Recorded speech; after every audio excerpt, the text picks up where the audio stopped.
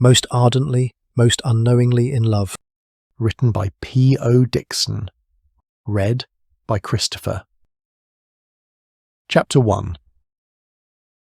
Netherfield Park, October 1811. Dearest Lizzie, thank you for coming all this way to take care of me. As much as I did not wish to inconvenience you, I am delighted beyond measure to have you here. Miss Jane Bennet started sneezing into her crumpled handkerchief. The eldest daughter from the neighbouring estate, Longbourn Village, she had accepted an invitation to have tea with the Bingley sisters the day before. When she could resume her speech, she cried, "This is mortifying in every possible way." Miss Elizabeth, the second eldest Bennet daughter, threw a quick glance over her shoulder to make sure she and her sister were truly alone.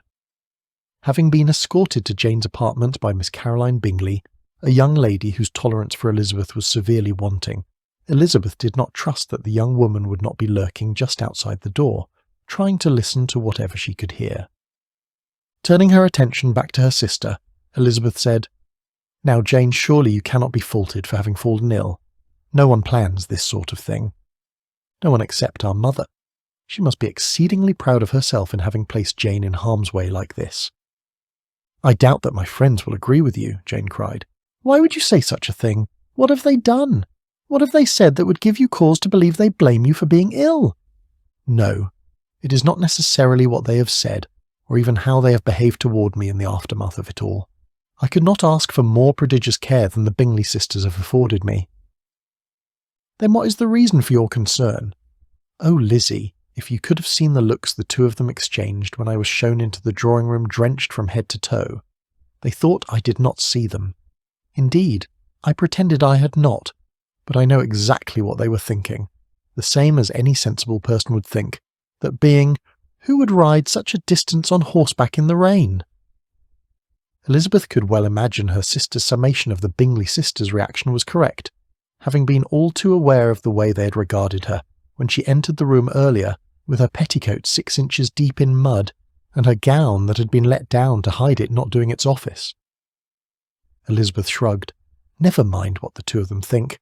I am sure Mr. Bingley is delighted to have you here. In fact, I know he is. His good opinion is all that matters, is it not? If I were not beholden to his sisters for their generous invitation, I might be inclined to agree. However, as I am here at their behest and not their brother's, then I must surely give the greatest share of attention to their sentiments." Whatever were Elizabeth's sentiments on that score, she chose to keep to herself. Her primary concern was her sister's well-being, and she could not argue that the Bingley sisters had always been nothing but gracious where Jane was concerned. But how could they be otherwise? Jane's view of the world was that everyone was good and kind. Of course, she would be worried that she was imposing on the Bingleys by arriving on their doorstep in poor health. As Elizabeth's mother had stated, one does not die from a trifling cold. But as her mother had been the one to set this scheme in motion, Elizabeth was not inclined to give her credit for this sentiment. She only wished that Jane would soon be well enough to return home. If Elizabeth had her way, she would have avoided the Netherfield party in its entirety. Upon receiving Jane's missive the first thing that morning, she had meant to remain at Netherfield for a few hours at best. Hopefully she would find Jane's health significantly improved, and could later return to Longbourn with a report to that effect. Alas, such a quick escape was not to be. Instead, Elizabeth promised her elder sister that she would remain with her at Netherfield until Jane was well enough to return to Longbourn. At 6:30, Elizabeth was summoned to dinner. There she sat in the dining-room with some of the last people in the world with whom she would wish to dine. The amiable Mr. Charles Bingley, the young man at the heart of Elizabeth's matchmaking mamma's scheme, she excused from such an unenviable distinction. Elizabeth liked Mr. Bingley very much, and although her first inclination was to see her dearest sister Jane united with such a man, she was not nearly so blatant as her mother. Mr. Bingley was good-looking and gentlemanlike.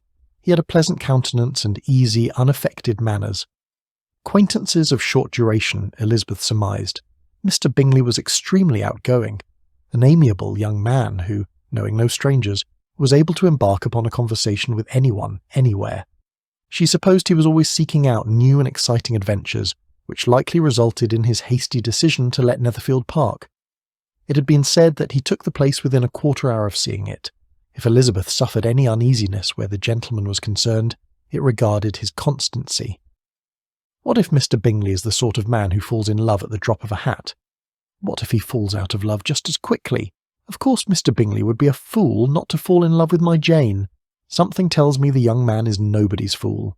Elizabeth would not have been anywhere nearly so miserable as she was if the other two gentlemen in her party were half as amiable as Mr. Bingley, while Bingley's brother-in-law, Mr. Hurst, did little to inspire any real emotion in Elizabeth.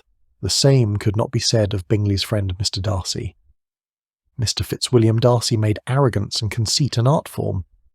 From almost the first moment Elizabeth laid eyes on the gentleman, his character was defined. True, he was tall and handsome, and comported himself with a noble gentleman's air, but that was hardly an excuse for the incivility that marked his introduction in the local society. Having overheard him describe her as barely tolerable, and not handsome enough to tempt him, had given Elizabeth what she relished as a reprieve from his further notice, except that no such reprieve ever manifested itself. Mr. Darcy is always looking at me, and he is just bold enough not to look away even when I catch him staring. What on earth is he about? His principal purpose had been to find fault in her, or so she told herself. Perhaps he had detected more than one failure of perfect symmetry in her form, or some other trait deemed a prerequisite among young ladies in the fashionable world. However, the more they were thrown into each other's path, the less her earlier supposition held sway. He had gone from observing her in silence to engaging her in debate, often heated at that. Her courage always rose at every attempt to intimidate her, and Elizabeth was sure Mr. Darcy meant to test her every time the two of them spoke. When dinner was over, Elizabeth returned directly to Jane, who was sleeping soundly. Now, alone in her room and preparing herself for bed, Elizabeth sighed. Thoughts of Mr. Darcy's odd behaviour would not be repressed. If she tried to dissect every look and every word she had exchanged with Mr. Darcy, she would be up all night. Still, some reflection on the events of the evening must be had. Elizabeth always fancied herself an excellent studier of people, and rarely had her talent been on such heightened display as it was that evening with the Netherfield party. For all intents and purposes, Miss Caroline Bingley was the embodiment of all that was deemed most admirable in the society in which she was raised. Educated in the best private seminaries her family's fortune allowed, she had long forgotten the source of said fortune, or so it would seem. She thought meanly of those whom she deemed beneath her in circumstances. Caroline was far too aware of her circumstances not to strive for even more money and status. It was a particular predilection of hers to dismiss anyone who posed a threat to her desire to make an extraordinary match with the young master of Pemberley in Derbyshire, Mr. Darcy. For young ladies of her ilk, appearance as well as accomplishments were everything. Thus she excelled in every way a proper young woman ought to. She prided herself in having a thorough knowledge of music, singing, drawing, dancing, and the modern languages. Why, she even boasted of being well read, an assertion that bore absolutely no truth so far as Elizabeth was concerned. In so many ways, she was everything that Elizabeth was not, and despite her advantages she barely tolerated Elizabeth. The latter did not have to search her mind for very long to ascertain the reason for the former's ill opinion of her. For whatever reason, Miss Bingley likened Elizabeth to a contender for Mr. Darcy's attention. Why else was she always putting herself forth as a third in what Mr. Darcy intended as a conversation for two with Elizabeth? On the other hand, Miss Bingley does like to be the centre of attention whenever she can help it, which poses a more significant question. Why is Mr. Darcy always trying to engage in conversation with me at all? Thoughts of one of the Bingley sisters could not help but encourage thoughts of the other to intrude. Mrs. Louisa Hurst's character was not as easily discerned as was her sister's. Louisa varied from being sincere one minute to insincere the next.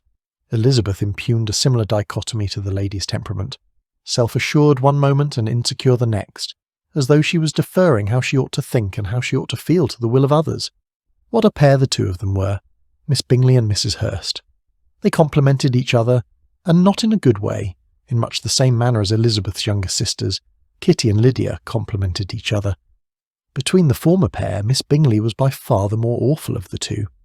Elizabeth was sure that if she had met the older sister outside the company of the younger, she would tolerate her particularly well. So long as they were a pair, Elizabeth wanted nothing to do with the Bingley sisters, and she could hardly wait to be away from Netherfield. Chapter 2. Although Jane was sure she had imposed on their generous hospitality long enough, especially with her falling ill on the heels of her arrival, her new friends, the Bingley sisters, were ever so cordial toward her, as well as accommodating. On that particular evening the ladies were visiting Jane in her room. Their reasoning had been that so long as Jane could not come to them, they would gladly go to her. When it was mentioned that the gentlemen were once again dining with the officers, Miss Bingley expressed her doubts. "I suspect that gambling, drinking port, and smoking cigars are truly the order of the evening." Mrs. Hurst nodded her head. "Of that there can be no doubt, but you know our brother Charles. He's always just as eager to part with his money as he is to give away his heart. I declare I have never met another young man who is always falling in love wherever he goes." Jane could only wonder if her friend's assertion was meant for her. She was silent. The younger sister said, "Oh, you will get no argument from me on that score. One would think our dear brother would follow Mr. Darcy's lead. He never allows his head to be turned." Here she smirked. "Not even by a pair of fine eyes," she concluded. Placing her hand on Jane's, she said, "My brother likes you, but I would not read too much into his affections if I were you. Charles is of an age where his acquaintances are always increasing. He is always falling in love with one young lady or another, but I can say with certainty that his constancy is just as lasting as a drop of rain. I suspect there is but one young lady of his acquaintance capable of garnering truly lasting regard in my brother's eyes. It is a good thing Miss Darcy is as constant as she is, else my brother might be in grave danger of losing her heart," said Mrs. Hurst. Here Jane could no longer hold her tongue. "Miss Darcy?" The elder sister nodded. "Yes, Miss Georgiana Darcy. I really do not think she has her equal for beauty, elegance, and accomplishments, and the affection she inspires in my sister and me is heightened into something still more interesting. Whenever we are all together, either at Pemberley or in London, it is all our brother can do not to admire her. We can scarcely wait until we can call her our sister." As this was Mrs. Hurst speaking and not Miss Bingley, who was wont to embellish, Jane could not help but feel ill. This the younger woman detected. "Dearest Miss Bennet, you look ill. I hope it is not because of what we are discussing. We were both of the opinion you knew that Miss Darcy and Charles are destined to be married." She reached for the glass of water on Jane's bedside table, no doubt intending to offer it to her guest, but Jane declined the gesture with a slight wave of her hand. Miss Bingley continued, "Why, it is the favourite wish of both our families. Everyone who knows us knows it to be true." She looked at her sister. "Is that not correct, Louisa?" "It is indeed," Mrs. Hurst replied, standing. "But perhaps we should not have said a word. Poor Miss Bennet, you really do look ill." She turned to her sister. "Come, Caroline, let us leave our guest to rest. I fear we have prevailed on her long enough." Caroline Bingley stood. "Of course. Pray accept our apologies if we caused you any distress, my dearest Miss Bennet. I assure you it was unconsciously done. Oh, do get some rest. I am sure you will feel much better tomorrow." After furtive glances on both their parts, the Bingley sisters took their leave. For the first time in her life, Jane was almost tempted to think meanly of someone. Such a sentiment was fleeting, however, for why would Mr. Bingley's sisters wish to injure her with speculation and innuendo? No, if both sisters agreed that an alliance between their brother and Miss Darcy was destined, then surely it must be more than wishful thinking. Surely it must be true. Oh, why on earth did I allow myself to be cast into such a situation as this? A young woman from a small country estate, entailed away from the female line, and from a family with no fortune and no connections, dare not stand a chance against the likes of Miss Darcy. Jane buried her head beneath the covers. I do not know that I have been so embarrassed in all my life. The notion that she had somehow been complicit in her mother's matchmaking scheme could not help but bolster her self-recriminations. Lizzie would never have allowed Mamma to send her on such a foolish endeavour, nor would Miss Georgiana Darcy behave so recklessly, I'm sure. Jane fought the urge to cry, for she was sure she was half in love with Mr. Bingley already. It had been years since she had allowed herself to entertain such fanciful notions. Not since the young man from town had shown more than a passing interest in her. He even wrote her a nice poem. In truth, Jane could barely recall the amiable young man's name. She surely had no recollection of how he looked. But as for his poem, those words she would never forget. What more does the heart of mortal man desire, but to admire, but to yearn, but to love and to be loved in return? Alas, nothing came of it. Before that, Jane and her sister Elizabeth had sworn to each other that only the deepest love would tempt them to marry. Such sentiments she had long since buried in the wake of the young man's defection, only to have them resurface once more, and at a time when, according to the Bingley sisters, all hope must surely be in vain. The tears she had been holding back flooded Jane's eyes, and she cried and cried until she fell asleep. Seeing Miss Jane Bennet outside her apartment at that hour of the night wandering the halls of Netherfield was a cause for considerable alarm for the amiable master of the house, Mr. Bingley. He hurried to her side. A closer view gave the young man even more reason for concern. From the looks of things, the young woman was in no state to be wandering about outside her room. Her complexion was pale and her countenance was sickly. He had to admit that he had not expected her to look that way.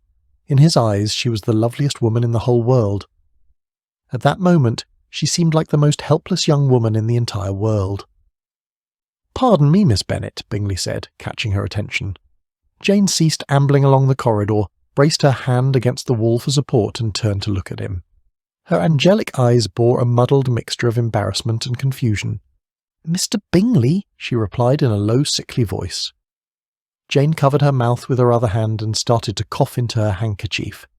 This only served to alarm the gentleman even more than he had been previously in seeing her outside her room, wandering the halls. The house had settled for the evening long ago. No one ought to be awake at such an hour, not even a footman. Thinking Miss Bennet might be unable to bear her own weight amid the onslaught of her incessant coughing, Mr. Bingley placed his arm about her shoulder, trying to offer her some support and much-needed assistance. "You must allow me to aid you in returning to your room," he said.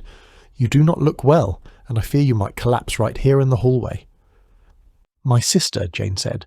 She averted her eyes to the end of the hallway to where Elizabeth had said she was staying. "I was hoping to see my sister. I need her." The young man nodded, somewhat appeasingly and somewhat concerned. "And I shall make sure that she is aware that you would like to see her," he responded to Miss Bennet's plea, even though he was not sure how he would do so at that hour. The thought that he might prevail on his sister Caroline at such a time as this entered his mind and quieted his concerns. "But first, we must attend to your safety, which means you must return to your room." Jane shook her head as best she could. "No, sir," she began. "I cannot impose on you in this way. I fear I have inconvenienced you and your sisters long enough. However, you are correct. I ought not to be out of bed so soon. I fear I overestimated myself. If you see that my sister Lizzie is aware of my urgent desire to see her, then I shall be in your debt. As for returning to my room, I shall manage on my own." "Are you certain you can manage on your own? I assure you it is no trouble. It pains me to see you in such a state when I can rectify it in a matter of minutes. No, again, I cannot ask such a thing of you." "If that is truly your desire, then I have no choice other than to oblige," he said, allowing his arm to fall to his side, albeit reluctantly. Jane tried to smile. "You are very kind, sir. If it is all the same to you, I think I shall walk along beside you until you are safely inside your room, and then I shall have your sister summoned to your side." Bingley was nothing if not kind and considerate of others. There really was nothing he would not do to help someone in need. He would even behave recklessly or without concern for consequences. He would do whatever needed to be done. These particular aspects of his character were but some of the many things that made the young man so endearing. Once alone in her room, Jane's first impulse was to chastise herself for her haste, in wanting to see Elizabeth to confide in her what Mr. Bingley's sisters had been going on and on about earlier that evening. What was I thinking? It is not in my nature to behave so recklessly. Vanity was not in her nature either. Yet Jane could not help but glance in the mirror out of concern for how she must have looked to Mr. Bingley.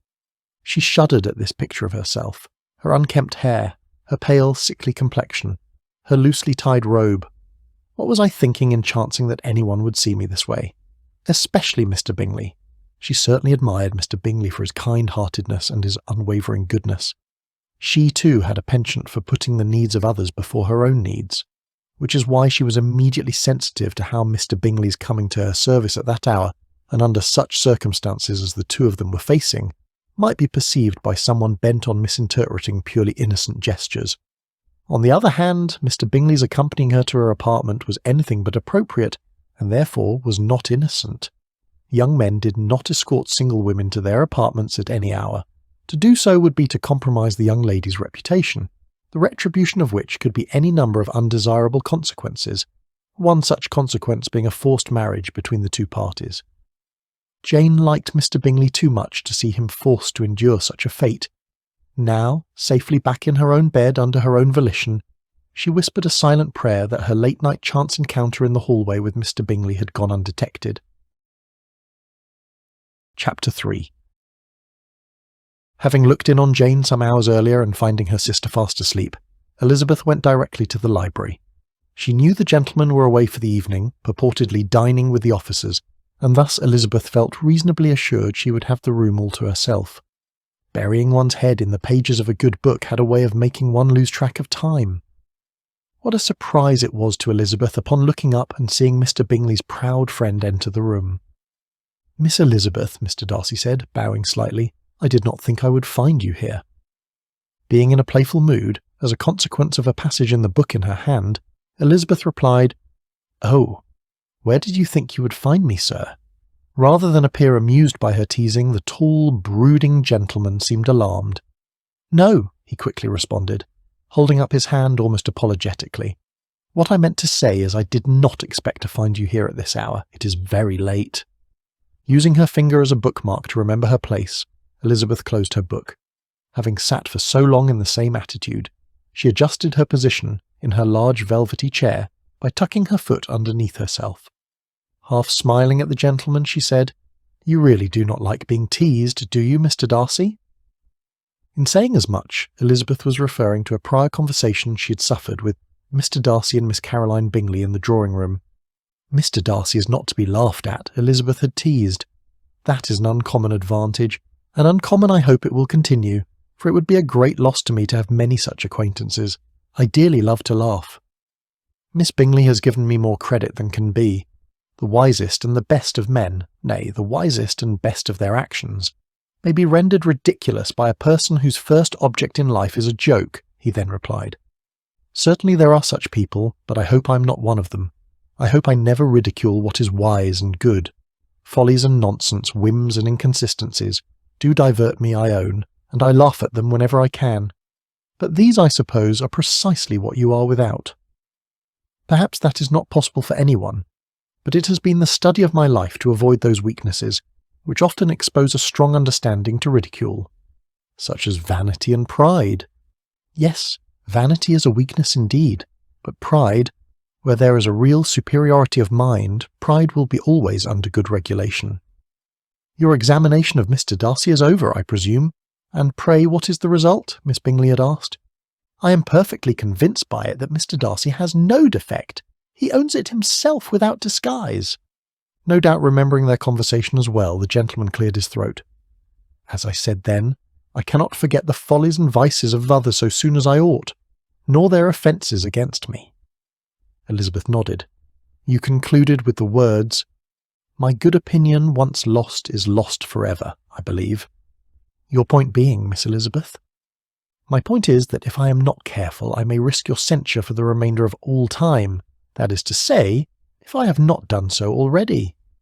This last statement served to draw Mr. Darcy further into the conversation, as well as to the part of the room where Elizabeth sat. "Why would you say that, Miss Elizabeth?" Here Elizabeth threw a quick glance about the library. "Did the two of us not spend nearly a half-hour in this very room just this afternoon, during which you did not utter a single word to me? Why? I am sure you did not look at me even once."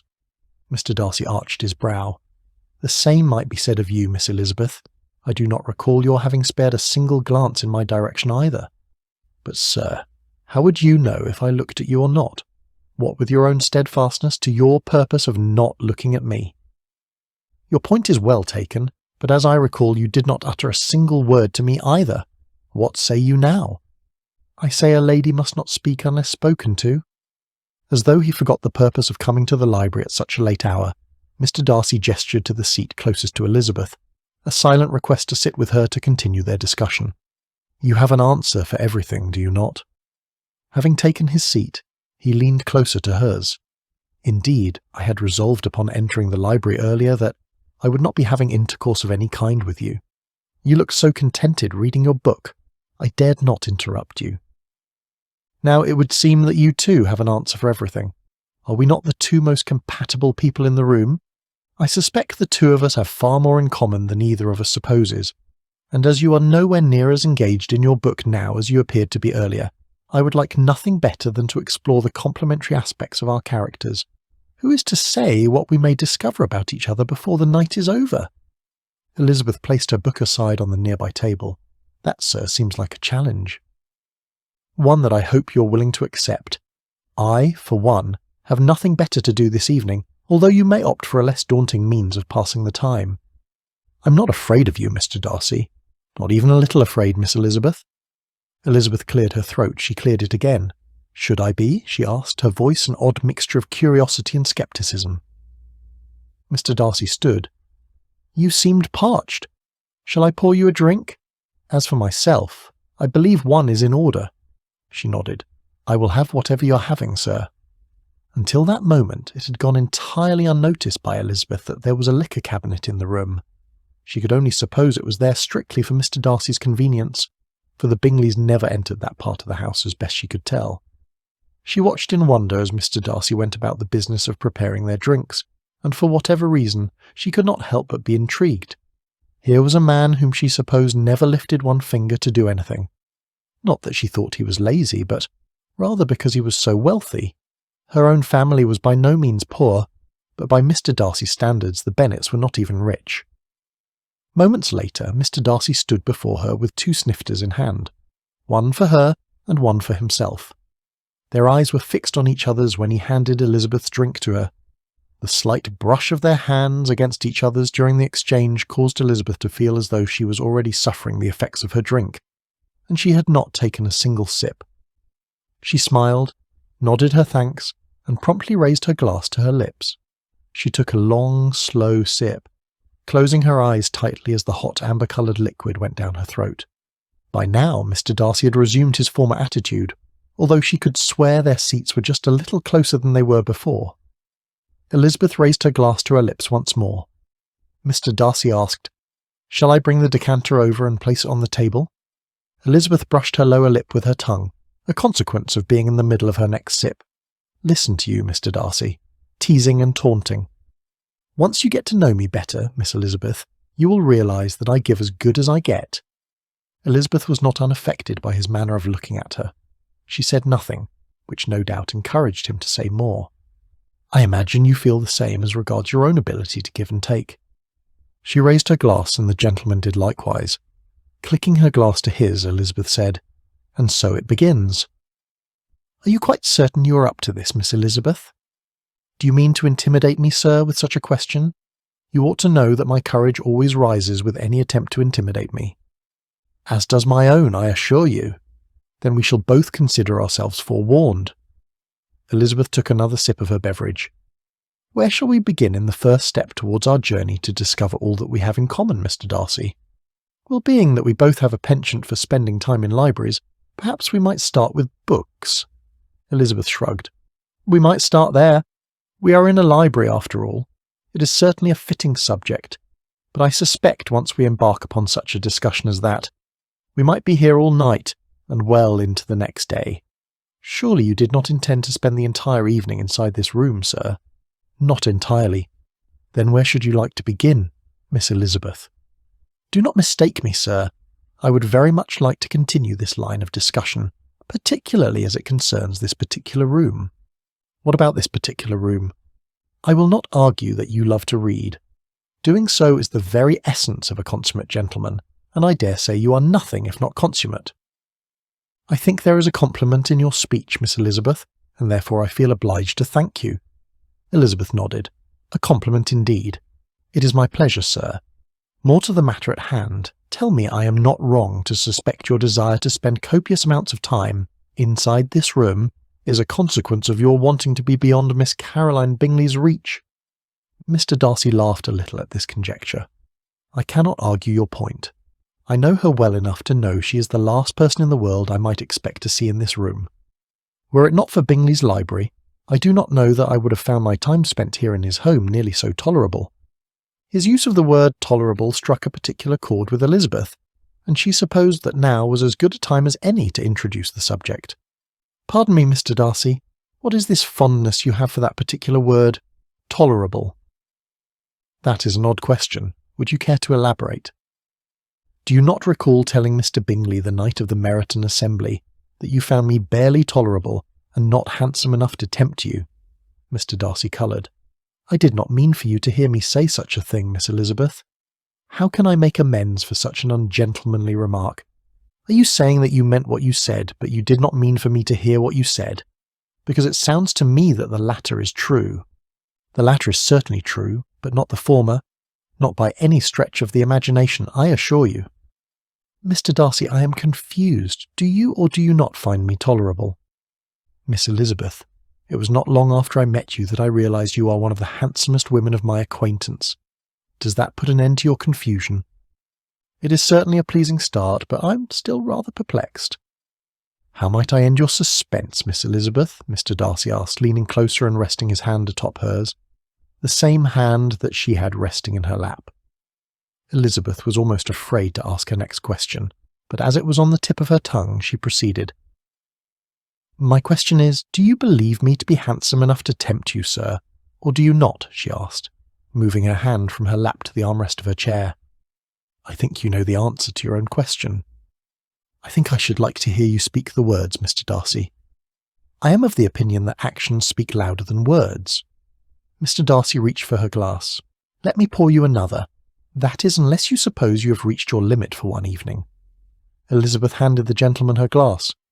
I shall not allow you to escape answering my question as easily as that, Mr. Darcy. He stood and went to the liquor cabinet.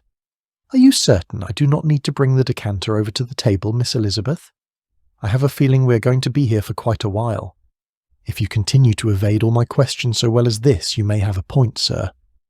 Without saying a word, he refilled both snifters. With both glasses and the decanter in his hands, he returned to Elizabeth's side. After setting the crystal decanter on the table, he handed Elizabeth her drink.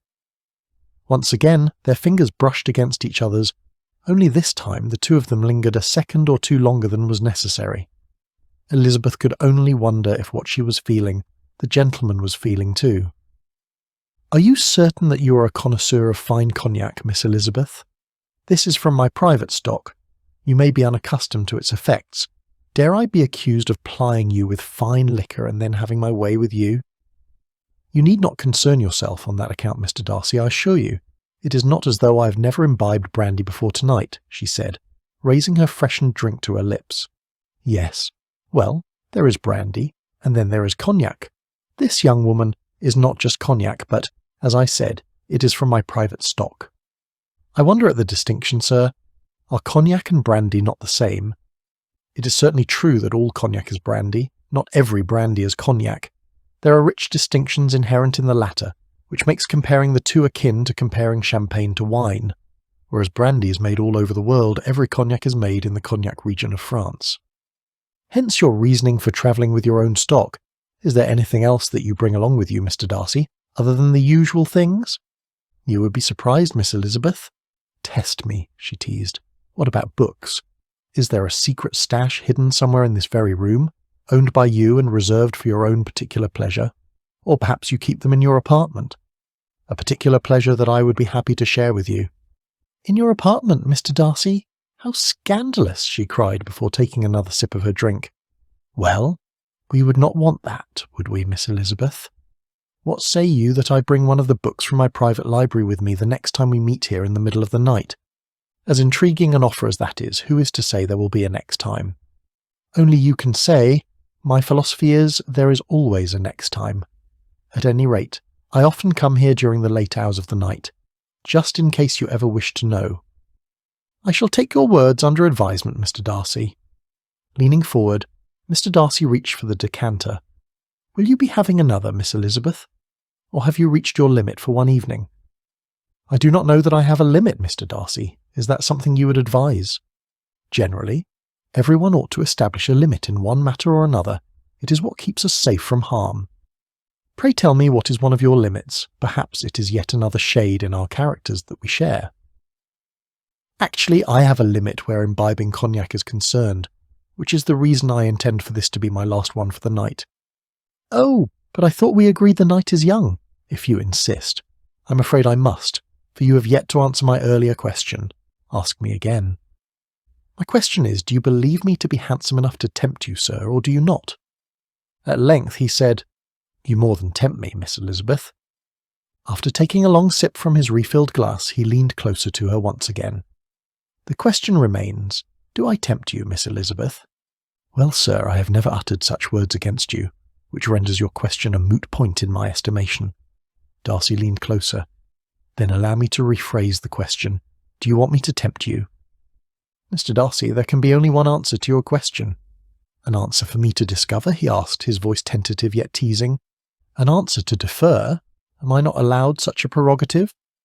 You are undeniably allowed such a prerogative, Miss Elizabeth. I am your humble servant.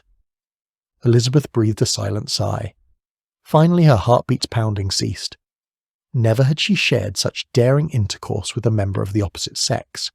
There was something about being alone with Mr. Darcy, and imbibing fine brandy at that hour of the night that made her eager to throw caution to the wind.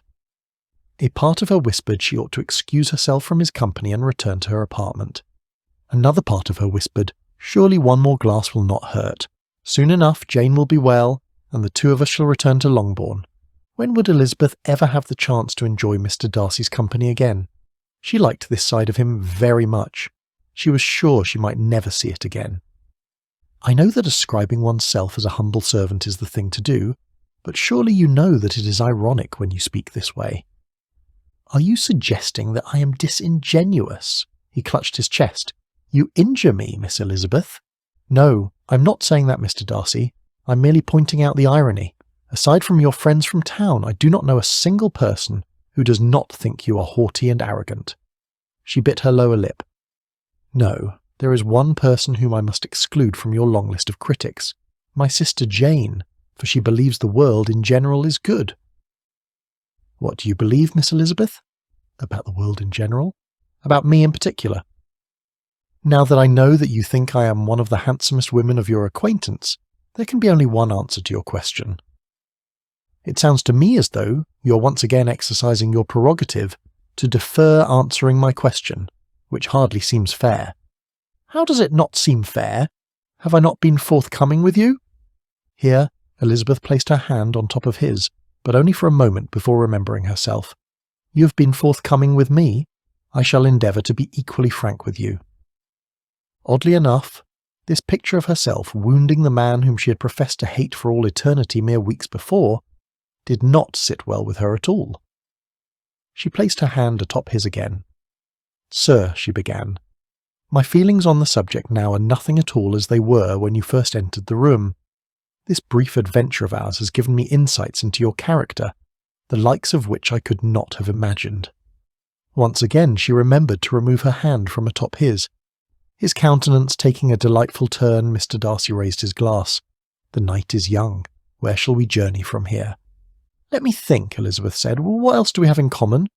Oh, so far as I know, we only have sisters. We might talk about that. Darcy nodded. So far as I know, that is true. Neither of us has brothers, which, unless I am mistaken, presents quite a conundrum for your family. Elizabeth feigned confusion. How does my not having a brother pose a conundrum for my family, Mr. Darcy? Mr. Darcy raised his hand to his mouth and began tapping his fingers about his lips. He regarded Elizabeth intently. Once again, her heartbeat sped up under the weight of his stare. At length he said, Why do you do that, Miss Elizabeth? Her eyes begged the question of what he was referring to, even though, deep inside, she knew precisely what he meant. Elizabeth shifted a little in her seat. He reached for her hand. Upon seizing it, he said, I will not allow you to escape this discussion. Having no brother who stands to inherit your father's estate must indeed weigh heavily on your mind. Elizabeth did not withdraw her hand from his. His touch was so soothing to her, and for reasons she could not make out. If I am to be honest with you, sir, then I would have to say I do not allow myself to think about it. My mother worries enough about the entail on my father's estate for all of us. But surely you cannot always avoid thinking about what would happen were an ill-timed fate to befall your father. Elizabeth drew a deep breath. The thought of losing her beloved father was too much to bear. The matter of the entail, and what would become of her mother and her sisters and even herself, merely compounded the pain which they must inevitably suffer. There was not a single one of her family who would not be inconsolable in the aftermath of a fate that could befall them in the blink of an eye, a single heartbeat. Whether it was the brandy or the sound of his voice or some intoxicating mixture of the two, Elizabeth could not say. Her breathing grew shallow, her eyes threatened to pool with tears. Observing this, Mr. Darcy stood, and still holding Elizabeth's hand, he gently coaxed her to her feet and led her to the sofa where they sat down beside each other. In an instant he took Elizabeth in his arms. Elizabeth surrendered herself over to his care and rested her head on his chest. With both of his arms wrapped around her, he held her close. "I did not mean to upset you," he said, his tone reassuring. "I am not upset," Elizabeth whispered, hoping her voice would not contradict her assertion. "We do not have to speak further on this subject." "Another exercise of prerogative on my part, Mr. Darcy. How you indulge me." Mr. Darcy's ensuing silence prompted Elizabeth to regret her attempt at levity. Had he not gently reproached her for doing something similar mere minutes earlier? "I don't mean to be so evasive, sir. It is just that some things I cannot bring myself to talk about. The entail on my father's estate is one of them." "Then let us not talk about it," he murmured. Elizabeth's head still rested on Mr. Darcy's chest. His heartbeat was keeping pace with hers, and hers was racing. She pulled away just enough to study his face and saw instead his eyes gazing into her own. His eyes drifted from her eyes to her slightly parted lips and back to her eyes. Hers traced a similar path. She swallowed hard. "Then what shall we talk about?" "Let's not talk." Chapter 4. Their lips met in an instant. The immediate thought that she was out of her senses to be kissing this man crossed Elizabeth's mind, but not enough for her to pull away. Part of her knew that every second previously spent in Mr. Darcy's company had been leading up to that particular moment in time. She was not about to turn back now, even if propriety dictated it. Did propriety not dictate that she should not have spent any time alone with him at all, much less at that hour imbibing cognac? Surely, having come this far, she owed it to her sense of adventure, and for the sake of her curiosity to carry it through. What ought to have been little more than a chaste kiss, considering that it was their first kiss, grew intense. Their passions swelled, neither seemed capable of relenting. Mr. Darcy had been challenging her all night. What was one more? The sweet taste of fruit on his breath was as intoxicating as all the cognac that Elizabeth had consumed, and she wanted more. Very much enjoying the feeling of his being completely in her power, Elizabeth moaned. Her curiosity she could not repress, nor would her body suppress its natural calling. She'd never dreamed anyone could be so adored. What a fascinating means of employment. Her heartbeat pounding, her power to stop escaped her entirely. Relishing their shared passions, Darcy allowed his imagination to get far ahead of what was actually unfolding between Elizabeth and him. Her moans were as ardent as his persistence. He imagined them going on in this way for some time, and just when he was wishing their time together would never end, the sweet sounds of Elizabeth's moaning recalled Darcy to the present. Missing the warmth of his body next to hers, Elizabeth opened her eyes. She watched in wonder as Mr. Darcy adjusted their clothing, first hers and then his. Elizabeth did not know whether she was more embarrassed or more disappointed. But why should I suffer disappointment? Mr. Darcy is nothing to me. Nothing at all. I ought to be thanking him, should I not? Her silent self-reproach was nowhere near its end. What is more, why should I suffer embarrassment? Am I not free to do what I want, when I want? Why must I be any further constrained by society's dictates than Mr. Darcy? Miss Elizabeth. Looking into Mr. Darcy's eyes, Elizabeth was sure she saw regret. His look cut like a knife, stabbing her straight through her heart. She could not bear it. Nothing had changed between them. Tearing her eyes away from his, Elizabeth stood and curtsied. "Mr. Darcy," was all she said before turning and hurrying away. The thought of following Elizabeth crossed his mind, but the possibility of exposing her to censure should someone see them alone at that hour of the night kept him in place. That and the powerful longing still coursing through every fibre of his body. He had liked everything about her before he discovered the pleasures to be enjoyed holding her in his arms. Sharing intimate tidbits about each other had been a welcome reprieve from the usual verbal sparring that defined their prior intercourse. Still, he had been wrong on so many levels to give in to the temptation that was the bewitching Miss Elizabeth Bennet. Finding himself in the midst of it all, he was completely carried away. The teasing banter, the incidental touches as well as the not-so-incidental ones, when either of them had purposely reached for the other's hand many times that evening, and, lest one forgets, the copious amount of cognac they had imbibed, had all played a part in the conspiracy against both of their better judgments. Both of them had thrown caution to the wind. At the end of it all, Darcy congratulated himself for exercising constraint, even if he should never have allowed things to progress so rapidly and so far as they had. He had done the right thing in the end. But the look in Elizabeth's eyes, what he would not do to erase that look from her eyes as well as his memory. The more he sat and pondered what might have been, the more Darcy's yearning for Elizabeth persisted. He needed to make way to his apartment. Thankfully, he had the means of doing so without being seen, for his valet had made him privy to a well-hidden secret that Darcy doubted even his friend Charles Bingley was aware of. A hidden staircase behind a wall of books that led straight to Darcy's apartment. Darcy had availed himself of the secret passage a time or two before in an effort to evade a particular member of the Netherfield party. Soon enough, Mr. Darcy found himself in the solace of his own room, and the large four-poster bed in which he had spent far too many nights since his arrival at Netherfield, eating his desire for Elizabeth. That night would be no different. Actually, there was one difference that Mr. Darcy readily discerned. The smell of her hair lingered on his clothing, the fragrant aroma of lavender as soothing as it was arousing, and the sound of her sweet moans still rang in his ears. Now equipped with some idea of what it was really like to hold Elizabeth, he would have no need to wonder how it would be. He need only wonder how it would feel during the final act, the ultimate act. He might never know how that really felt with Elizabeth, but he had significant knowledge of the world to close his eyes while imagining her there. Chapter 5. Now, as sated as a single man could expect to be, Darcy was wide awake. He sat up in bed and buried his face in both hands. He could not help but think about what might have been.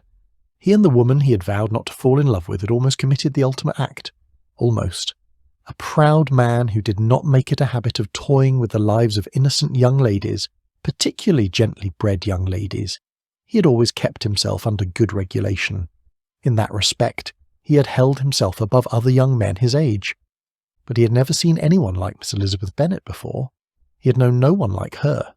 She had bewitched him, mind, body and soul. Be it fate, or be it some other manner of intervention, they had found themselves alone in the Netherfield library for the second time that day. The first time, he had resolved not to do or say anything that might influence her to think she had any effect on him. What a fool's quest on his part, for their time together merely increased his desire for her.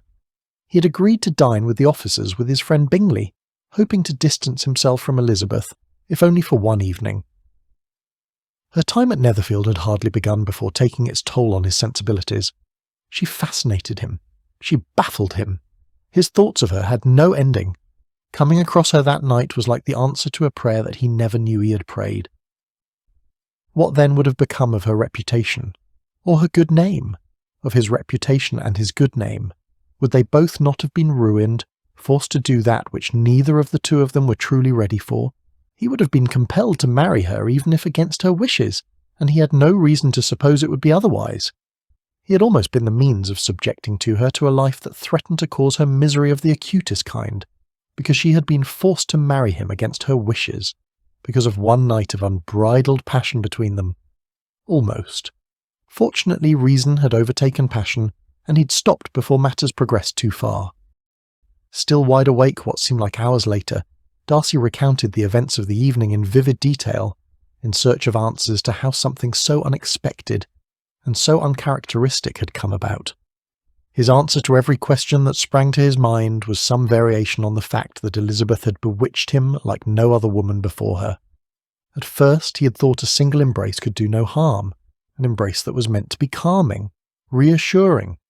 He then supposed a single kiss would do no harm, a kiss meant to comfort her. How had it progressed to their tongues dancing with each other's, Elizabeth in his arms? He could not take her innocence. not in the absence of a commitment of marriage, and neither of them was ready for that. Besides, if he knew nothing else about her, he knew Elizabeth might not readily accept a proposal of marriage, especially if she suspected it was made out of regret. His mind wandered to a recent gathering at Lucas Lodge in which he had gone out of his way to listen to Elizabeth conversing with her friend Miss Charlotte Lucas. They were speaking on the subject of matrimony. Indeed, Elizabeth had been most adamant that a marriage based on anything but the deepest love, the utmost admiration, and mutual respect was not a marriage that she might wish to suffer. Hearing a young lady of her station espouse such a sentiment had intrigued him a great deal, as it ran counter to everything he had learned to suspect about single young women. Was it not their purpose in life to secure a husband, one who would take her away from her father's home? Elizabeth had proven herself to be like no other woman of his acquaintance. Her friend Miss Lucas held a more practical opinion on the matter of marriage, but Elizabeth would not be persuaded away from her position. She had even gone as far as to say the prospect of forced marriage, even where the conditions were ripe for mutual felicity, was not one she would entertain. She would sooner leave the comforts of her father's home, and entertain the idea of becoming a governess, and what he could only suppose was jokingly added, she had affirmed there must be any number of children in England or even Scotland in want of a governess, who possessed the most rudimentary command of the modern languages. Even then Darcy had taught himself to suspect that Elizabeth enjoyed professing opinions that were not always her own. Perhaps she will not find the idea of a forced marriage so abhorrent after all.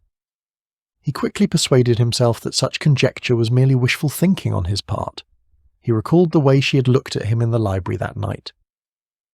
Despite how close they had become in the span of a couple hours or so, by the time their evening together came to a crashing halt, as both good reason and prudence dictated, they were further apart than ever. At least there was some consolation to be had in the wake of what happened between them. If she really does not wish to be marched down the wedding aisle by anything but her own volition, Elizabeth will not confide our secret tryst in the library to another living soul. This conjecture appeased part of Darcy's conscience. Part of it was unappeased. The part of him that was bound by honour to do the right thing. What am I thinking? The instant our lips combined, there was no turning back. From that moment on, we sealed our fates. I must marry Elizabeth. Chapter 6. Looking in on Jane at that hour was not an option. The last thing Elizabeth wanted to do was disturb her. Deciding to let her sister sleep, she went to her own room. Completely sobered in the aftermath of all the events that had unfolded in the library, Elizabeth doubted she would fall asleep any time soon. There was too much to recall, too much to question, and too much to teach herself to forget. She needed to recall the look and the words that led to her finding herself in Mr. Fitzwilliam Darcy's arms. She needed to question once again what she was thinking, in allowing the gentleman so many liberties. She needed to teach herself to forget how wonderful it was to be in the throes of passion with such a man. Most of all, she needed to teach herself to forget the look in his eyes when they parted, eyes full of regret. His expression haunted her still, and she never wished to see it again. Her mind in a tumult, Elizabeth removed her dress, and against her own reason she brought it to her face. She relished the smell of Mr. Darcy that lingered there. She questioned whether she would ever be so adored again. She climbed into bed. Leaning toward the nightstand, she blew out the candles. The golden glow of the moon was the only light she needed. Lying there, Elizabeth recalled being with Mr. Darcy. She questioned how she could suffer such pleasures in the arms of a man with whom she had no significant acquaintance. She wondered if she really would have allowed their passions to take her to the point of no return. She needed to teach herself to be thankful that Mr. Darcy had exercised a measure of restraint that she apparently lacked. More than that, she needed to teach herself never to allow her passions to overrule her reasoning again. As far as she was concerned, there was but one way to carry out her goal. I must stay as far away from Mr. Darcy as possible. With so many lessons to learn, Elizabeth was sensible enough to know she would not learn them overnight, and most especially, not that particular night when her entire body was screaming for something. She knew not precisely what. Never in her life had she felt such yearning, such aching, such desire. Those lessons she had outlined for herself would simply have to wait. Remembering that she had placed her muslin dress at the foot of the bed, Elizabeth threw back her covers and seized the discarded garment. She brought it to her nose once more, She inhaled a deep breath. Mr. Darcy.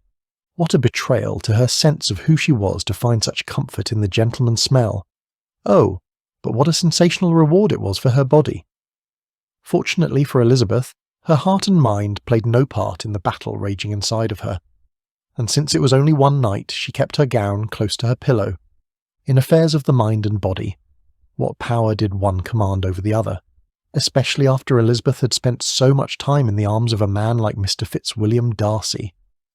None, it seems, she conceded, drifting off to sleep. I shall have time enough to forget about Mr. Darcy tomorrow. How much brandy did I drink last night? Such was Elizabeth's silent questioning upon awakening that morning.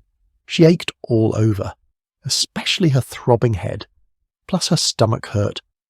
Elizabeth never suffered such nausea. Her first inclination was to make a mental note to avoid imbibing the befuddling concoction ever again. Elizabeth's second inclination was to remove the bed covers from above her head so she might gauge the hour. She suspected she'd stayed in bed much later than she ought to have. Still, perhaps it was not too late to escape the house for a solitary ramble about the park, as had been her wont to do since her arrival at Netherfield. A brisk walk is the best remedy I can think of to cure what ails me. She opened her eyes while throwing back the bed covers. Why is it so bright in this room? Sitting up, she meant to shield her eyes, and then she saw it. The muslin gown she had worn the evening before, crumpled and partially tucked under her pillow. She knew in an instant that the amount of brandy she had consumed was the least of her troubles. All Elizabeth wanted to do was throw the covers back over her head. That was the last thing she needed to do. She certainly could not hide out in her apartment in the hope of avoiding Mr. Darcy. Her sole purpose in being at Netherfield was to attend her sister, and do all she could to be of comfort to her, until Jane was well enough to return to Longbourn. Being away from Netherfield had been Elizabeth's favourite wish since she first arrived there some days ago. What disgusted looks she garnered from the Bingley sisters upon arriving with her hem 6 inches deep in mud, her hair unkempt and her eyes no doubt wild from the exertion.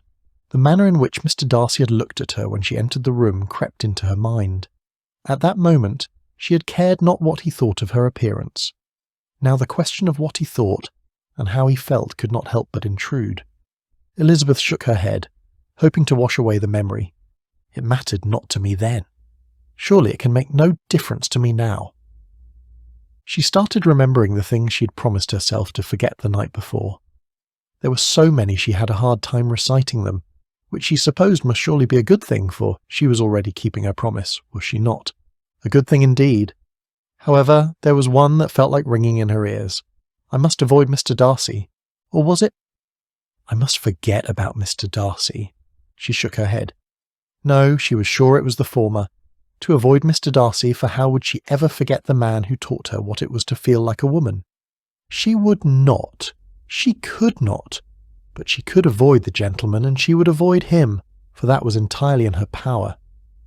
Even when they were in a crowded room, she would avoid him. Elizabeth rubbed her hand against her temple, in part to ease the throbbing and in part to think through her stance. Mr. Darcy was very clever, certainly not a man to be underestimated. If I endeavour too hard to avoid him, will he not suppose I am afraid of him? A part of her whispered that she ought to be afraid. Elizabeth supposed that was the sensible part of her. The stubborn part of her insisted she was not scared of Mr. Darcy. Her courage always rose in the face of any attempt to intimidate her. Oh, why did she always have to listen to the stubborn part of herself, the part of her that often got her into trouble of one kind or another? It certainly did her no favours. Elizabeth slowly got out of bed and ambled over to the closet. Fortunately, her mother had sent several freshly cleaned dresses for her to wear during her stay at Netherfield, at least enough to last a week. It was as though Mrs. Bennet never wished for her daughters to return to Longbourn. Certainly not before Jane had seized all that remained uncaptured of the amiable Mr. Charles Bingley's heart. The lengths to which my mother will go in securing a husband for one of her daughters knows no bounds, Elizabeth silently considered as she sifted through her dresses. Only the demurest of dresses will do, preferably one with long sleeves and a high neckline. The thought of how her mother would behave if she ever learned of what transpired between Elizabeth and the gentleman from Derbyshire crossed Elizabeth's mind. I would be married by force and sent off to Derbyshire before either Mr. Darcy or I knew what we were about. That is all the more reason to avoid the gentleman at all costs. During those times when we have no choice other than to be in each other's company, I shall be careful to give no signs that he has any manner of influence on my future felicity." Thus resolved, Elizabeth attended to her toiletry, and, exercising more than the usual care, prepared to face the new world she had created for herself. The first order of the day was to visit her sister Jane, while being fully aware that, as much as she wanted to be with her sister, she absolutely must not lose sight of how much she needed to conceal. Chapter 7. Much like two uneasy lovers, Mr. Darcy and Elizabeth stood face to face. Their meeting was hardly by chance. Indeed, that morning's encounter was by the gentleman's design. Heaven forbid anyone had spied him loitering about the hallway, practically wearing a path in the rich Persian carpet. Perhaps the open book in his hand might have sufficed as the source of his distraction, if called on by one of the Bingleys to explain his being there. He could only imagine what a spectacle he was making of himself. He could not help it. What he needed to say to Elizabeth could not wait. "Miss Elizabeth," he began, "I've been walking back and forth here in the hallway in the hope of seeing you. You and I need to talk. Will you agree to meet me someplace where the two of us might speak in privacy?" Elizabeth arched her brow. "Do you mean besides the library, sir?" He pursed his lips. "We can meet there if that is your wish." The library certainly suited his idea of the perfect place. No one would interrupt them there, affording him ample time to do what he needed to do. Elizabeth threw a glance over her shoulder and then another farther down the long hallway. Satisfied no one was about, she asked, "Do you not think we have spent enough time in that particular part of the house? Surely you are not expecting some manner of repetition?" He held up his hand, halting her speech. "Then you name the place. What I have to say is especially important. You will surely want to hear it." "Allow me to save both of us the trouble, sir," Elizabeth began. "I will not marry you, Mr. Darcy. Do not even think of doing the honourable thing by proposing it. By all means, do not dare speak to anyone of this, especially my father. Pray, let us never speak of what happened ever again." That said, Elizabeth stepped past the gentleman heading in the direction of her sister's apartment, leaving a befuddled Mr. Darcy to wonder and to stare. He could not but notice the dress Elizabeth had chosen that morning was quite different than those she customarily wore. While more modest, it accentuated her light and pleasing figure. Darcy could not take his eyes off her. Still, he could not help feeling a bit perturbed by Elizabeth's slight. A man of his stature was not in the habit of being denied anything he condescended to request. He certainly did not intend to start now. One way or another, Fitzwilliam Darcy would be heard. Having successfully put off Mr. Darcy, Elizabeth sat on the edge of her sister's bed some moments later. Jane had been sitting up upon Elizabeth's arrival, looking as though she was expecting her. She was also full of questions, so many questions that Elizabeth hardly had time to answer one before she was faced with another, and then another. "Where were you last night, my dearest Lizzie?" "I was in the library," Elizabeth replied, having purposely evaded the question the first time her sister posed it. "Jane, you seem quite upset. Pray, what is the matter?" "Oh, Lizzie, I am upset. Mr. Bingley must think I am as silly as Papa often describes Lydia and Kitty as being. I do not know how I shall ever face him again." "Surely you're speaking in jest. Mr. Bingley is your most ardent admirer. Why, I would even venture to say he is half in love with you." "Oh, Lizzie, if you only knew the truth, then you would not say that." "The truth?" "Yes, that is in part the reason I was so desperate to see you last night.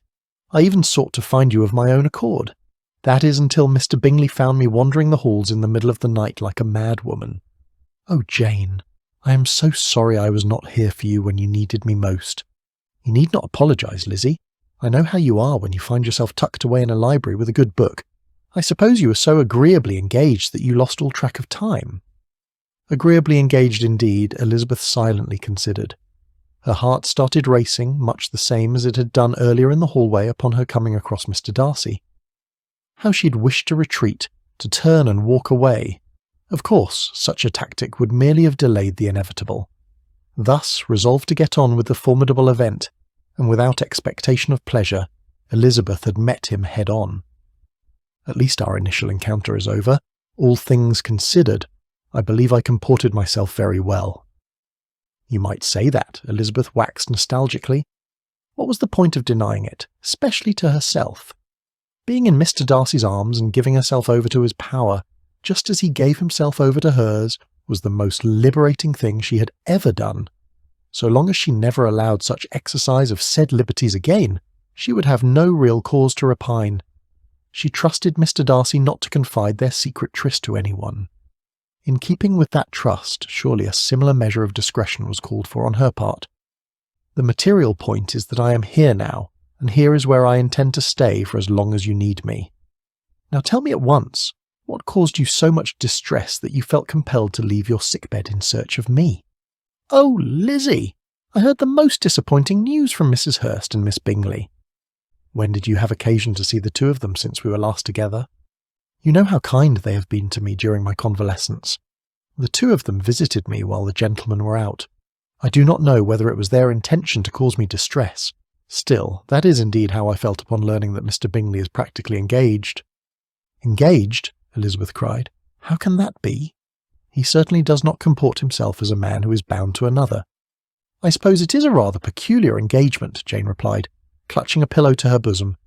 It seems he is to marry Mr. Darcy's younger sister, Miss Georgiana Darcy. Miss Darcy? Jane nodded. Elizabeth recalled hearing Miss Bingley going on and on about young Miss Darcy when they were all together in the drawing-room earlier that week. She had said nothing that might suggest Miss Darcy and Mr. Bingley were connected. Neither had the gentleman himself, for that matter. No, I refuse to believe it, not even for a second. Mr. Darcy knows Mr. Bingley is falling in love with you. Why would he stand idly by and allow such a transgression against his only sister? Jane shrugged. Surely Mr. Bingley's sisters would have no reason to spread falsehoods about their own brother. I must rely on their good intentions. That is because you refuse to find fault in anyone. I, however, am not nearly so convinced of the Bingley sisters' goodness. However, there is one way to find out the truth.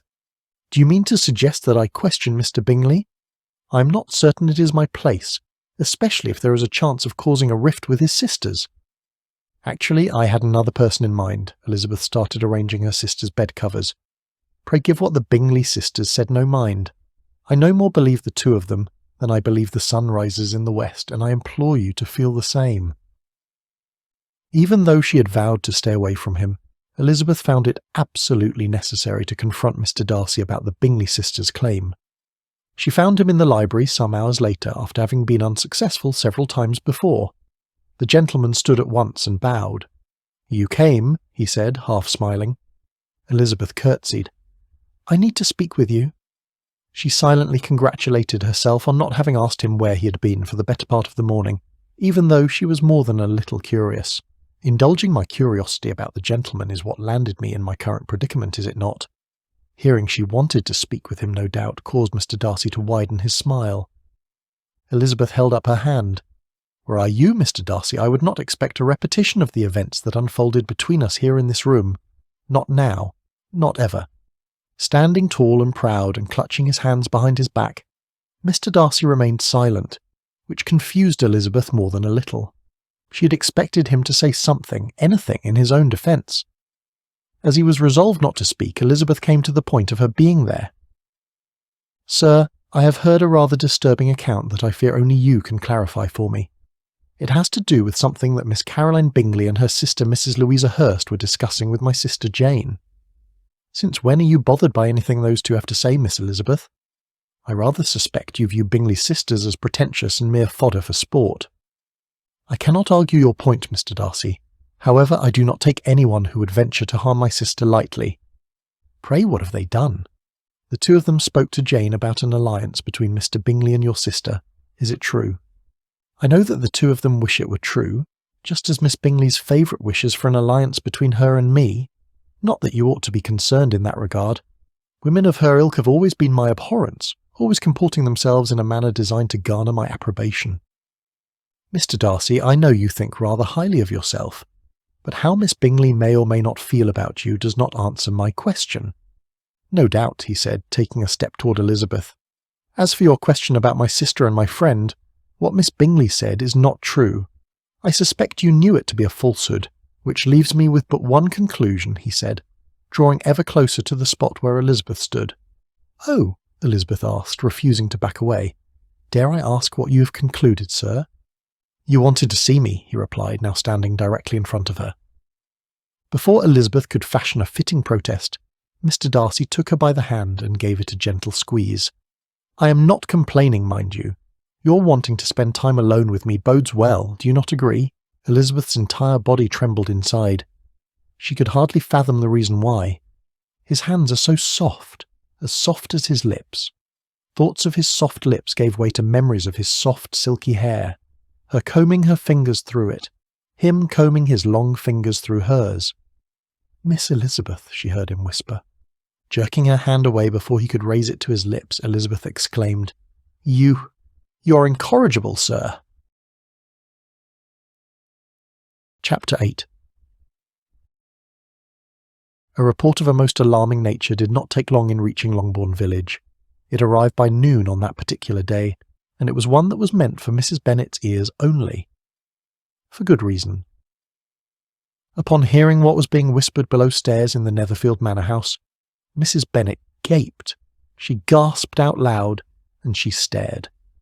Next, she wondered how widely circulated the news was and the speed with which it was being conveyed. Upon garnering a reply, she urged the bearer to say nothing more to anyone about what had just been communicated to her. She crumpled her silken handkerchief in her hand and drifted to the closest window. She sat and peered outside in wonderment until she was sure she was all alone. Mrs. Bennet had expected her scheme in forcing her daughter into the path of a rich gentleman would prove to be fruitful, but even she had not expected such a bountiful harvest as soon as this. Her eldest daughters had not been away from home for even a week. A woman of mean understanding and no education beyond the bare fundamentals of reading, writing, and counting. The business of her life was marrying her girls. How unlucky she was to have given birth to 5 of them. How unfortunate still that her daughters had little to no dowries to speak of. Mrs. Bennet reflected on how her own life had been. Growing up as one of 3 children of a decent fellow who had managed to get sufficient education to allow his family to escape the stench of manual labour, but rather surround themselves with all the trappings of families of modest wealth, Fanny Bennet nee Gardiner had the means of going further in life than would otherwise have been expected as the offspring of a tradesman. Her stunning good looks and affable charms had allowed her to be regularly in the company of handsome officers in red coats, as well as prosperous landowners, the latter of whose money worked for them rather than them working for their money.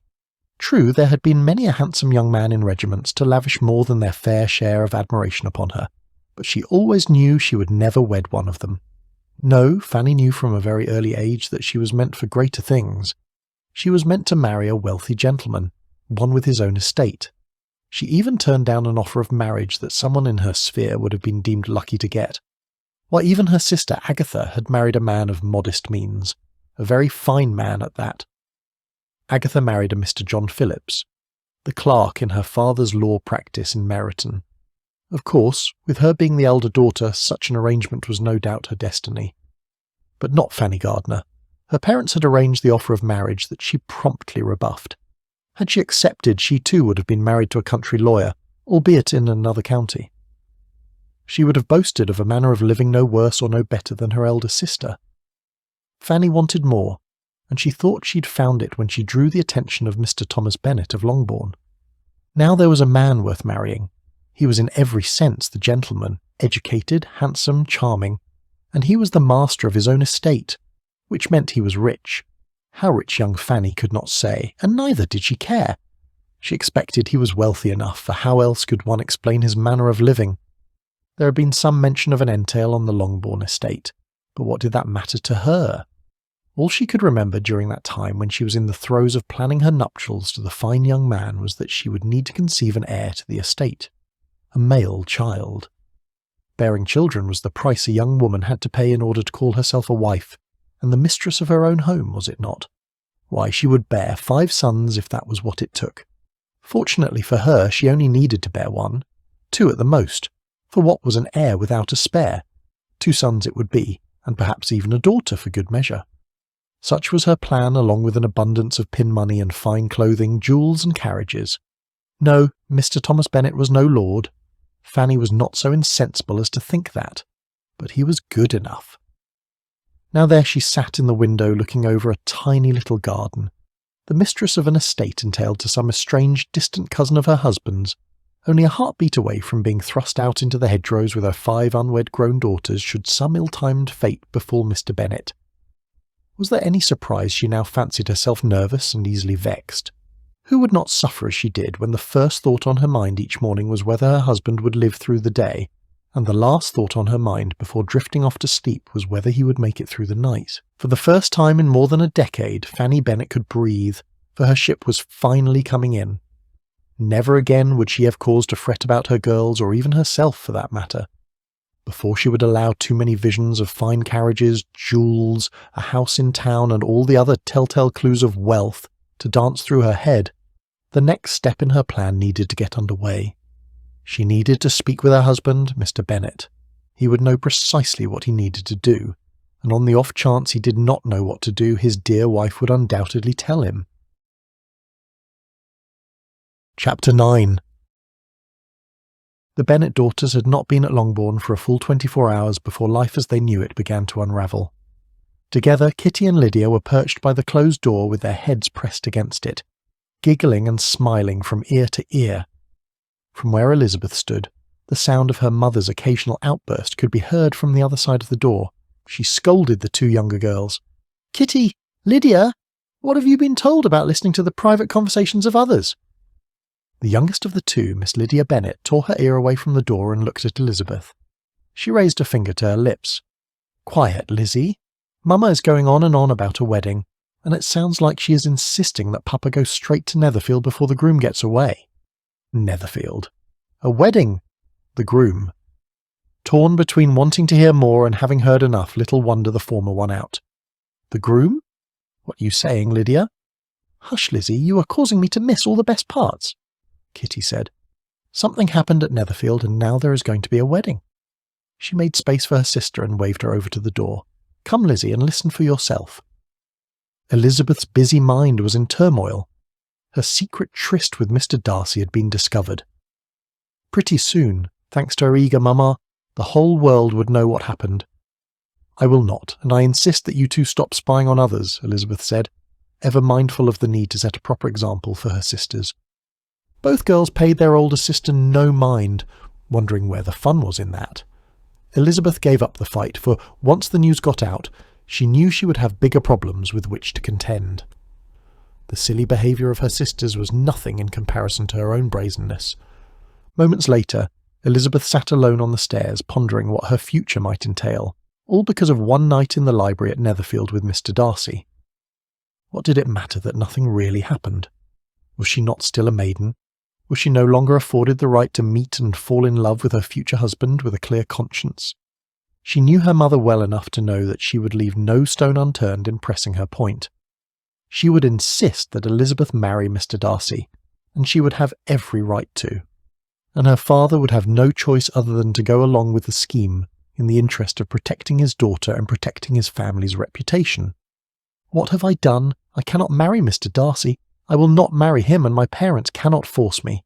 I shall leave my father's home before I will surrender to the will of others in this regard." Besides, nothing happened.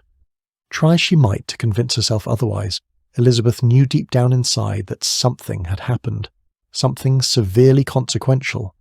She was mere moments away from giving herself to Mr. Darcy. Moments.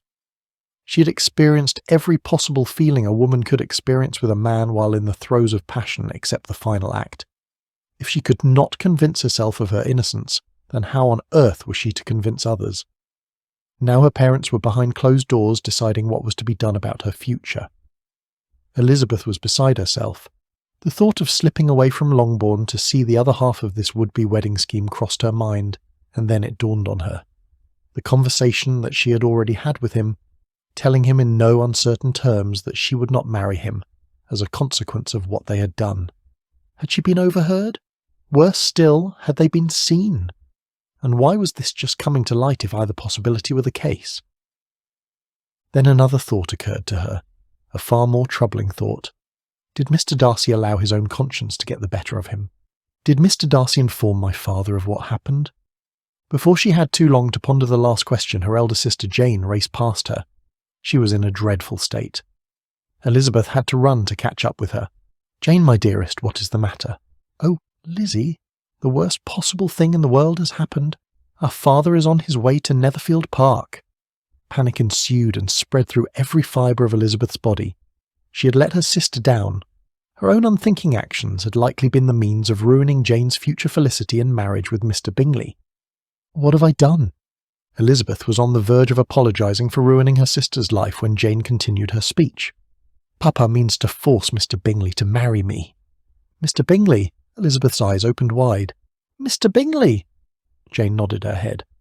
"I always feared that night I went out into the hallway would come back to haunt me in the worst possible way. It appears that Mr. Bingley and I were seen together. He was helping me return to my room, and our actions were totally misconstrued. Now Mama insists that he and I are to be married. She has convinced my father to go along with the scheme, and now Papa is on his way to confront Mr. Bingley. How could this have happened?" Jane's tears started falling like rain. "Lizzie, what am I to do? Mr. Bingley will surely hate me. We hardly know each other. His sisters declared he is intended for another, for Miss Georgiana Darcy. It is the favourite wish of both families. Now they all will hate me. What did I do to deserve such misery?" "I did nothing. Mr. Bingley did nothing. He is the most honourable man I know. He does not deserve this." "Jane, pray calm yourself. You look ill. The last thing you need at such a time as this is a relapse. Let us go upstairs to your apartment and talk about this. Everything will work out. I am certain of it." Chapter 10.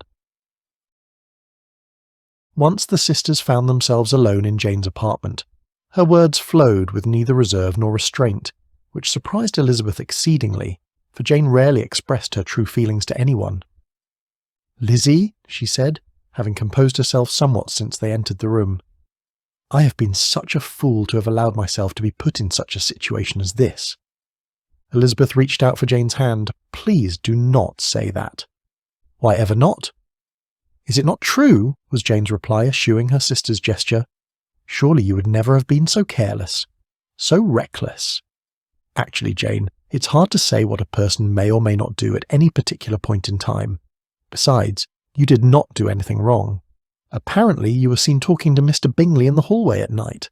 I dare say whatever was being said might have been said in a crowded drawing-room, and no one would have given it a second thought. I know you're trying your best to make me feel better, and I appreciate it, really I do. Were it as simple as a mere conversation, I would be inclined to agree with you, but it was much more than that." "Are you referring to the fact that Mr. Bingley walked with you to your door?" "With his arm about my shoulder," Jane said. "It is not as though he accompanied you inside the room.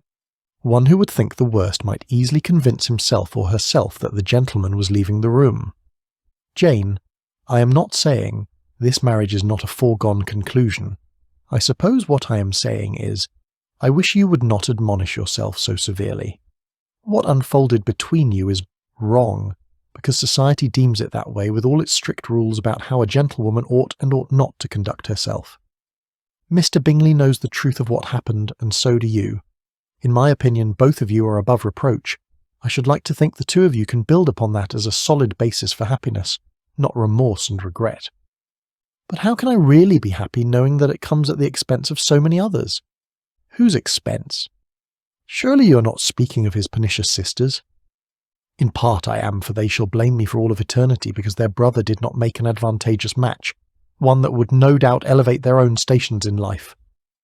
There will always be someone who is rendered unhappy by events beyond their control. I would not give the two of them a second thought.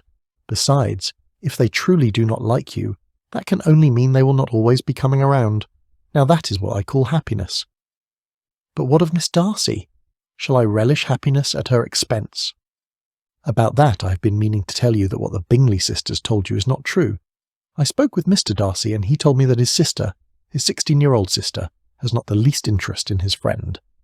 It is just as I told you. A preconceived notion of an alliance between Mr. Bingley and Miss Darcy is nothing more than the product of wishful thinking on the part of others. Elizabeth took hold of her sister's hand.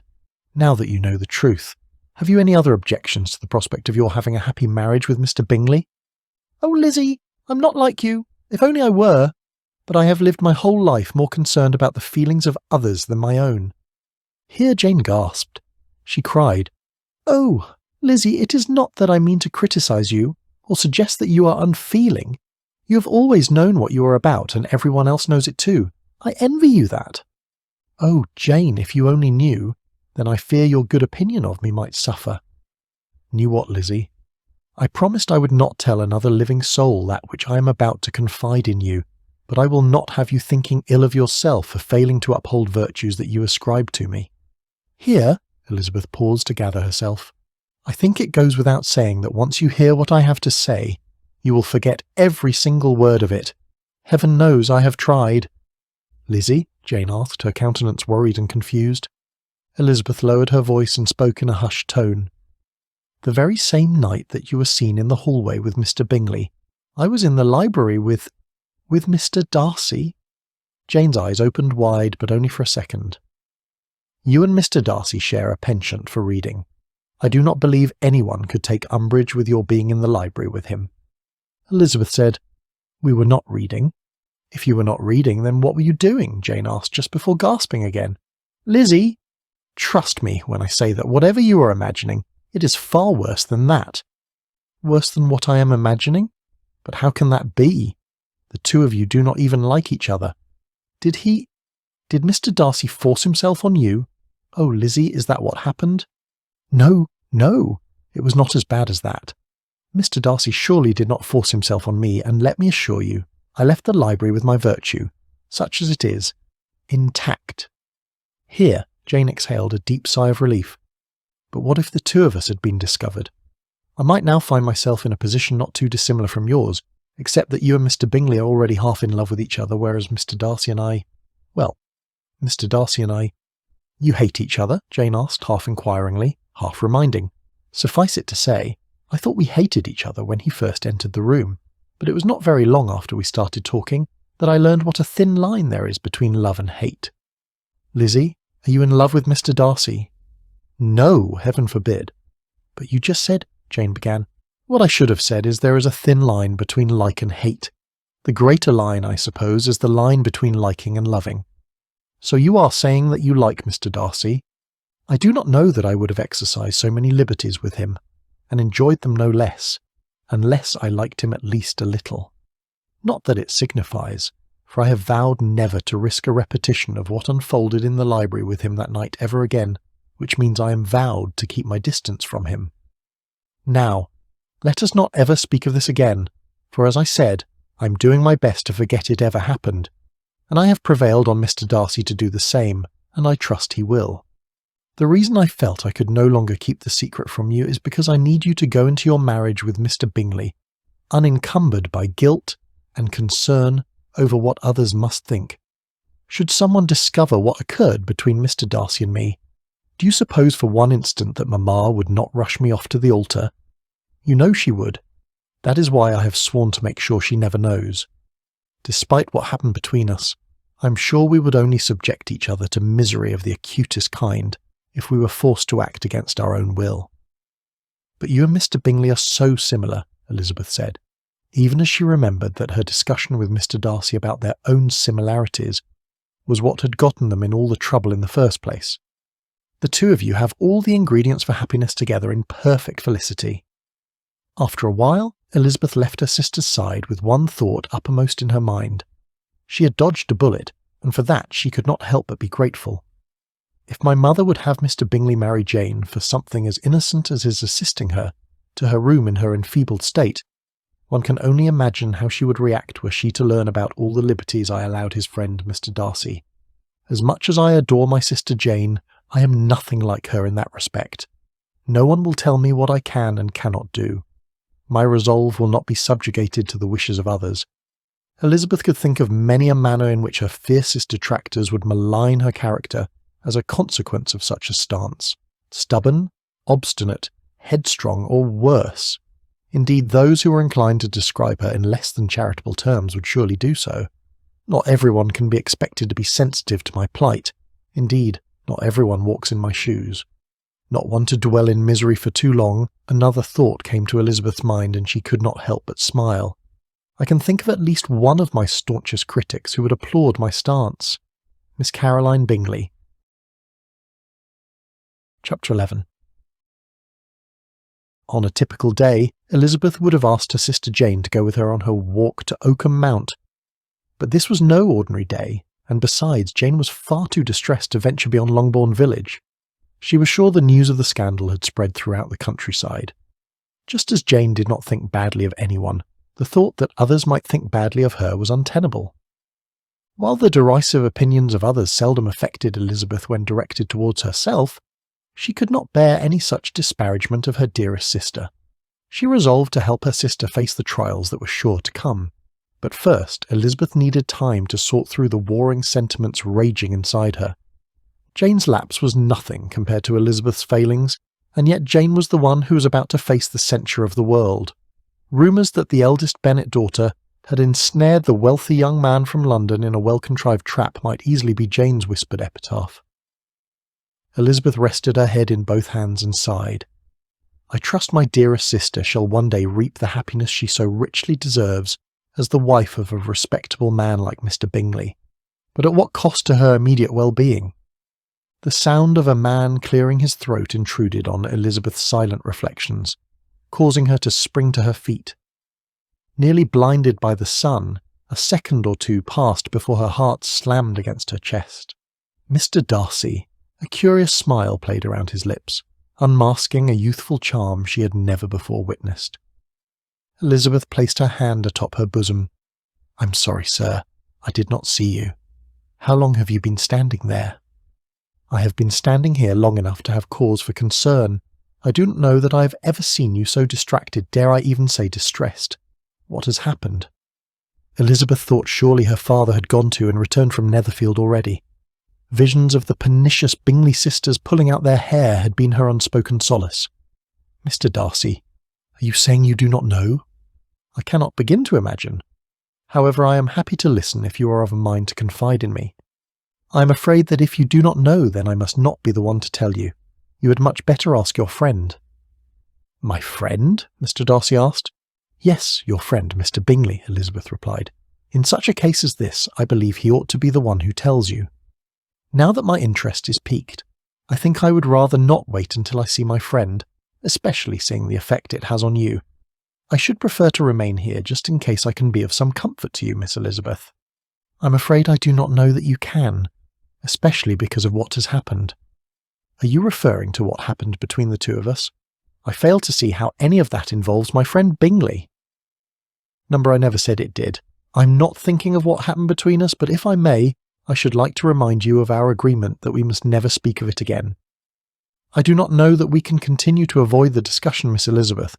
After all, we ought to be in complete agreement in case there are ramifications." "Sir, as we did not do anything that would lead to any sort of ramifications, I fail to see the reason to entertain conjecture." "You speak as if you are the only one who is affected by this." "On the contrary, Mr. Darcy, I am speaking with a voice of reason. Are you saying that you would not undo what happened between us if you could?" Elizabeth asked, drawing closer to Mr. Darcy and straining her neck upward to look him directly in his eyes. In an instant, Elizabeth's body reacted to their nearness in a way completely opposite to what she had intended. His dark, brooding eyes dropped to her lips, causing hers to fall to his. The thought that something other than the cognac had landed her in his arms that night shook her through and through. But how could that be? "What we have done cannot be undone," he whispered, leaning in closer. How mesmerizing was the sound of his voice. On the verge of shutting her eyes, Elizabeth jolted. She swallowed. "Good day, Mr. Darcy," she uttered, stepping away from him. She was gone directly. Chapter 12. "Oh, Mr. Darcy," cried Miss Bingley when the gentleman walked into the drawing-room. She raced to his side. "Sir, where on earth have you been? We have been looking all over for you." "Pray calm yourself. What has happened?" Darcy asked, shaking loose her arm, which she had snaked through his. "Oh, the worst possible thing you can imagine. That dreadful Mr. Bennet from Longbourn village is here." "To see me?" Darcy asked in earnest astonishment. Does Mr. Bennet's visit have to do with the disturbing event Elizabeth alluded to earlier? She had assured him that her distress had nothing to do with their situation. Not that he would have minded, for something had to be done to rectify his transgressions, even if Elizabeth did not agree. "Heaven forbid!" Miss Bingley exclaimed. "What possible business might that old man have with you? Number, he is here to see my brother, Charles. Charles? Miss Bingley nodded. I do not know his reason for being here, but I have a suspicion he's not here on a social call. He asked for a private audience with Charles, and the two of them have been sequestered behind closed doors ever since. Mr. Darcy bolted from the drawing room with Miss Bingley on his heels. Mr. Bennet is here to see Charles, Mr. Darcy said. What could be his purpose? Yes, Miss Bingley exclaimed, I cannot help but fear the worse. I fear my brother's life is over. Do not get ahead of yourself, Miss Bingley. I am sure there is a perfectly reasonable explanation for Mr. Bennet's being here. Before Miss Bingley could press her point any further, the door to Bingley's study flew open. His expression grave and sombre, Mr. Bennet hurried past Darcy and Miss Bingley with nary a passing glance. Mr. Bennet, Darcy said, prompting the older man to turn and look back. Mr. Darcy, Mr. Bennet said, shaking his head. Turning away, he continued making his way to the door, and then he was gone. Miss Bingley raced inside her brother's study. Darcy went inside too. The latter was astounded by what he saw. His friend looked as though he had seen a ghost. My God, what has happened? Darcy exclaimed. Mr. Bingley rose from his desk, his countenance a disturbing pallor. He said, Caroline, I must prevail on you to leave the two of us alone. I shall do no such thing, not until you tell me what has happened. Bingley pounded his fist atop his desk, sending more than a few loose sheets of paper flying through the air. Leave us!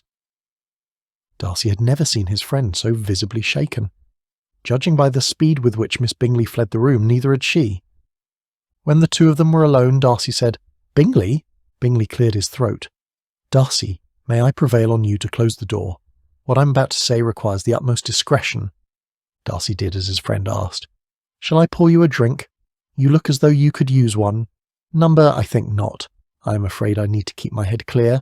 However, that should not stop you. Indeed, help yourself. Darcy shrugged. Perhaps you ought to say what is on your mind. He took a seat and Bingley did likewise. The younger man buried his head in his hands. Oh, Darcy, what on earth have I done? What have you done? For a moment he thought surely Bingley had been disturbed because of Darcy's own indiscretion.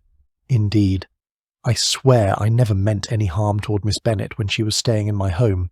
Yet it has been brought to my attention that the two of us were purportedly behaving inappropriately, when nothing could be further from the truth. Now her father is insisting that I marry her. In response to his friend's obvious distress, Darcy said, I do not know what to say. Bingley said, You, more than anyone, know how much I admire Miss Bennet. I would never purposely have done anything to put her reputation in jeopardy. Truth be told, I did nothing untoward. Who in my position would have allowed her to wander the dimly lit hallway in such obvious distress? I only meant to be of service to her.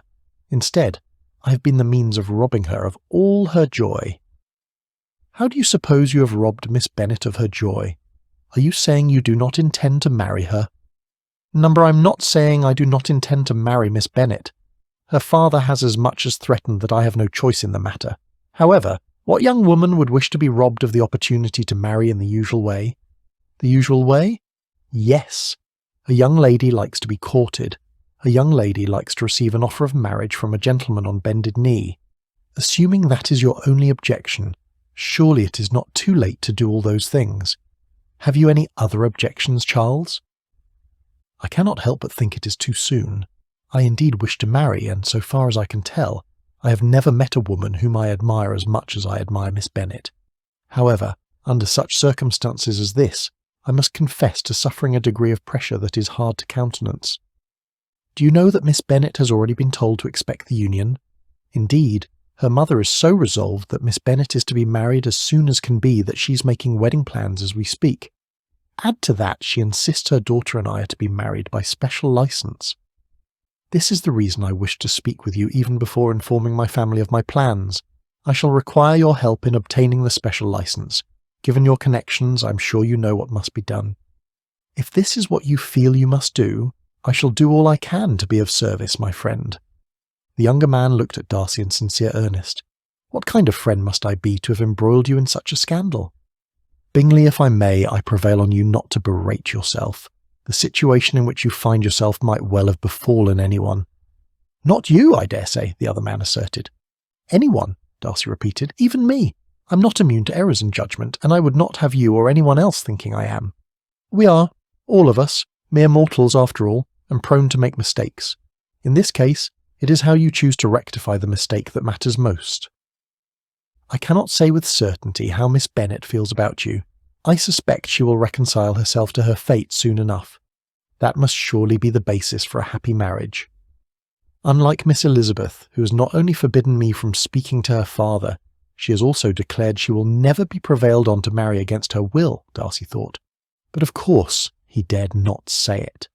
Only the worst possible scenario would compel Darcy to confide what had happened that night in the library to someone so wholly unconnected to Elizabeth, including his close friend Bingley.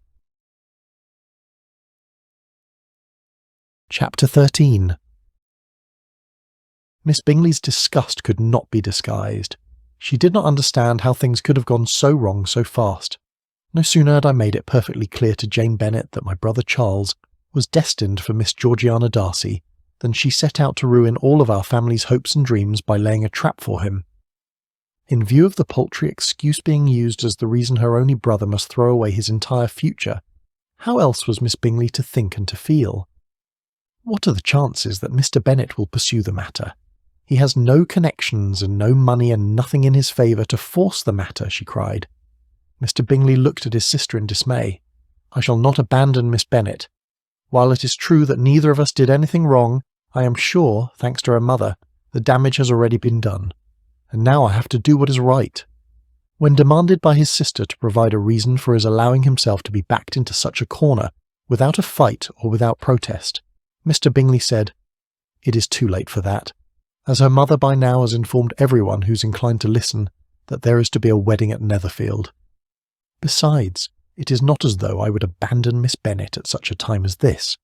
She is an angel, she is above reproach, and when I think about it, I am certain I would have asked for her hand in marriage some day. Charles, do not be ridiculous. You have been in love before, too many times to count, and more than a few of such loves have lasted longer than the few weeks you have known this Bennet chit. Caroline, I insist you mind your tongue when speaking of my future wife." He then ran his fingers through his dishevelled hair. "Besides, this time it is different." "I'd say," Miss Bingley interrupted, "never before have you met with such a scheming mother. Not everyone would be so brazen as to force her daughter to arrive at a wealthy gentleman's home in the rain, hoping she would fall ill and be forced to spend the night. Miss Bennet and her horrible sister were here for days before we finally got rid of them. No, Caroline, it is different because Miss Bennet is different from any other woman of my acquaintance, despite the faults of her mother. Miss Bennet is nothing at all like her mother. Indeed, she and I are very similar. I am sure we will be happy together. In fact, I will do everything in my power to make it so."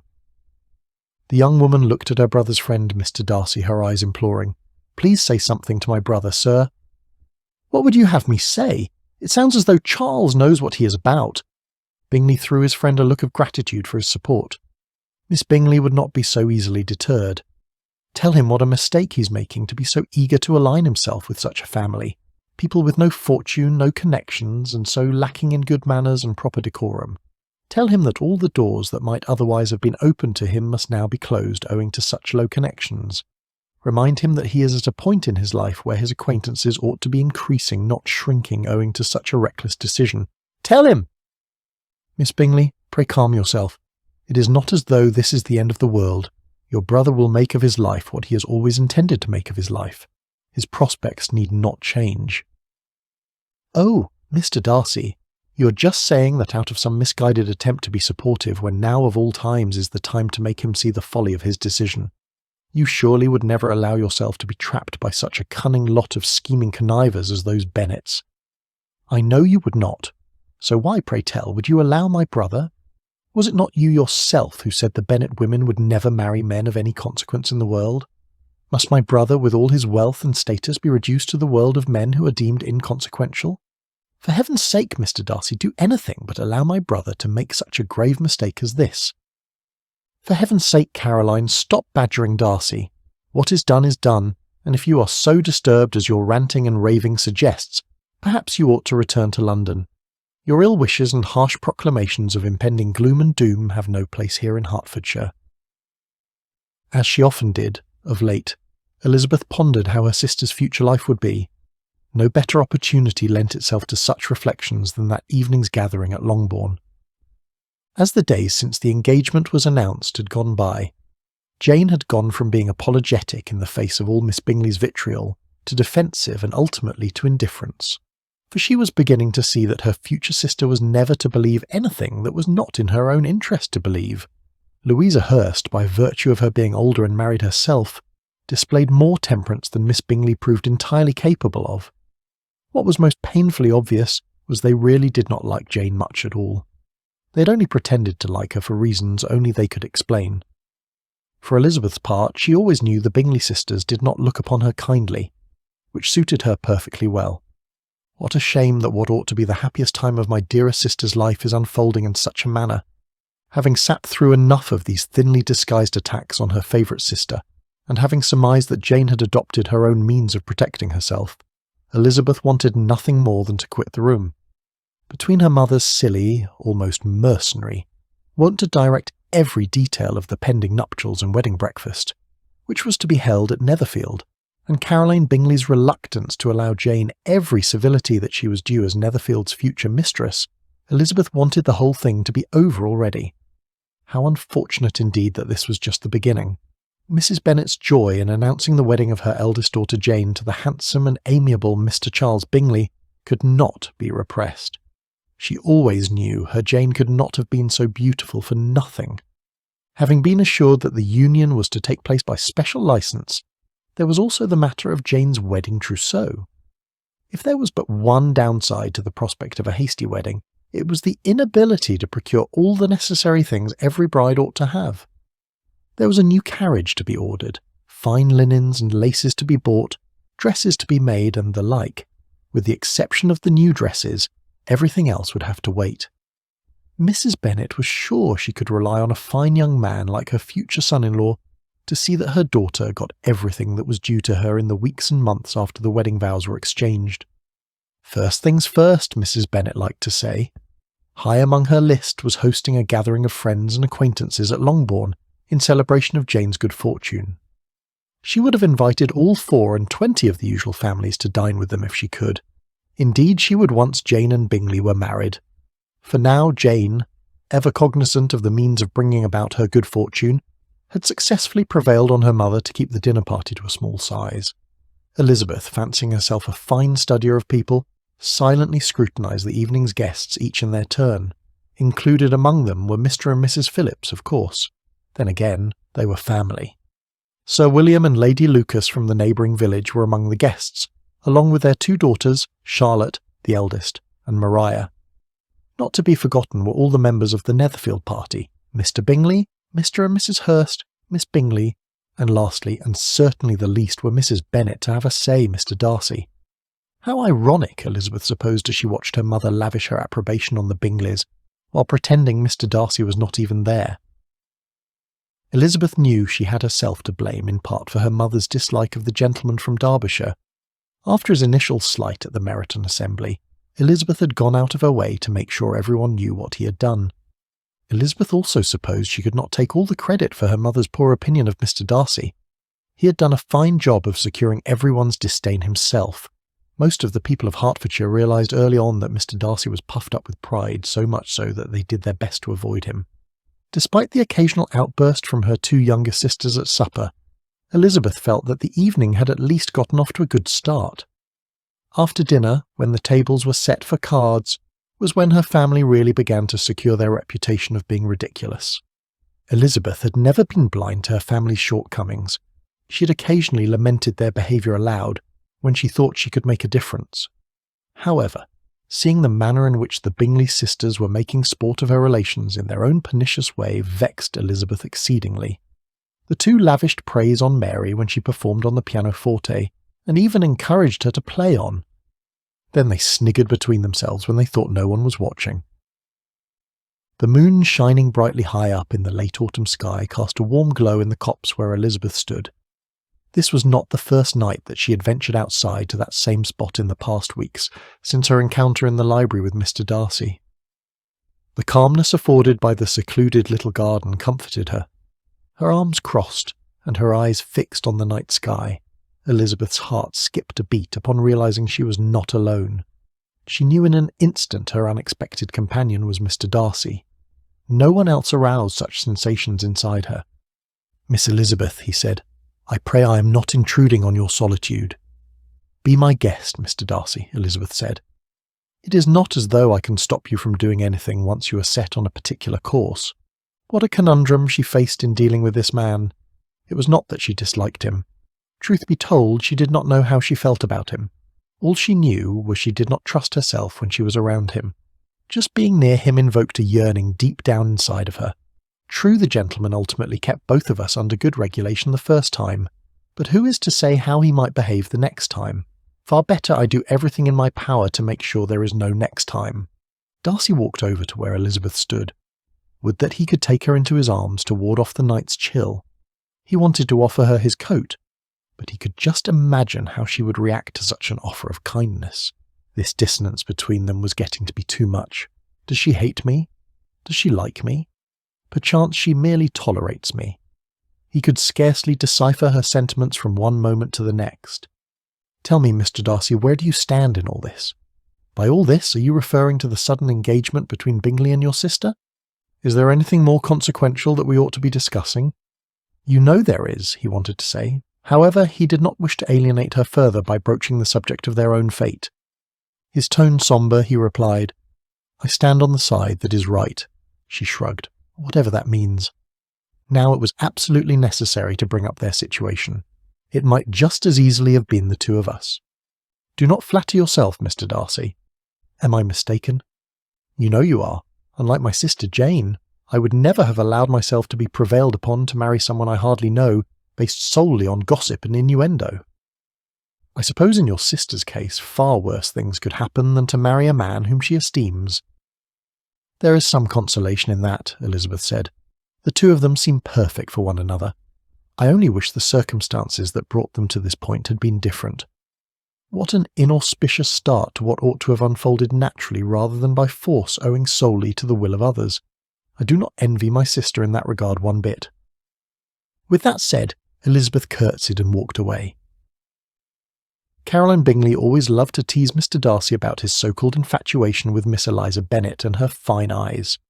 No one else might have noticed the gentleman disappear for a quarter-hour earlier that evening, but she certainly did. She was always mindful to keep a watchful eye over him. Caroline was far too attentive of Mr. Darcy not to be aware of how attentive he had become toward Elizabeth. It also did not escape her notice that Elizabeth was missing from the party. Her curiosity drew her to a nearby window. Her attention was immediately drawn by what she observed, or rather whom. There stood Mr. Darcy and Miss Elizabeth standing much too close to each other. Mindful not to create a spectacle that she was sure she herself would come to regret, she bided her time in silence as she watched and waited for the couple's eventual return. When she could, she sidled up beside Mr. Darcy and spoke in a hushed voice. "I could not help but see the two of you engaging in what appeared to be rather heated intercourse in the garden. I advise you to be careful, or you might find yourself ensnared in a trap not too dissimilar from the one that robbed my brother of the future life that ought to have been his. If the so-called trap that you are referring to is being engaged to the woman whom one esteems more than any other woman in the world, I suppose I would have no cause to repine." The young lady's expression in hearing this was just as Mr. Darcy had expected to see. "Then you must be certain to invite me to your wedding. Mrs. Bennet is making such a spectacle of herself spending my brother's money. I can only imagine how she will behave once she's at liberty to do the same with yours." Again, this was just the sort of thing he had expected the young lady to say. He responded, "I will be sure to do that." Having forced Mr. Darcy to say that which could cause nobody more pain than herself, Miss Bingley then turned and walked away. That Mr. Darcy would dare utter something as ridiculous as he had was beyond the pale. His family would never countenance such an unequal alliance. I shall therefore not dwell on such a prospect a minute longer than I have to. No, I must reserve all my strength to defend my family's future prospects. Why should we be burdened by such lowly connections as those awful Bennets? Alone in her bed, sorting through the evening's events, thoughts of Mr. Darcy could not help but intrude. Elizabeth did not know how on earth her assignation with Mr. Darcy was going to remain their secret if he kept looking at her in the manner he did whenever they were in company. His eyes lit up as he smiled at her, which, according to her way of thinking, was equally bad, for Mr. Darcy rarely, if ever, smiled before their night together in the Netherfield library, and now it seemed it was all he could do not to smile. Early on in their acquaintance, when he was always looking at her, she had thought he was doing so merely to find fault. Now she suspected that was not the reason at all. He was looking at her the way a man looks at a woman whom he wants to pursue romantically. This raised yet another question for Elizabeth. Could what she and Mr. Darcy shared be akin to romance? No, it could not possibly be romance. Romance had at its very foundation the idea of love, of courtship, and then marriage. She certainly was not in love with Mr. Darcy. She most certainly was not being courted by Mr. Darcy. And marriage was not even a remote possibility, for the idea of a forced marriage was Elizabeth's abhorrence. Elizabeth was starting to suspect that she was not the only person who had detected this stark change in Mr. Darcy's comportment.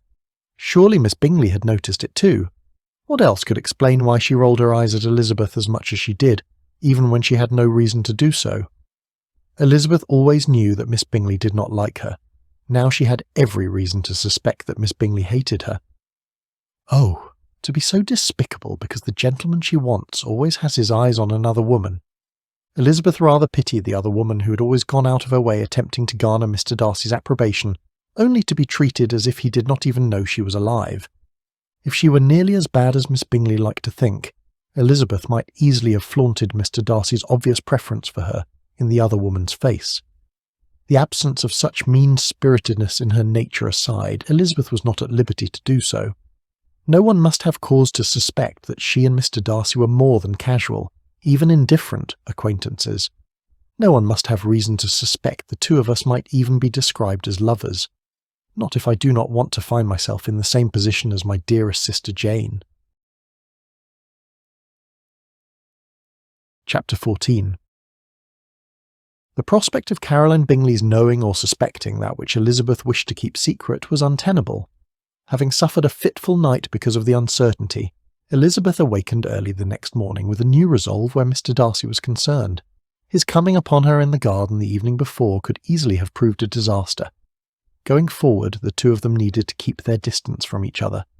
Writing a letter to him explaining her stance, while wildly inappropriate, was in Elizabeth's busy mind the only thing to do, and thus she sat at her writing table, retrieved pen and paper, and began. "Dear Mr. Darcy," she drew a deep breath, "I dare not begin this letter this way. What if this missive were to fall into the wrong hands?" Elizabeth marked a line through the telling salutation. Realizing how ineffective her efforts were, as well as how inelegant, she balled the paper, took out a fresh sheet, and began anew. "Dear sir, please do not mistake my purpose in writing to you. I know it is scandalous to do so. Indeed, I can hardly think of anything more scandalous. Or at least that is what I like to tell myself, knowing, as we both do, that my words do not ring true. Still, I find myself needing to write to you, not because I expect anything to become of what happened between us. I would not have you think otherwise. Far better that we both forget what happened and resume our attitude toward each other as it existed before any lines were crossed. Even as I write these words, I know that forgetting about what happened is far easier said than done. Just the thought of you, and the remembrance of your lips against mine. So when you see me behaving as though I do not know you as well as I do, know that it is because I simply do not trust myself when I am with you. After all, it was the two of us opening up to each other that started us on this path. Dare we tempt fate once again? I think not. E.B. Placing aside her pen, Elizabeth picked up her missive. She wandered over to the window seat to read it herself before sealing it. So long as Mr. Darcy's eyes were the only eyes except hers to read the first couple of paragraphs, she supposed she could have no cause to repine. Had she not proved the veracity of every single word written by her actions as well as her speech? Reading the next paragraph, however, gave her pause. Just the thought of you, the remembrance of your lips against... A bevy of sensations came over her, the irrepressible yearning she was doing her best to teach herself to forget. I do not dare share these sentiments with Mr. Darcy. Sentiments I fear are based more on curiosity than anything meaningful, feelings more fleeting than lasting, feelings that are to remain hidden if I know what is best for me. How can I possibly send such a letter to Mr. Darcy? ripping the paper into tiny pieces so that even she might never be tempted to reread it and conjure up such dizzying sentiments, Elizabeth conceded she could not. Some hours later, Elizabeth tapped on the half-open door of her father's study, poked her head inside, and then entered the room. Looking up from his missive, the gentleman said, "This is a welcome surprise, my Lizzie." "What do you mean?" she asked, taking a nearby seat and smoothing her skirt. "It has been some time since you visited me. I was beginning to think you were disappointed in me for my part in forcing your dearest sister Jane to marry the notorious Mr. Bingley." Elizabeth could not help but smile a little at her father's description of Jane's intended. Mr. Bingley had been nothing but understanding in accepting his role in the so-called scandal that was to bring about his marriage to Jane. "No, Papa. I understand that you only acted in accordance with what you viewed as best. Heaven knows Mamma would not have settled for anything less." "You know your mother very well. You also know it is the business of her life to get rid of her daughters. However, I hope you believe me when I say that had I suffered the tiniest shred of doubt that Jane would be fully reconciled to such a fate, I would have had no part in your mother's scheme. I really do believe that, given time, Jane and her Mr. Bingley will be madly in love. By the time of their first anniversary, the means of bringing it about will be the furthest thing from either of their minds." "Oh, Papa, I do pray that what you say is true. Jane is so good, and the thought that Mr. Bingley only proposed to her out of honour and obligation rather than out of love and affection must surely be breaking her heart as well as her spirits.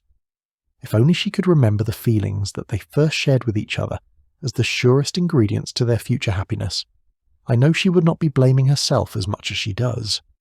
So long as she has you to remind her, I am sure she will embrace her impending nuptials just as much as her mother has." Here Mr. Bennet picked up his missive. "Which brings me to another matter that must surely answer your mother's prayers. I noticed upon entering the room how intently you were eyeing your letter, Papa. Dare I ask who sent it?" "Intently indeed," he replied, nodding his head. "Wait until I tell you, my Lizzie." Elizabeth sat on the edge of her seat. "Is it good news, Papa?" He nodded. "Your mother will surely say that it is." He had hardly completed his assertion when Mrs. Bennet wandered into the room. "What is good news?" she asked, catching her breath. She had been so busy running around and making plans for Jane's wedding that she had not stood still for the past couple of days, or so it seemed to Elizabeth. "I have here in my hand a letter from my distant cousin, Mr. William Collins." "Mr. William Collins?" Mrs. Bennet repeated. "Would that be the same Mr. William Collins who holds our fate in his hands once you are dead? What must he want? Surely you are not planning on dying any time soon, are you, Mr. Bennet?" "So you have been paying attention when I speak of the entail, my dear," he said. "Oh, Mr. Bennet, how you enjoy vexing me! How could I help but pay attention, knowing that Mr. Collins may throw all our daughters and me in the hedgerows the moment you close your eyes for the last time?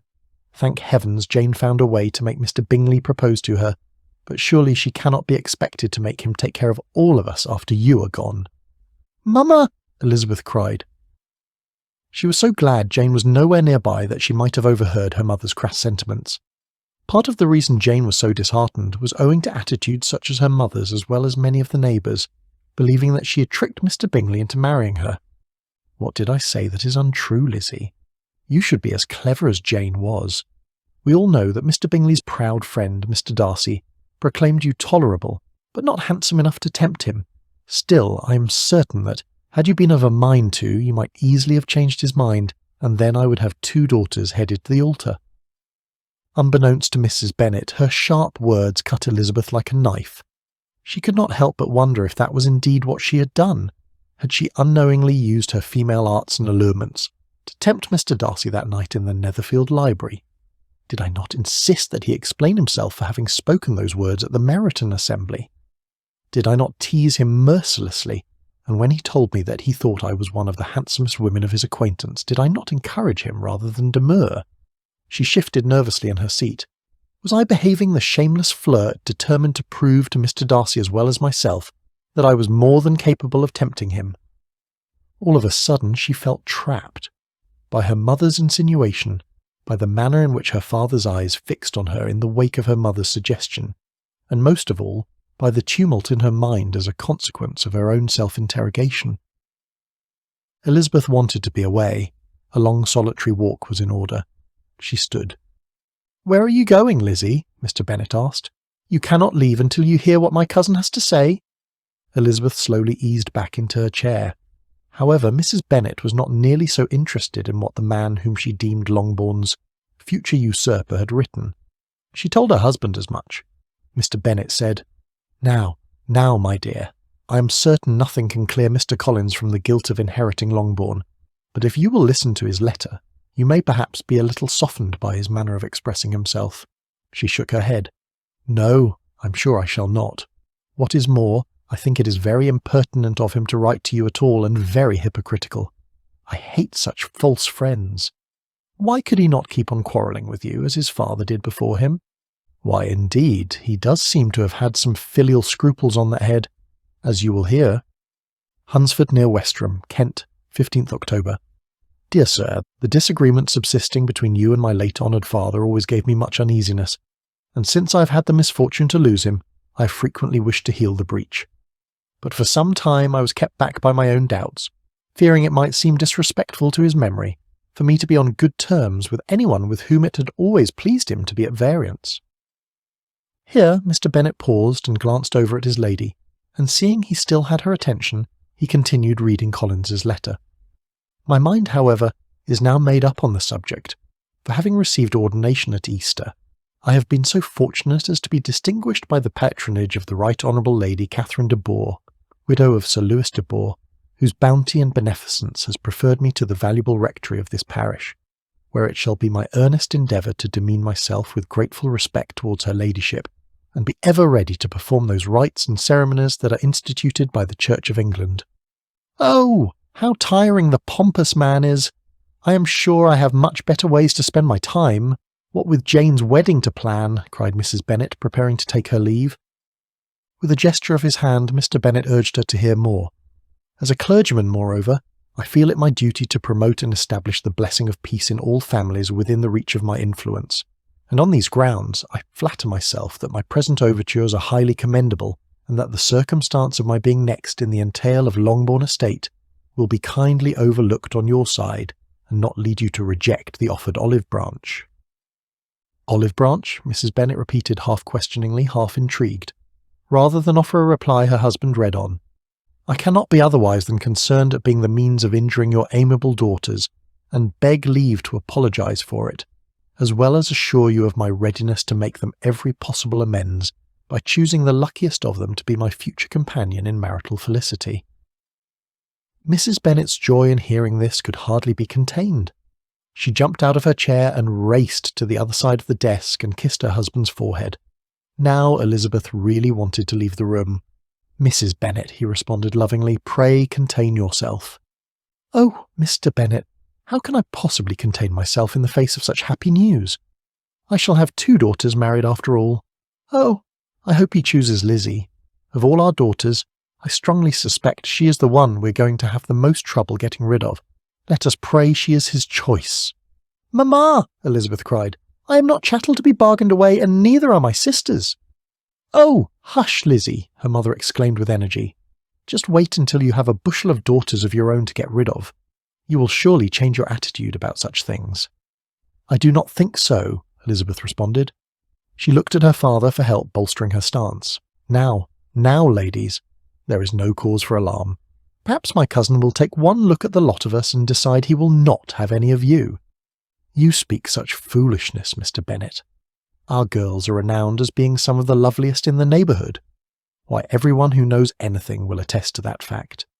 Mr. Collins would have to be a fool not to choose at least one of them, and as Lizzie is second to Jane both in age as well as in beauty, he will more than likely choose her. Mrs. Bennet then looked at her daughter. Now tell me you do not see the logic in that. Elizabeth really could not argue her mother's point. She knew enough about eager mammas in their quest to marry off their daughters. It only made sense that they would want to marry them off in order of birth from the eldest to the youngest when they could. Not that she was about to tell her mother all that. She had no reason to, what with her having already made up her mind that she would not be prevailed on to marry anyone merely to satisfy the will of others. Elizabeth would sooner strike out on her own than marry against her will. She was too sensible to dwell on what might be for too long, not when there were more pressing matters with which to contend. Instead, she said, Does this knight in shining armour say when he is to arrive?" Mr. Bennet scratched his silvery beard. "I hope you are planning a nice meal, Mrs. Bennet, for according to this letter, Mr. Collins arrives this afternoon." Chapter 15. On the very first evening of his arrival, Mr. Collins strayed away from the rest of the Bennet family to enjoy a private tete-a-tete with the lady of the manor house. He cornered her just outside the door of the parlour. "Mrs. Bennet, thank you for your warm hospitality.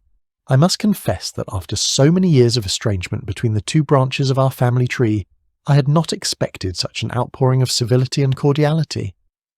Here, Mr. Collins paused in his speech and threw a furtive glance to the part of the room where all the Bennet daughters sat, each of them engaged in various employments as a means of passing the time away. Looking back at the lady of the house, he lowered his voice and continued, "I should like to think my primary purpose in being here has something to do with my warm acceptance. Pray tell me that you approve of the scheme." Without awaiting a reply, he donned a self-congratulatory smirk. "My idea is quite brilliant, even if I must say so myself, for it is the most Christian way I can think of to heal the breach that has torn our family apart all these years." Mrs. Bennet nodded in accordance. "Indeed, I could not agree more, Mr. Collins. You are a wise man indeed, and indeed it is quite benevolent of you to wish to do this." "Excellent. That being said, I believe it would be most uncharitable of me to suspend your lovely family's pleasure a moment longer than is necessary. Having observed your daughters most studiously since my arrival here at Longbourn, I am prepared to announce which of them shall have the honour of being my wife." Mrs. Bennet drew a little closer, giving the gentleman her undivided attention. However, she was not at all pleased by what she heard, for the daughter of the gentleman's choice was none other than her dear Jane. "Oh, Mr. Collins," she cried, "have you not heard our family's excellent news? I surely thought Mr. Bennet had spoken of it by now. Our Jane is already engaged to be married. However, the fact that you would consider her as a true testament to your genius. Indeed, a man as intelligent as you no doubt deserves a wife who is equally as intelligent, else you will be in grave danger of growing bored of her in no time at all. Surely that will never do. That is why I suggest you consider my daughter Lizzie. She is second in age as well as in beauty to my Jane. Do you not agree?" The two of them directed their gaze toward Elizabeth, who was sitting by the fireplace staring into the flames, and then turned back to each other. Mr. Collins nodded his head. "She is indeed." To further bolster Elizabeth as the Bennet daughter most ideally suited to the gentleman, Mrs. Bennet added, "And she is by far the cleverest of my girls. You need only ask around. Anyone will tell you. Why, many consider Lizzie the brightest jewel in the country." "The brightest jewel in the country, you say?" "I say indeed. My Lizzie will make some lucky man an excellent bride. I can scarcely think of anyone who is more deserving of such a wife than you, sir." Mr. Collins's otherwise sombre countenance filled with glee. "How can I possibly thank you for pointing me in the proper direction, Mrs. Bennet?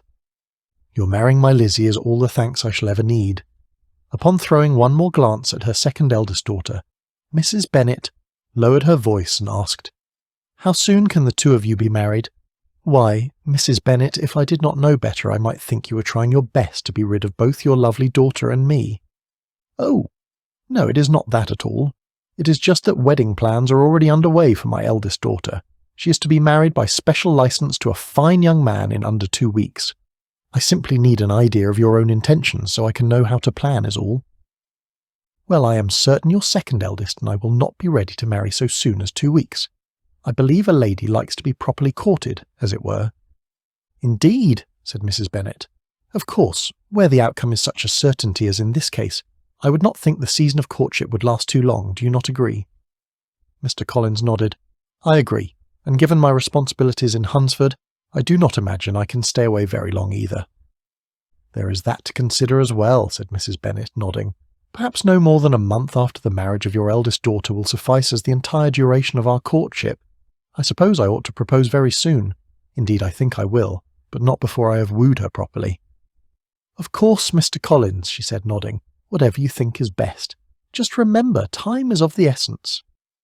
Employing a tactic that belied the commonly held notion that she lacked intelligence, Mrs. Bennet, recalling how zealously the young vicar had extolled the virtues of his benefactor, Lady Catherine de Bourgh throughout dinner added, I am sure your noble patroness will agree.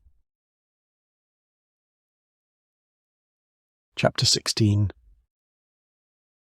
Concerned that some defect in her character was partially to blame for her encounter with Mr. Darcy and her inability to get it out of her mind, Elizabeth felt it best to be guarded in her attentions to newcomers going forward.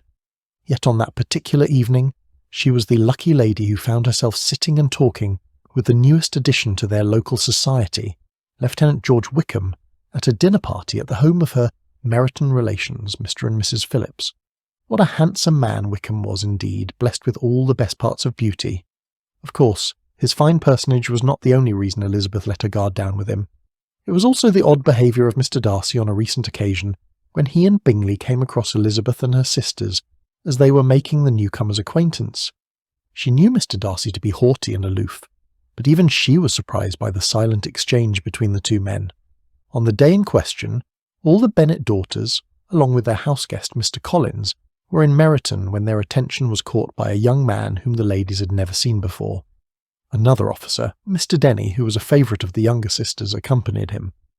All were struck with the stranger's air, all wondered who he could be. Kitty and Lydia, determined if possible to find out, led the way across the street, under the pretence of wanting something in an opposite shop, and fortunately had just gained the pavement when the two gentlemen turning back had reached the same spot. Mr. Denny addressed them directly and entreated permission to introduce his friend, Mr. Wickham, who had returned with him the day before from town. The newcomer had accepted a commission in the recently encamped militia. This was exactly as it should be, for the young man wanted only regimentals to make him completely charming. His appearance was greatly in his favour. He had a fine countenance, a splendid figure, and a very pleasing address. The introduction was followed up on Mr. Wickham's side by a happy readiness of conversation, a readiness at the same time perfectly correct and unassuming. They all were standing and talking together very agreeably when the sound of horses drew their notice. Darcy and Bingley were seen riding down the street. On distinguishing the ladies of the group, the two gentlemen came directly towards them and began the usual civilities. Bingley was the principal spokesman and Miss Bennet the primary object. He was then, he said, on his way to Longbourn on purpose to inquire after her. Upon corroborating his friend's assertion with a bow, the sight of the stranger suddenly arrested Mr. Darcy's eyes. Seeing the countenance of both as they looked at each other, Elizabeth was all astonishment at the effect of the meeting. Both changed, one a subdued rage, the other an awkward gape. After a few moments, Mr. Wickham touched his hat, a salutation that Mr. Darcy just deigned to return. What could be the meaning of it? It was impossible to imagine. Before that night was over, Elizabeth decided she would know the reason. "How long has Fitzwilliam Darcy been here in Hertfordshire?" Wickham asked, effectively steering the conversation precisely where she wished. "About a month," said Elizabeth. Unwilling to let the subject drop, she added, "He is a man of extensive property in Derbyshire, I understand." "Yes," replied Mr. Wickham. "His estate there is a noble one. A clear £10,000 per annum. You could not have met with a person more capable of giving you certain information on that head than me, for I have been connected with his family in a particular manner from my infancy." Elizabeth could not but look surprised. "Such an assertion may well surprise you, Miss Bennet, after seeing, as you probably did, the very cold manner of our meeting the other day. Are you much acquainted with Mr. Darcy?" "You might say that," replied Elizabeth. "I have spent several days in the same house with him," she added, her voice trailing off. "He's a long way from Derbyshire, even Grosvenor Square for that matter." Elizabeth said nothing. Her mind raced ahead of her. What a stroke of luck this was to finally meet someone other than the members of the Netherfield party, to supply some insights into Mr. Darcy's character. There was one question that weighed heavily on her mind. "I suppose the gentleman has a list of conquests more than a mile long," was what she wanted to say. Still, it was one thing to speak so daringly with Mr. Darcy himself, and yet another thing altogether to use such bold language with a perfect stranger. Instead, she said, "I suppose the number of single ladies in want of such a rich husband as Mr. Darcy stretches as far as the eyes can see." Her companion laughed a little at this idea. He said, "Well, one might say that, but it would not signify. Fitzwilliam Darcy is so fastidious where such matters are concerned.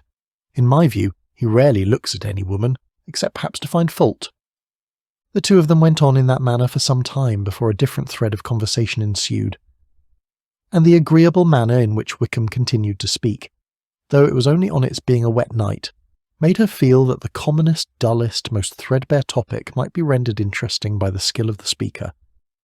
If Elizabeth had been paying attention to anyone other than the gentleman by her side, she would have seen the first object of their discussion talking to her father sooner. How long the two men had been huddled together she did not know. Rest assured, she was determined to find out. Chapter 17. Approaching Mr. Darcy in the middle of a crowded room and thus drawing attention to herself was the last thing Elizabeth wanted to do, but her desire to know what the gentleman and her father had discussed outweighed every other concern. "I saw you speaking with my father earlier." Mr. Darcy made no reply, giving Elizabeth cause to wonder if he really meant to ignore her declaration, or if he thought her assertion impertinent, or perhaps it was neither of those things. The steady drum of conversation throughout the room may have drowned out her words, and thus she repeated herself. "As I have done on any number of occasions of late," Mr. Darcy said, "one can only imagine what the two of you might have to discuss. You do know that I was instrumental in working with your father on Bingley's behalf regarding the marriage settlement, do you not? Is that what you two are discussing? Perhaps. Perhaps, Mr. Darcy? Is that all you intend to say? You're a very curious creature, are you not, Miss Elizabeth? I never claimed not to be. I'm also very persistent, and I refuse to go away until I am satisfied." "Which suits my purposes. Why would I want you to leave my side before you're satisfied?" Elizabeth huffed. "If you mean to taunt me, Mr. Darcy, then you are succeeding. Must I beg for satisfaction?" Mr. Darcy smiled at the words that Elizabeth chose. Nothing compared to sparring with her. The thought of what they might be doing instead crossed his mind. Well, there were undoubtedly other satisfactions the two of them might enjoy, but as such diversions were off the table. Verbally sparring with her would have to suffice. "I would not have you beg for anything, Miss Elizabeth. I am yours to command," he uttered, eyeing her from head to toe, and in a manner that hinted of his knowing what she looked like in all her glory. As though summoning all the composure she could muster, she cleared her throat. "In the interest of sating your curiosity, my conversation with your father had to do with a recent addition to the local militia," Mr. Darcy said. "I beg you not to give that gentleman too much consideration. He's not worthy of your time. What if I told you he spoke words of a similar vein about you? Then I would beg you to trust me. I am sure you agree that trust is something that ought to be earned, not simply bestowed." "I would like to think I have earned your trust, Miss Elizabeth," Mr. Darcy asserted. "Have I not?" Elizabeth's courage usually rose upon receiving such a direct challenge. However, in the wake of Mr. Darcy's question, she was at a loss for words, for it was not so much that she did not trust him. It was more that she did not trust herself when she was alone with him. Even in a crowded room such as the one they found themselves in at the moment, the memory of his hands all over her body and his soft lips pressed against hers had her secretly screaming for more, especially when he looked at her the way he did, a look that made her think and feel they were the only people in the world. Elizabeth said nothing. Mr. Darcy said, "I shall take your silence as confirmation, and I will trust you to heed my advice where George Wickham is concerned." "I fail to understand your concern. Lieutenant Wickham seems to be well received by everyone who has the good fortune of knowing him. Wickham is blessed with such happy manners. He is sure to make friends wherever he goes. His ability to keep them is rather less certain once his true nature is revealed. No doubt he has been most unfortunate with respect to retaining your good opinion." "What makes you suppose he ever had my good opinion? How could he not? Were the two of you not raised much like brothers while growing up in Derbyshire? Was he not your own father's godson?" Elizabeth asked, reciting what she had just learned from the lieutenant. "You seem to take a keen interest in my history with that man." "How could I not? It is not every day that I meet with someone who knows your past." "For questions you may have about my past, I suggest you ask me directly. As for any future discussions you may be tempted to have with George Wickham, I recommend that you think better of it. He is not a man to be trusted, especially with gently bred young ladies who lack knowledge of the world and men of his ilk." "Is that what you told my father? Did you caution him against the perils that await any of his unsuspecting daughters at the hands of the evil Mr. Wickham?" "I did indeed speak with your father. I asked him to be wary of such a man, and now I am speaking with you directly. I hope both of you will heed my advice. I cannot speak for my father, but I can assure you that I do not need others to tell me whom I should or should not befriend." Darcy threw Elizabeth a cold stare, which merely invoked her ire and encouraged her to say more. "I find it particularly ironic that you would go out of your way to warn my father about a man like Mr. Wickham, considering your own human frailties. I find it ironic that you continue to raise a subject that we agreed, as you put it, never to speak of again. In such a circumstance as this, I feel it is incumbent on me to do so. How dare you besmirch another gentleman's character for purely selfish reasons? Thankfully your father did not take umbrage at my warning him about Wickham. Perhaps he would have if he knew what I know, what we both know." Mr. Darcy moved directly in front of Elizabeth. With cool civility, he said, "This fault in my character to which you continue to allude can easily be rectified, Miss Elizabeth. Shall we speak to your father together? Or, better yet, let us go directly to your mother.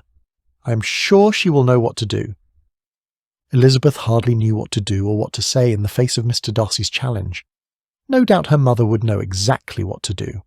Mrs. Bennet would do what any mother in her position would do, that being to rush Elizabeth and Mr. Darcy off to the altar. What a scandalous spectacle that would be if Elizabeth and Jane were both forced to marry the two wealthy gentlemen from the neighbouring estate. At least Bingley had publicly courted Jane, in a manner of speaking, though there had been no formal declaration of his intentions before their sudden engagement. Everyone who knew anything knew he was almost in love with Jane from the moment of their first meeting at the Meryton Assembly. By the same token, everyone knew that Mr. Darcy had proclaimed Elizabeth as barely tolerable and not handsome enough to tempt him. That had been what now seemed like ages ago. Everyone who knew anything also knew that Elizabeth despised him because of it. Who on earth would believe the two of them had gone from disliking each other to meeting each other at the wedding altar in such a short duration, and with such odds of happiness stacked against them? No one would believe it, and Elizabeth knew it. She would be accused of having trapped him, just as Jane was silently being accused of entrapping Mr. Bingley. Only in Elizabeth's case the censure would be far more severe. What was more, the censure she would face in Hertfordshire would be nothing compared to the harsh treatment she would receive in Mr. Darcy's world. "Miss Elizabeth," she heard the gentleman say, still staring at her. "Sir, as you know, that is the last thing on earth I want.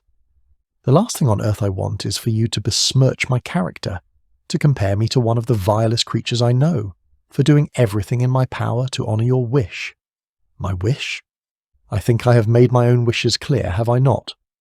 Mr. Darcy was standing directly in front of her, so close she could almost feel the eyes of the others in the room staring at the two of them.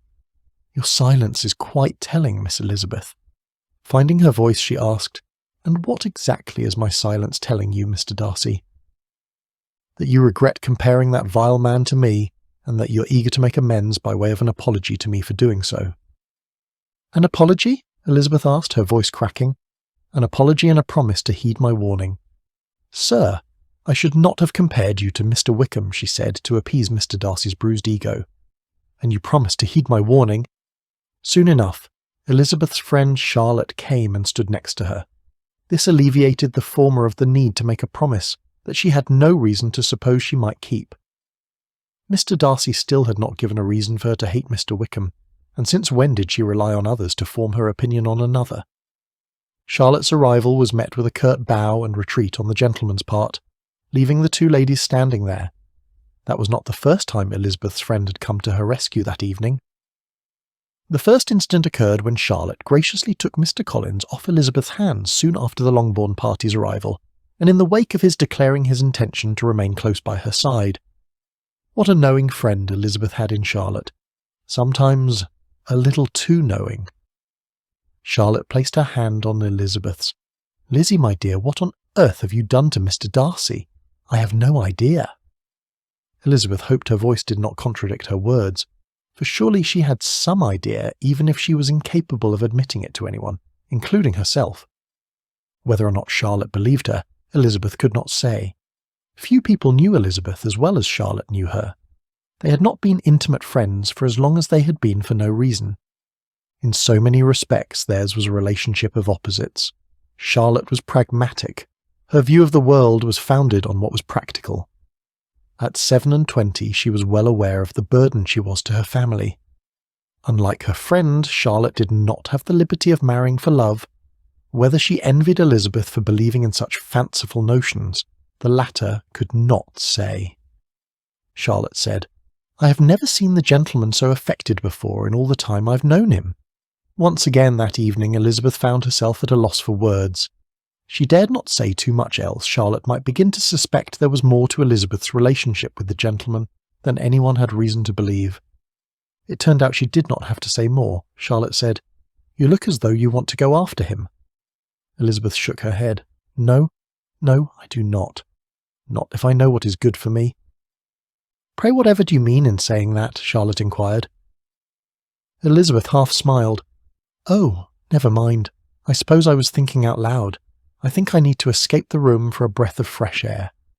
I am happy to accompany you." "No," Elizabeth blurted. "What I mean to say is I should like to go alone. I shall return before anyone misses me, I promise." Chapter 18. With the day of Jane's wedding to Mr. Bingley fast approaching, she and her mother were spending more and more time at Netherfield. Elizabeth often went with the two of them, more for Jane's sake than her own. Someone had to temper Mrs. Bennet's enthusiasm over her daughters being the next mistress of such a magnificent estate. With Jane being such a mild-mannered person, she did not have the heart to do it. At times, Mrs. Bennet's enthusiasm was a test for even Elizabeth's endurance. On that particular day, when she could take no more of her mother's antics, she stole away from her party for a solitary walk on one of her favourite lanes in the park. She was sitting on the ground by the pond when, upon looking up, she espied Mr. Darcy heading her way, his stride tenuous. Elizabeth stood and started attending to her attire, out of concern for how she must appear, having been sitting in the grass for so long. "Miss Elizabeth," Mr. Darcy said, "I did not expect to find you here." "Oh?" Elizabeth responded, arching her eyebrow. "Where did you expect to find me?" In an instant she silently rebuked herself. How was she to keep up her guard with the gentleman if she was tempting herself into lowering her defences by teasing him? "I beg your pardon, sir. I ought not to say such things." He merely smiled. What should you have said? It had been so long since she had allowed herself to look at the gentleman standing before her. Surely Mr. Darcy was the most handsome man of her acquaintance. Mr. Wickham, with all his good looks and charms, was nothing compared to Mr. Darcy. "I know what you're doing, sir." Mr. Darcy moved closer to Elizabeth. "Pray, what am I doing besides being civil? Can we not be civil toward each other from time to time, or must we always be feigning indifference?" "Feigning indifference, sir?" Elizabeth asked. "Feigning," Mr. Darcy said, nodding, "for we are far from indifferent toward each other. Either you despise me or you like, dare I say esteem, me more than you will allow yourself to admit." "You omit to tolerate you, sir." "Why would I not? I believe you and I established a while ago that we tolerate each other very well." Elizabeth swallowed. Those feelings she suffered during the night of their encounter in the library not only threatened to resurface, but to engulf her. "Allowing for a lady's prerogative to change her mind notwithstanding," she said.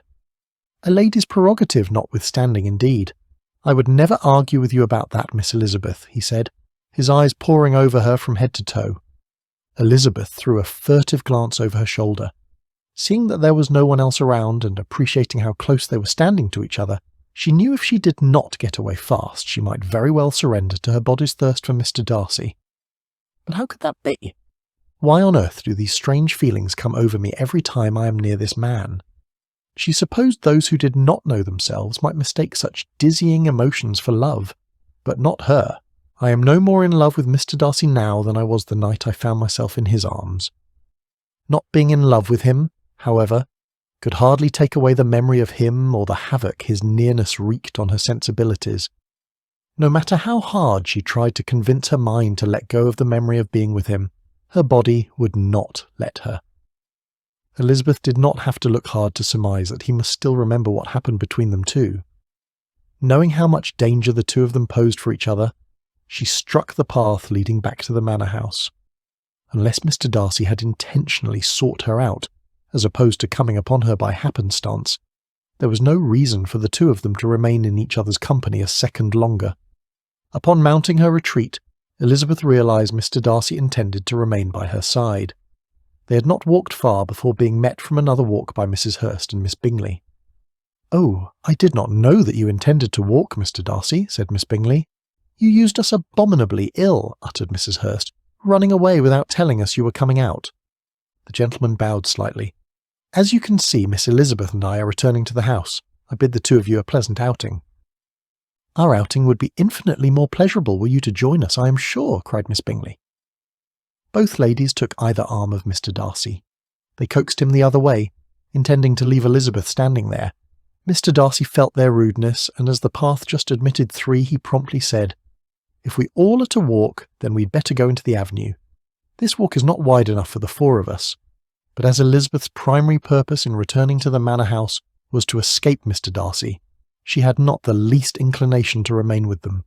"No, no," she laughingly replied. "Pray stay as you are. You're charmingly grouped and appear to uncommon advantage. Admitting a 4th would spoil the picturesque. Do you not agree, Miss Bingley?" Without awaiting a response, Elizabeth smiled. "Goodbye." 3 miles away at Longbourn, Mr. Bennet was equally consumed as his wife was by the upcoming wedding at Netherfield, albeit for a different reason. The business with Jane and Mr. Bingley's marriage, and particularly the problematic manner in which it had come about, had shaken Mr. Bennet to his core. Never had he been called on to comport himself in such an abominable way. Forcing a young man to marry one of his girls because the dictates of society had demanded he do so. Society and his very own wife. The affair called to his own mind that decades prior he might have found himself in a similar situation as young Bingley, but for the fact that what had happened between him and a much younger Fanny Gardiner was never discovered. True, he had gone on to marry her in the end. He had been happy to do it, not merely out of honour but out of love. And did he ever love her at the time? Marriages based upon mutual affection were something one rarely had the liberty of undertaking when he was of an age to consider such things. He had felt as though he was the luckiest man in the world. But as time had proven, even a love based on mutual affection might not endure in the face of certain hard truths. He had married expecting he would be blessed with a son to break the entail on Longbourn. He never expected nature to be so cruel. 5 children, and every one of them girls, had removed the haziness of love from his eyes, and he had accustomed himself to the fact that he was not the luckiest man in the world. He was just a man, no more or no less than any other man. Well, possibly he was worse, for although he could not actually blame his wife for her not having given him a single son, the unspoken assumption that she would indeed bear a male child had justified the paltry dowry that came along with their arrangement. A son would have rendered all that insignificant. Fanny was far too beautiful herself not to bear anything but the fairest of daughters. In the absence of an entail weakening his daughter's marital prospects, he would have no cause to repine, and neither would his wife. Alas, the worst outcome unfolded, and then it seemed the business of his wife's life was marrying off her daughters. Such employment must undoubtedly take its toll on the best of women, as it had indeed taken on Mrs. Bennet. She could not be described as the brightest woman to have ever lived. Mr. Bennet half expected his wife had been the reason for Jane's forced marriage. She had certainly contrived to put his daughter in Mr. Bingley's path by sending her off to Netherfield on horseback in the rain, hoping Jane would then have to spend the night. Of course, she could not have expected Jane to fall ill. She was not so desperate as all that. Where motive meets with opportunity, success is far more likely an outcome than not. How difficult would it have been to encourage eyes to be watchful and ears to be on alert, to be tempted to tell what was detected, even to embellish the report to those who would wish to know? However, Mr. Bennet could not escape his own part in the scheme. His negligence had been just as significant a factor as his wife's conniving.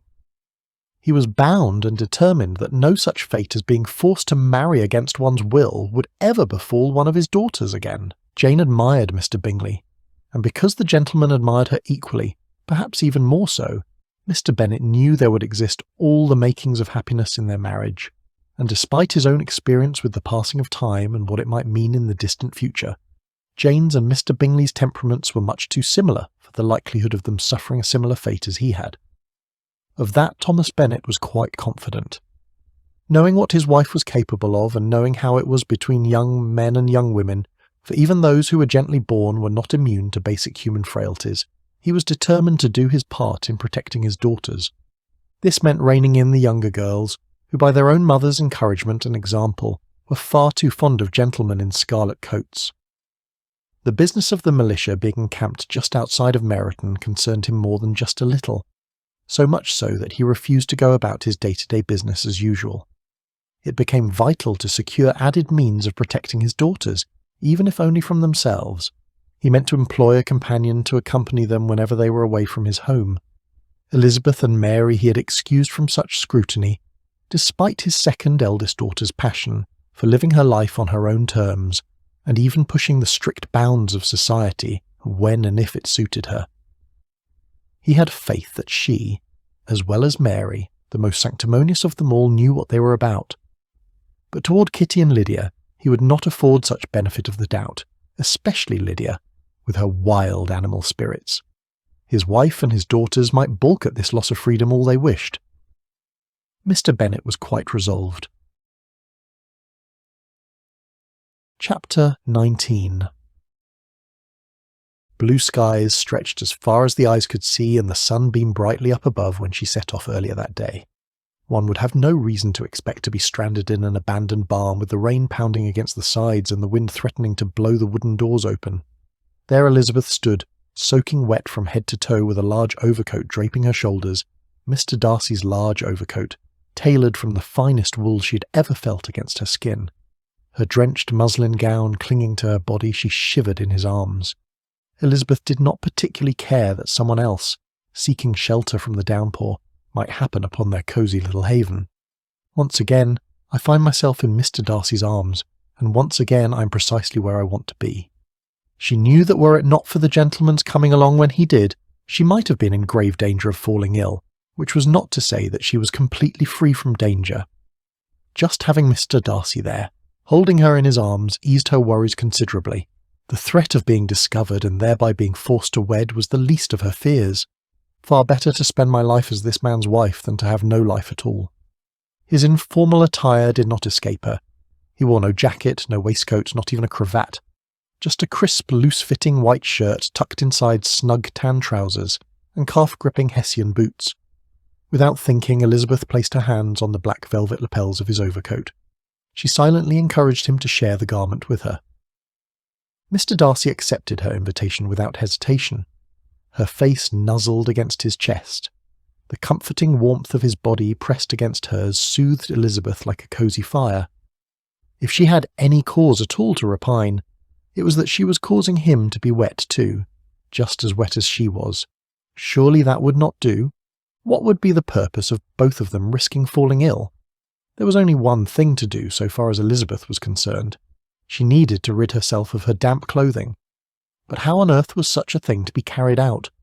Giving up his warmth was the last thing in the world she wanted. She needed not ponder the question too long, as she felt his fingers fumbling with the laces at the back of her dress. It is as though Mr. Darcy is reading my mind. Tender moments later, her dripping wet dress pulled at her feet. A single layer of clothing separated them. His. Elizabeth bolted up in bed. The sharp flash of lightning and the crash of thunder had startled her, but surely such an inexplicable, albeit subconscious, imagining played its part. And while there was not a shadow of a doubt that her clothing was not wet, the same could not be said about a particular part of her body. Such were the thoughts that still occupied Elizabeth's mind some hours later, a thorough recounting of the dream she had that morning.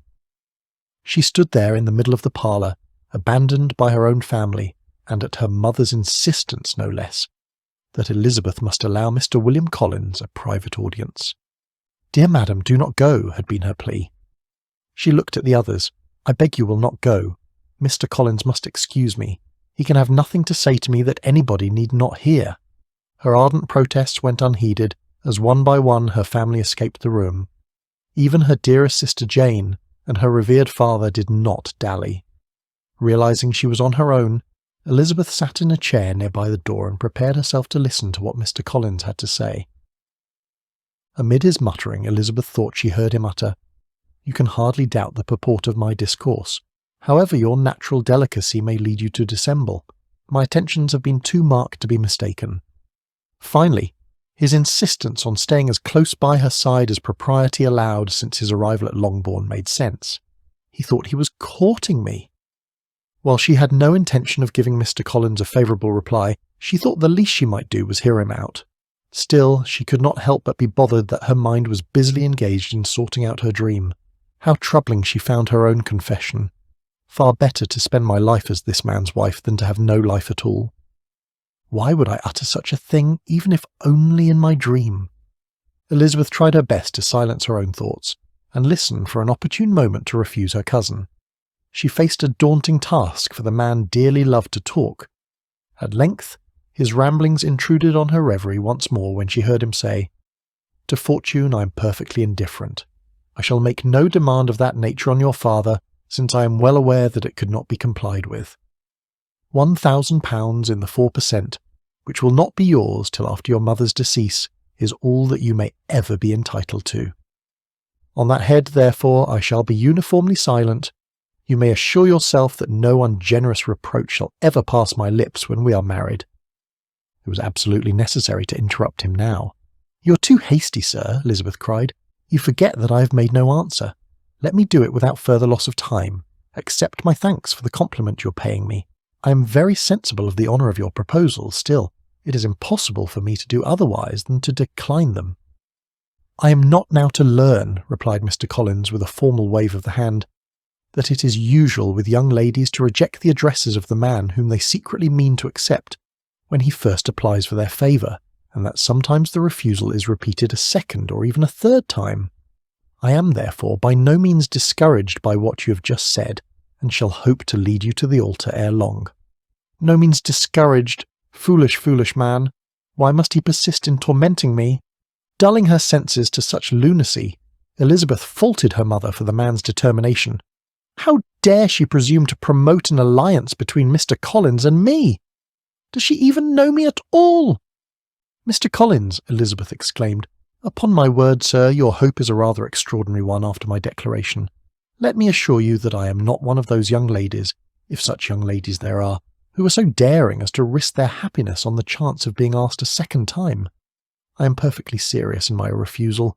You could not make me happy, and I am convinced that I am the last woman in the world who could make you so. You must give me leave to flatter myself, my dear cousin, that your refusal of my addresses is merely words of course. My reasons for believing it are briefly these. It does not appear to me that my hand is unworthy of your acceptance, or that the establishment I can offer would be any other than highly desirable. You speak of happiness while neglecting to consider that my situation in life is highly conducive to our future felicity in marriage. My connections with the family of de Bourgh and my relationship to your own are circumstances highly in my favour. You should take it into further consideration that, in spite of your manifold attractions, it is by no means certain you shall ever receive another offer of marriage. Your portion is regrettably so small that it will in all likelihood undo the effects of your loveliness and amiable qualifications. What utter nonsense! And supposing my situation is as dire as that, I would sooner suffer destitution than suffer a life with you." Not privy to Elizabeth's unspoken thoughts, and oblivious to her mounting outrage, Mr. Collins continued, "As I must, therefore, conclude that you are not serious in your rejection of me, I shall choose to attribute it to your wish of increasing my love by suspense, according to the usual practice of elegant females." Elizabeth scoffed. "I assure you, sir, that I have no pretensions whatsoever to that kind of elegance which consists in tormenting a respectable man. I would rather be paid the compliment of being believed sincere. I thank you again and again for the honour you have done me in your proposals, but to accept them is absolutely impossible. My feelings in every respect forbid it. Can I speak plainer? Do not consider me now as an elegant female intending to plague you, but as a rational creature speaking the truth from her heart." With an air of awkward gallantry, Mr. Collins replied, "You are uniformly charming. I am persuaded that when sanctioned by the express authority of both your excellent parents, my proposals will not fail in being acceptable." To such perseverance and deliberate self-deception Elizabeth would make no reply, and immediately and in silence she withdrew. She was determined, if he persisted in considering her repeated refusals as flattering encouragement, to apply to her father, whose negative might be uttered in such a manner as to be decisive, and whose behaviour at least could not be mistaken for the affectation and coquetry of an elegant female. Mr. Bennet sat opposite Elizabeth in his library. If he did not know it before, he certainly knew it at that moment. There was intelligence evident in his second-born that was woefully lacking in the other girls, even his eldest daughter Jane. Elizabeth had such independence of spirit about her. He knew with great certitude that Elizabeth would never have been so easily reconciled to a fate such as had been thrust upon Jane. Although Jane felt uneasy about being forced to wed, had he forced his second eldest to give in to a similar fate, he might very well have lost her forever. He had not entertained such a scheme before when he was entirely within his right to do so. He surely would not abandon his stance now, even though it required taking a staunch position against his wife. He respected his daughter's wish to marry a gentleman of her own choosing. "Well, Lizzie, you have broken Mr. Collins's heart by refusing his hand. Perhaps it is time you risk your own share of heartache." He half snorted.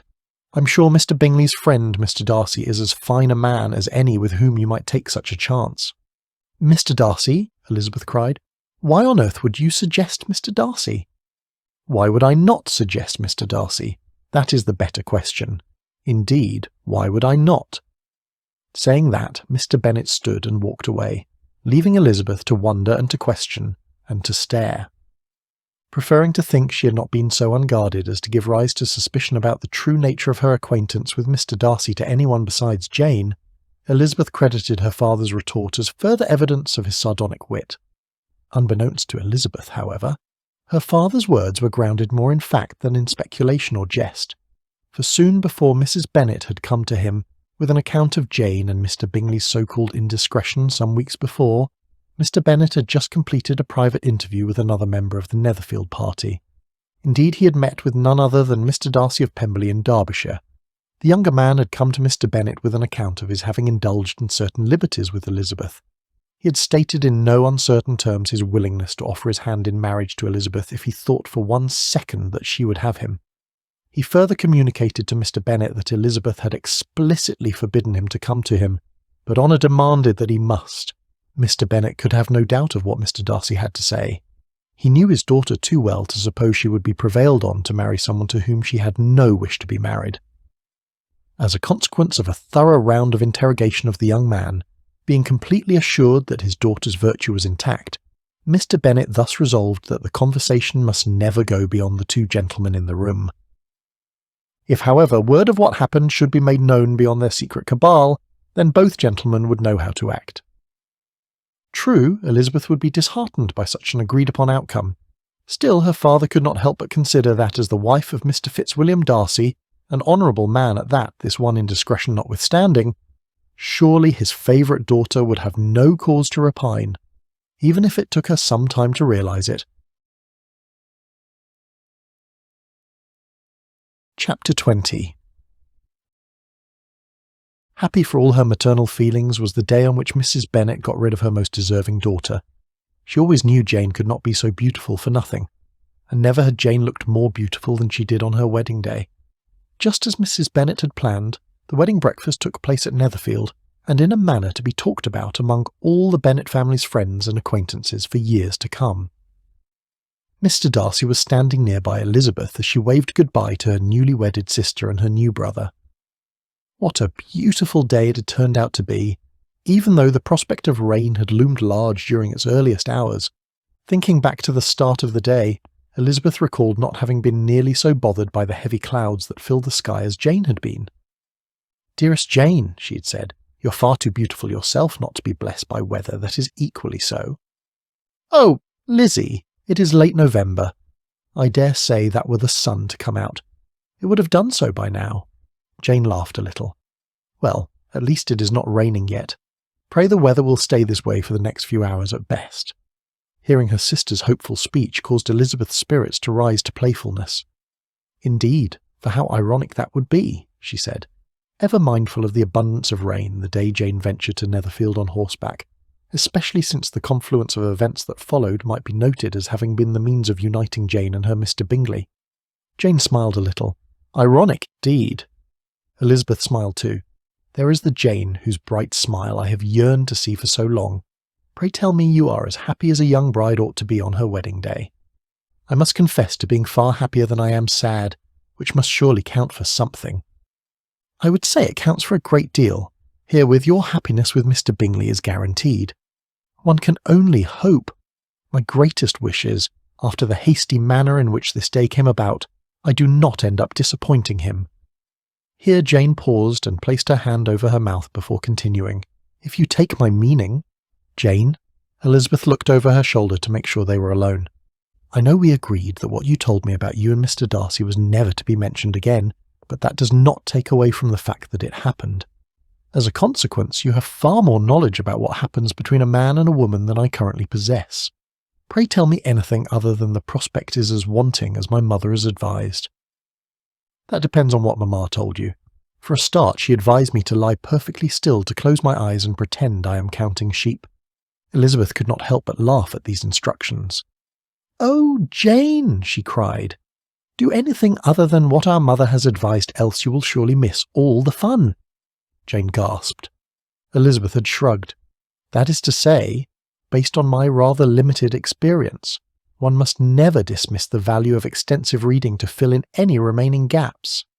"Yes, dearest Lizzie, and everyone who knows you knows how fond you are of reading," Jane cheekily added, which had caused both of them to surrender to peals of girlish laughter. Now standing there watching her sister's carriage move farther and farther away, Elizabeth could not help smiling. Mrs. Jane Bingley's future was bright, even if she did not yet know it. As for Elizabeth's own future, she could not help but wonder what it might entail. For one, Mr. Darcy too would take his leave of Hertfordshire, and along with him would go the persistent threat of their secret being revealed, and Elizabeth finding herself being forced to march down the aisle to meet him at the altar. That, in and of itself, must undoubtedly be a cause for concern. Even if she wanted to marry him, which she surely did not want to do, she most certainly did not want to be forced into doing it. However, she knew deep down inside that she would miss him. It was not only her body's aching for his touch that informed her as much, but so many other things. Thinking about him first thing each morning and last thing at night, as well as throughout the day. Perhaps his leave-taking was the most fortuitous thing in the world, especially for her tumultuous and ever-curious sensibilities. At the moment, one thing was clear. She needed to speak with him, in privacy, if at all possible, to tell him goodbye. Elizabeth gazed at Mr. Darcy and upon catching his eyes silently invited him to follow her. "Mr. Darcy," she began when they were alone, in the library no less. She had exercised great care in arriving there undetected, and she was sure he had done the same. "What do I not owe you for keeping our secret?" "You owe me nothing," Mr. Darcy said. "I only wish—" Elizabeth interrupted his speech. "Please, sir, you owe me no apology. Things simply happened. I was not planning to apologize, not for what happened between us. If I suffer any regret at all, it is— Again, Mr. Darcy, I have no desire to speak of regret. I am a very selfish creature in that way. However, I cannot allow you to leave this part of the country without my saying goodbye, sir." Elizabeth eyed her companion intently. She hoped the curious longing she felt deep down inside, the longing she suspected she saw in his eyes, was not present in her own. "I will miss you, sir," part of Elizabeth wanted to say. Another part of her dared not make such a bold declaration. "You will be missed, sir," she softly conceded. After a long parting gaze into each other's eyes, during which they spoke no words, Elizabeth turned. Mr. Darcy reached for her arm, and before she knew what she was about, she was in his. Their lips combined in a fierce battle of wills as he swept her up and carried her to the sofa. Against her better judgment, Elizabeth had but one thought, that Mr. Darcy had locked the door behind them. Her next thought, that no one would miss them. Amid their moans, another thought intruded. Placing both hands on Mr. Darcy's broad chest, she gently pushed him away so she might look into his eyes. "Mr. Darcy—" He silenced her protest with a brush of his lips against hers and then whispered in her ear, "Let us have one more secret." The gentle breeze of his deep, melodious voice melted what little remained of her resistance. Lacing her arms around his neck, she silently begged for more. One more secret indeed. Chapter 21. Elizabeth's refusal of Mr. Collins's hand was not without its advantages, for it was the means of a swift exodus of the ridiculous man from Longbourn. Save Mrs. Bennet, no one was unhappy about his leave-taking. To add to Mrs. Bennet's vexation, however, was the loss of a prospective son-in-law to Lady Lucas. Before Longbourn's matriarch could fashion a plan to force her second eldest to accept the heir to the estate, he offered his hand to Miss Charlotte Lucas. What a grievous misfortune for her neighbour and would-be friend best Mrs. Bennet, especially as everyone had given up on the hope that Miss Lucas would ever land a husband. Why? Charlotte Lucas was nothing compared to either of the Bennet daughters, and yet she had coveted the man whom Mrs. Bennet had marked for Elizabeth, the one daughter Mrs. Bennet supposed she would have the hardest time getting rid of what, with her second eldest's headstrong ways. That evening, all the Bennets gathered in the parlour. A letter from Jane had comprised the chief part of their employment. After that, a measure of comfortable contentment settled over the room. Mr. Bennet sat in his chair, smoking his pipe with his feet resting on a velvet-topped footstool, taking it all in. His lady had her sewing and mending littered about the sofa where she sat. His middle daughter Mary sat near to the fire reading a book. If he surmised it was Fordyce's, he would have been correct. Young Kitty and Lydia were huddled close by with their heads together, perusing the latest fashion magazine. Elizabeth sat by the window, her elbow perched on the frame, and her head resting on her hand, staring out at the night sky. Her mind seemed miles and miles away. Knowing what he knew about his second eldest daughter, Mr. Bennet still could not find it in him to be too disappointed in her. In the wake of Jane's wedding and the subsequent leave-taking of the newlyweds as well as the rest of the Netherfield party, Elizabeth's restless nature was on full display. In Mr. Bennet's opinion, what she needed was an adventure of her own. He had done everything in his power to expand her knowledge of the world, largely by making certain she had access to the finest literary works to be read. But reading about the world was one thing. Seeing the world was another matter entirely. Heaven forbid my Lizzie might never see the places she has spent so much of her time reading and, dare I say, dreaming about. Would that she might visit the continent and experience firsthand the sights and sounds of Italy, taste the finest French cuisine in Paris. Here, Mr. Bennet ceased his musings and chuckled to himself. To say nothing about the prospect of procuring the latest fashions he jokingly considered. He, of course, was not one to be bothered by such things. If only I could afford to send her to all those places. Perhaps if she marries wisely, those things will be within her reach. Indeed, if things progressed as he had taught himself to expect by now, no doubt she would, for there was a particular young gentleman from Derbyshire who would make sure of it. But as her father, he wanted to be the one to lay the world at his favourite daughter's feet. I may not be able to send my daughter to the continent. With war raging, there is no reason to regret my inability to do so. But I can see that she sees more than Hertfordshire and London. Thus resolved, Mr. Bennet set his mind on conceiving a means of bringing about his desire for his daughter to see more of England. He mentally searched his family tree. Not everyone scattered throughout its branches was hindered by a lack of fortune. Not only had he descended from a long line of gentlemen, but his mother had also been a gentleman's daughter as well. His relations were not very rich, at least not by the standards of the recent additions to their limited society in Hertfordshire. However, his late mother was survived by a younger sister, who had inherited a small fortune from her husband, and thereby was rich enough and she dearly loved to travel. Her name was Mrs. Betty Thompson, and she was more than a decade Thomas Bennet's junior. Several decades had passed since he'd last seen her, but from what he could recall of his aunt, she possessed a striking mix of Jane's beauty and Elizabeth's temperament. He suspected as long as he contributed his fair share to see the scheme carried out, his relation, who enjoyed her own zest for living during her younger days, would have no cause to object to accompanying Elizabeth on a journey to various destinations in England. Mr. Bennet cleared his throat.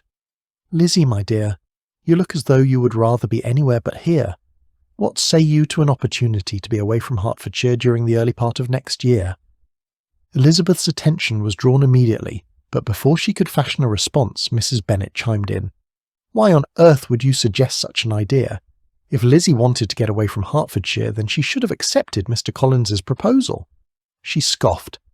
"If anyone needs to get away from Hertfordshire, it ought to be me. You cannot know how much I suffer being constantly reminded that Charlotte Lucas will one day usurp my role as mistress of Longbourn. Oh, But what do any of you care? None of you are on my side. None of you care about my poor nerves. Mamma, Papa, why don't we all go on a journey? Cried Kitty. La, I should love to go to Brighton. I have heard it said that the militia will soon go to Brighton. Do let us go too, Lydia exclaimed with energy. Mrs. Bennet said, Brighton does sound delightful. I could do with a little sea bathing. Brighton, Mary said, looking up from her book. Who is going to Brighton? By now the younger girls were on their feet. We all are, said Kitty, dancing about the room hand in hand with young Lydia. Ladies, Mr. Bennet exclaimed. No one is going to Brighton save the militia, which is a good thing in my estimation. But Papa, cried the younger girls in unison. Why did you bring up the idea of a trip if you did not mean it, Mr. Bennet? His lady asked. I asked Lizzie if she were open to the idea of a trip.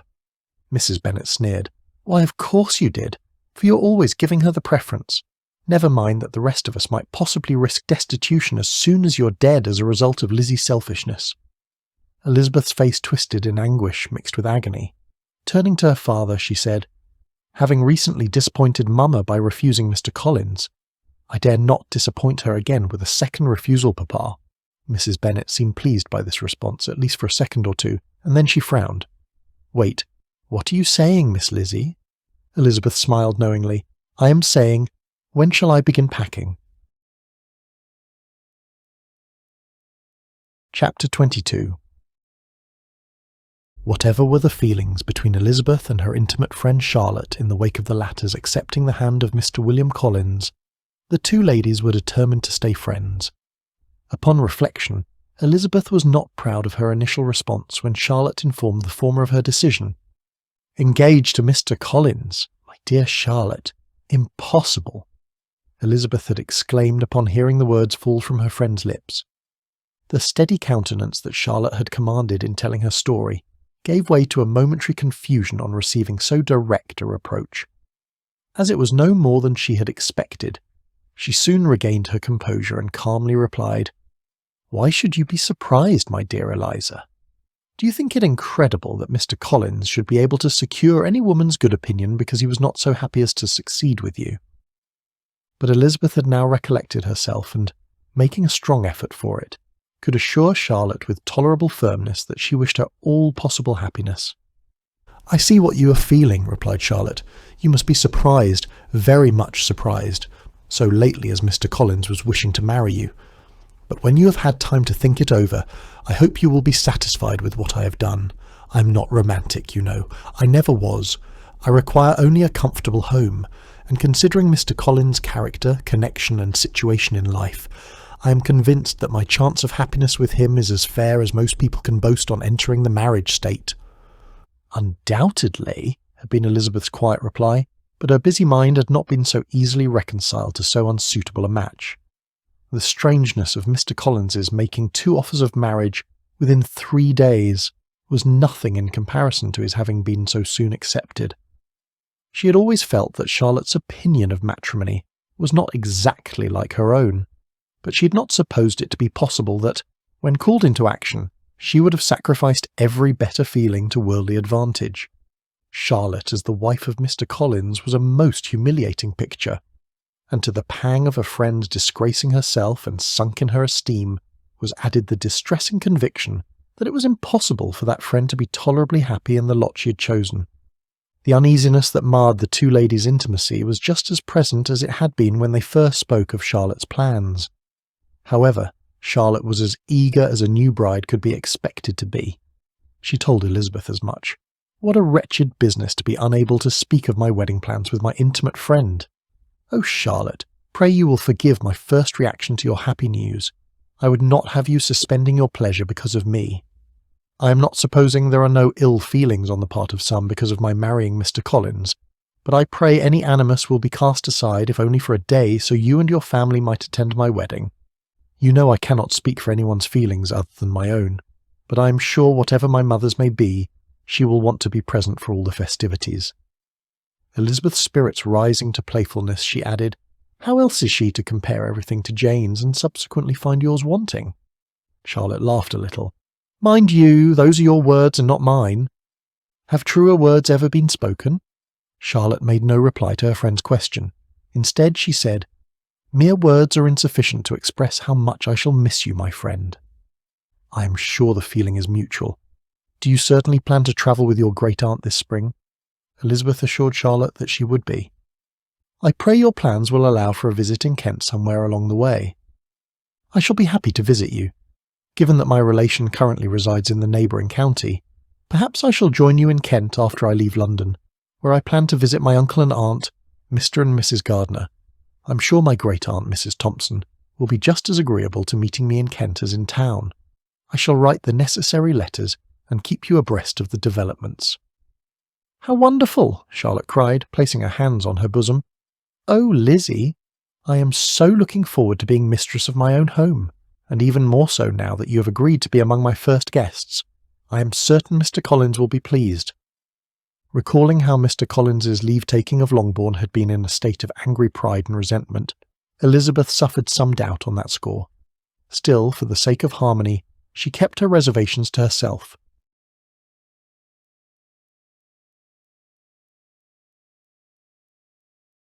Chapter 23. Jane's return lifted Elizabeth's spirits immensely. Not a day went by when the latter did not visit the former. For Jane's part, she could not have been happier. She told her sister as much. "Dearest Lizzie, you must know what a pleasure it would be for me to have you come to live with me here at Netherfield. It cannot be very pleasant living with Mamma, especially now that Mr. Collins is engaged to marry our dear friend Charlotte. I can have no reason to suspect that my mother does not blame you. Indeed, Jane, you know Mamma very well, and when she's not blaming me, she's blaming poor Charlotte. Although I was at first particularly concerned by Charlotte's choice, I have come to consider that we must always act according to our best interests. That said, I'm not sure it would be in your best interest to have a sister underfoot during a time when you and your husband are finding your way." Elizabeth's own motives for not wishing to live at Netherfield she dared not confide even to Jane. "My thoughts of Mr. Darcy, it seems, have no ending. My memories of him are everywhere I turn, and never more so than when I am here at Netherfield." Not once since Jane's return to Netherfield did Elizabeth not find herself spending time alone in the library during her frequent visits, ostensibly reading a book, but in reality thinking of the time she spent inside those walls, wrapped in Mr. Darcy's arms. In truth, there had been only 2 such encounters, the first time when he kept both their passions under regulation, and the second when their passions flowed with almost reckless abandon. Almost. In my dreams, such encounters are a near nightly occurrence. Elizabeth had to suppose it would not always be that way. Inevitably memories fade over time.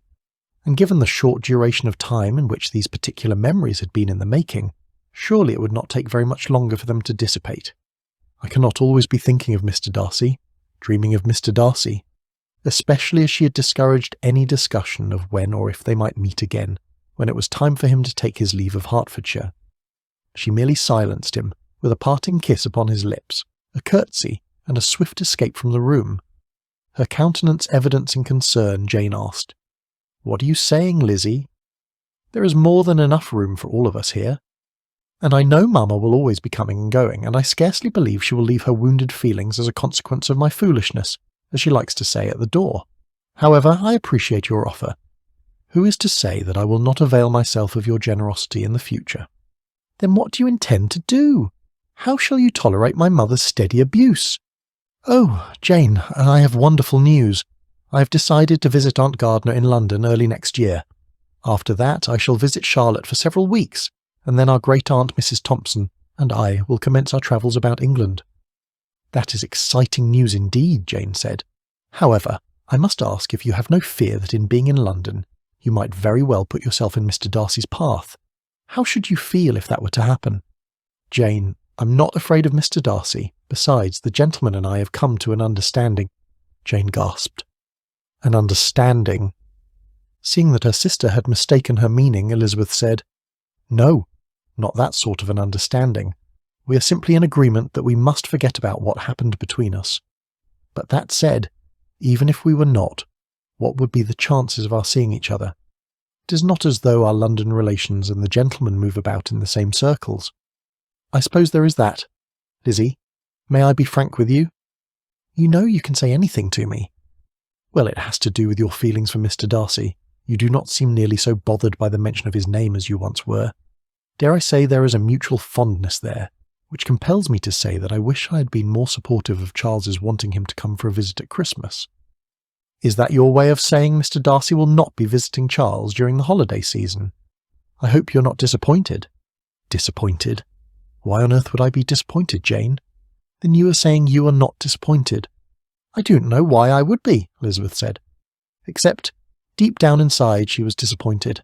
She ached for his touch night and day. She was sure she was not in love with the gentleman. She hardly knew anything at all about him after all. Besides the way he makes me feel whenever we are alone with each other. A far too familiar yearning washed all over her, giving her to concede that Mr. Darcy's absence at Christmas must surely be a good thing.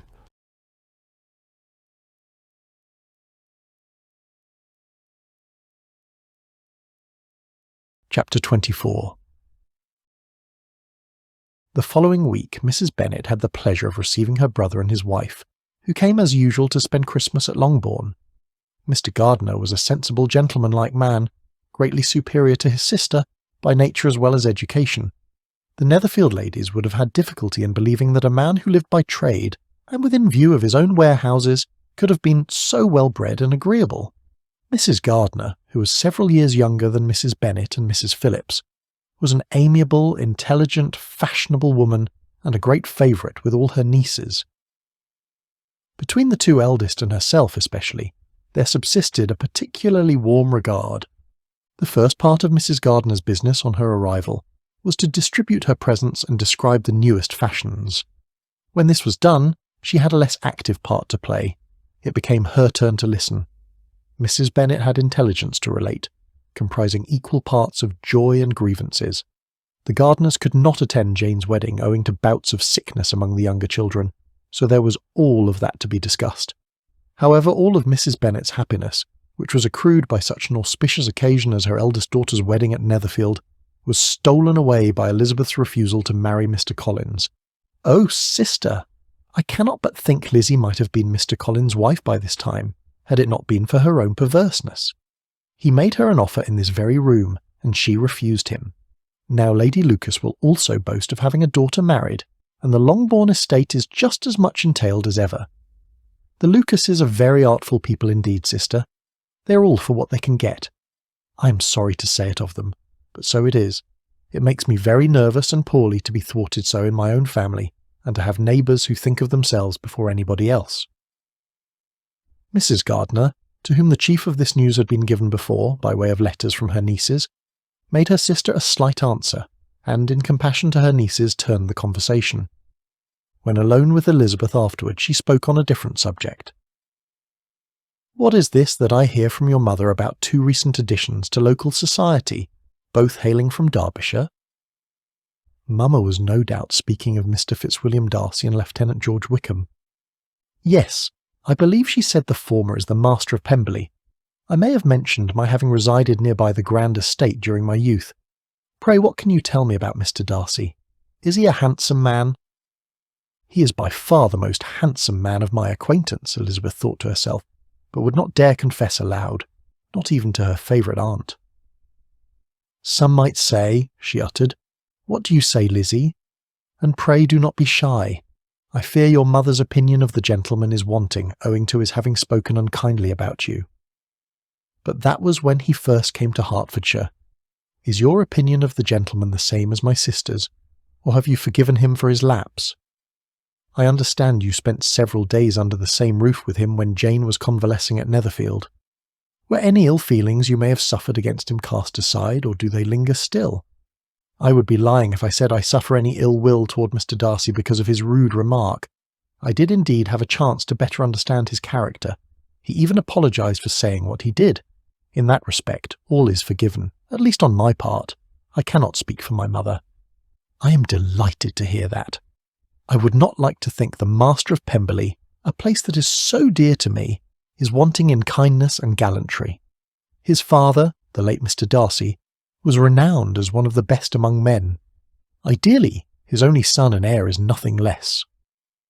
What an excellent commendation Elizabeth's aunt wished to bestow upon Mr. Darcy. Hearing this, Elizabeth sought to bolster her aunt's favourable opinion. The gentleman was Bingley's closest friend after all. The chances were high that Mrs. Gardiner might one day meet Mr. Darcy in the flesh. From what I know of Mr. Darcy, he is loyal to a fault when it comes to those whom he truly cares about, a loving and protective older brother and a trustworthy friend. I am given to believe there is nothing he would not do for those who are closest to him, to the extent it is within his power. Elizabeth's voice took on an air of wistfulness. That is not to say he is without faults. He has not been described as haughty and proud without reasons, mainly of his own doings. Any severe deficits in his character he owns without pretense or reservation. He would say that his temper may be called resentful. His good opinion, once lost, is lost forever. Supposing she had exhausted the subject of Mr. Darcy, Elizabeth said, "Enough about Mr. Darcy. I am sure you will be just as interested in the other gentleman who hails from Derbyshire, Mr. Wickham. He also spent the better part of his life at Pemberley." "Wickham," Mrs. Gardiner repeated. "Now that you have mentioned a connection to Pemberley, I recall the late Mr. Darcy's steward was a Mr. Wickham. Perchance Lieutenant Wickham is the son of the steward." "Yes, he is." "How fascinating that both gentlemen should find their way to Hertfordshire, and at the same time no less. Are they very close?" Before Elizabeth could fashion her response, Mrs. Gardiner said, "What am I saying?" "The two of them must be very different, what with one being the son of the other's servant. I suppose there is no reason to suspect a close connection between the two of them." "No, on the contrary. By Mr. Wickham's testimony, the two of them were raised together, much like brothers. In fact, Mr. Wickham was the late Mr. Darcy's godson." "Then you are saying the gentlemen are close?" "No, I am not saying that. If anything, I would say the two of them are more like enemies. By Mr. Wickham's account, Mr. Darcy used him incredibly ill upon the late Mr. Darcy's passing, thus causing an irreparable breach in their relationship.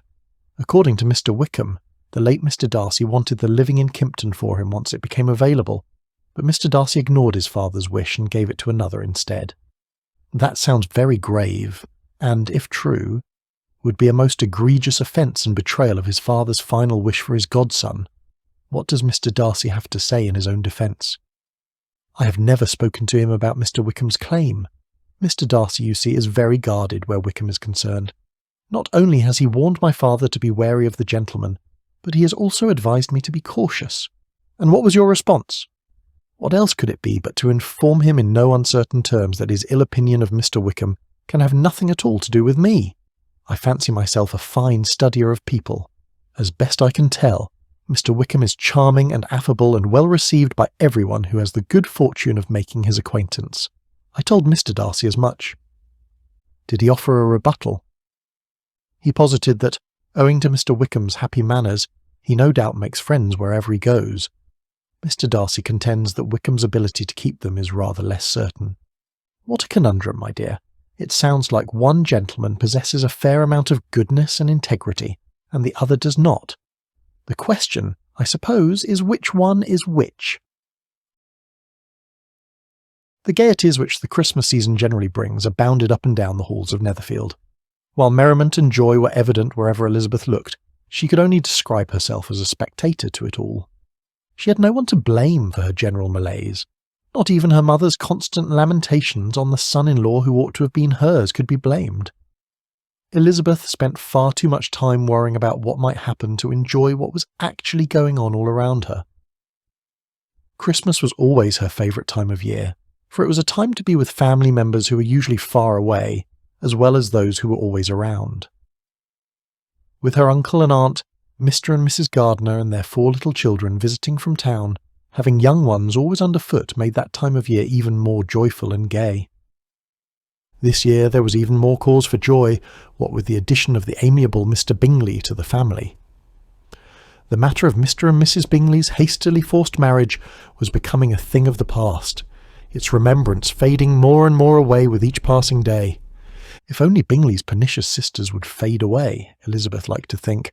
They were not always around. Their tolerance for their new in-laws was not exactly as it ought to have been. But Elizabeth could only suppose that the Bingleys cherished their family holiday just as much as the Bennets, and now, whether or not his sisters liked it, they were all one big happy family. What was more, Elizabeth had heard her brother-in-law speak wistfully of a slight chance that his friend Mr. Darcy might be his guest during the holiday season after all. Hearing this, Elizabeth did not know what to think, especially since she had reconciled herself to the probability that by the time Mr. Darcy and she saw each other again, having said their goodbyes on the day of Jane's wedding, she would be completely immune to him. Had that not been the purpose of their peculiar parting that day in the Netherfield library, to satisfy her persistent curiosity once and for all? Judging by the way her heart slammed against her chest with every mention of Mr. Darcy's name, she knew she was nowhere nearly so immune to him as she ought to be. Now it was all she could do not to keep her ears open for any manner of confirmation that he would indeed come to Netherfield, and to keep her eyes open just in case he should simply appear before her, as he had done so many times in her dreams. Elizabeth had to wonder if not only was she not immune to Mr. Darcy, but if her heart had been touched by him as well. Was the disquiet in her stomach a consequence of her love for him, even if unknowingly, or was it simply a consequence of her body's constant aching for him? Perhaps she would soon find out, for she had a strong suspicion that there was something about the holidays that made everything right.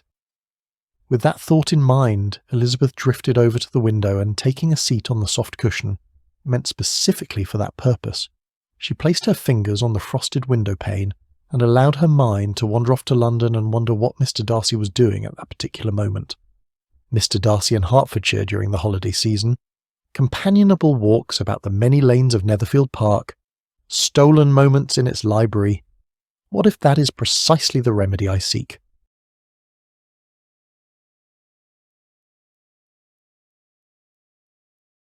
Chapter 25. It had not escaped Elizabeth's notice that her father was not nearly as cordial toward Lieutenant George Wickham as he was with some of the other officers. I suppose Mr. Darcy is to be thanked for that. Not once had her father cautioned her about her acquaintance with the officer. However, he had certainly exercised steps to temper her younger sister's wild enthusiasm for gentlemen in redcoats, even to his wife's chagrin. Kitty and Lydia, who always enjoyed their walks to Meryton, could no longer do so unless accompanied by Elizabeth, or Mary, or even a servant. This heightened supervision alone was having a noticeable effect on the girl's wild behaviour. Elizabeth herself knew no such restrictions, and on that particular day she was engaged as she walked to Netherfield in perusing a letter from Charlotte. She was dwelling on some passages that proved her friend was perfectly content as the mistress of her own home, with no hint of regret over its means of being brought about, when she saw on, looking up, that Lieutenant Wickham was meeting her. Putting away the letter, she smiled and said, "I did not know before that you ever walked this way." "I do not often pass this way, but I am returning from visiting a friend. Perchance you're headed to visit your sister at Netherfield Park." "I am indeed, sir. You are welcome to join me," Elizabeth replied, more out of courtesy than desire. "I am more than happy to accompany you most of the way, Miss Bennet. I dare not venture all the way." As Wickham turned and began walking with Elizabeth, she said, "If you suppose Mr. Darcy is currently visiting my brother Bingley, let me assure you he is not."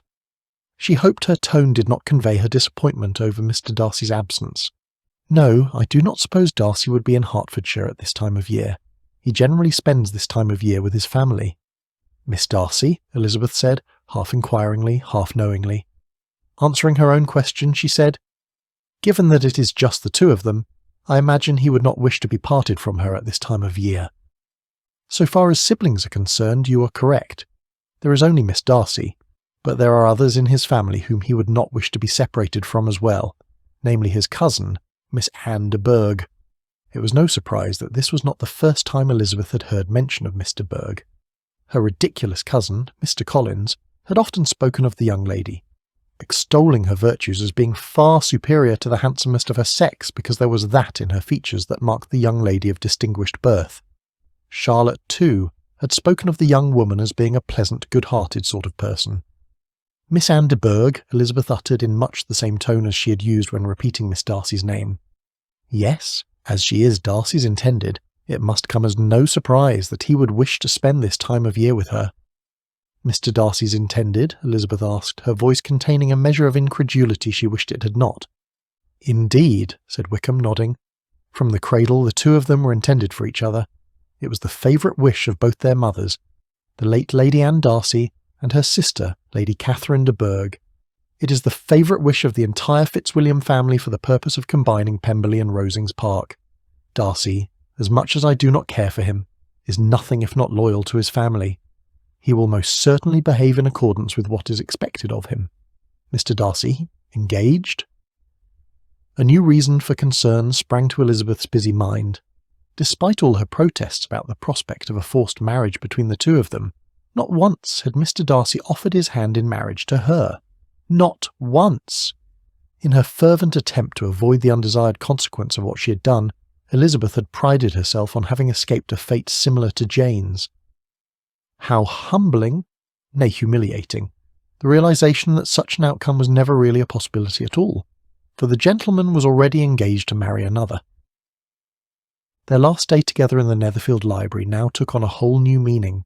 It was yet another interlude fueled by lust and desire, and meant to satisfy their passionate and unrelenting yearning for each other.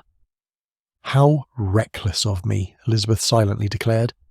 Obsessed with the notion that only the greatest love would tempt me to marry, and offended by the idea that I might be prevailed on to marry merely to satisfy the wishes of others, I have courted prepossession and ignorance, and ignored the universally acknowledged truth that men will be men.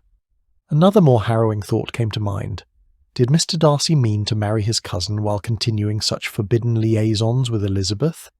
Or perhaps he intended to do the right thing by his future wife, and keep his distance from Elizabeth? Is this the reason he did not come to Hertfordshire at Christmas to visit his friend Bingley?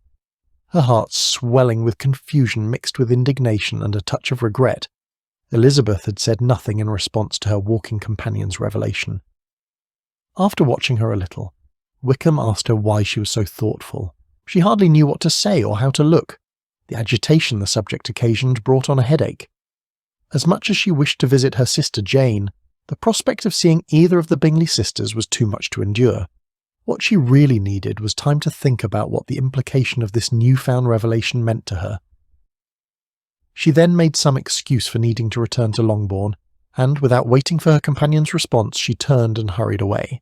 Later that night, when Elizabeth was settled in her bed with the covers drawn over her head, the question she kept asking herself was not whether or not Mr. Darcy was engaged, but rather why it mattered to her if he were. Surely Mr. Darcy's future marital plans could have nothing at all to do with her. On the other hand, why should she even believe a word of what Mr. Wickham had said? Mr. Darcy surely did not show any symptoms of being engaged to marry another woman. Rumours of another supposed Darcy engagement came to mind. Had the pernicious Bingley sisters not meant to poison Jane's mind against their brother by saying he was all but engaged to marry Miss Georgiana Darcy? Mr. Darcy himself had told her that the Bingley sisters' account was false. Someone wishing something were true surely did not make it so. Elizabeth could not help but wonder if Mr. Wickham's account had been based on his knowledge of it being someone's favourite wish, or had his words been based on something more sinister? Perhaps Mr. Wickham meant to poison my mind against Mr. Darcy, but what could be his motive? Does Mr. Wickham have a habit of spreading falsehoods about Mr. Darcy? I take it by his tone that he does not care for Mr. Darcy, and he would like nothing more than to have others think meanly of Mr. Darcy too. I, for one, do not intend to be drawn into the gentleman's scheme. Do I not have enough to worry about where Mr. Darcy is concerned? The thought of Mr. Darcy being engaged intruded once again, even though she had half dismissed it as malicious intent on Mr. Wickham's part. Even if it were true, which I suspect it is not, but even if it were, what can it possibly have to do with me? Throwing back the bed covers, Elizabeth sat upright in her bed and grabbed a pillow. She fluffed it up before returning it to its proper place. How foolish of me not to consider for one moment that Mr. Darcy's heart might belong to another. It cannot be true. I simply refuse to believe it, nor will I believe it unless or until I hear it directly from Mr. Darcy the next time I see him. Another thought came to mind in the form of a somewhat disconcerting question. When will I see Mr. Darcy again? Disappointed in herself for indulging in the folly, which gave way to such suspicions and uncertainties, Elizabeth began to wonder, as she willed her busy mind to be silent so she might drift off to sleep, if she even knew herself at all.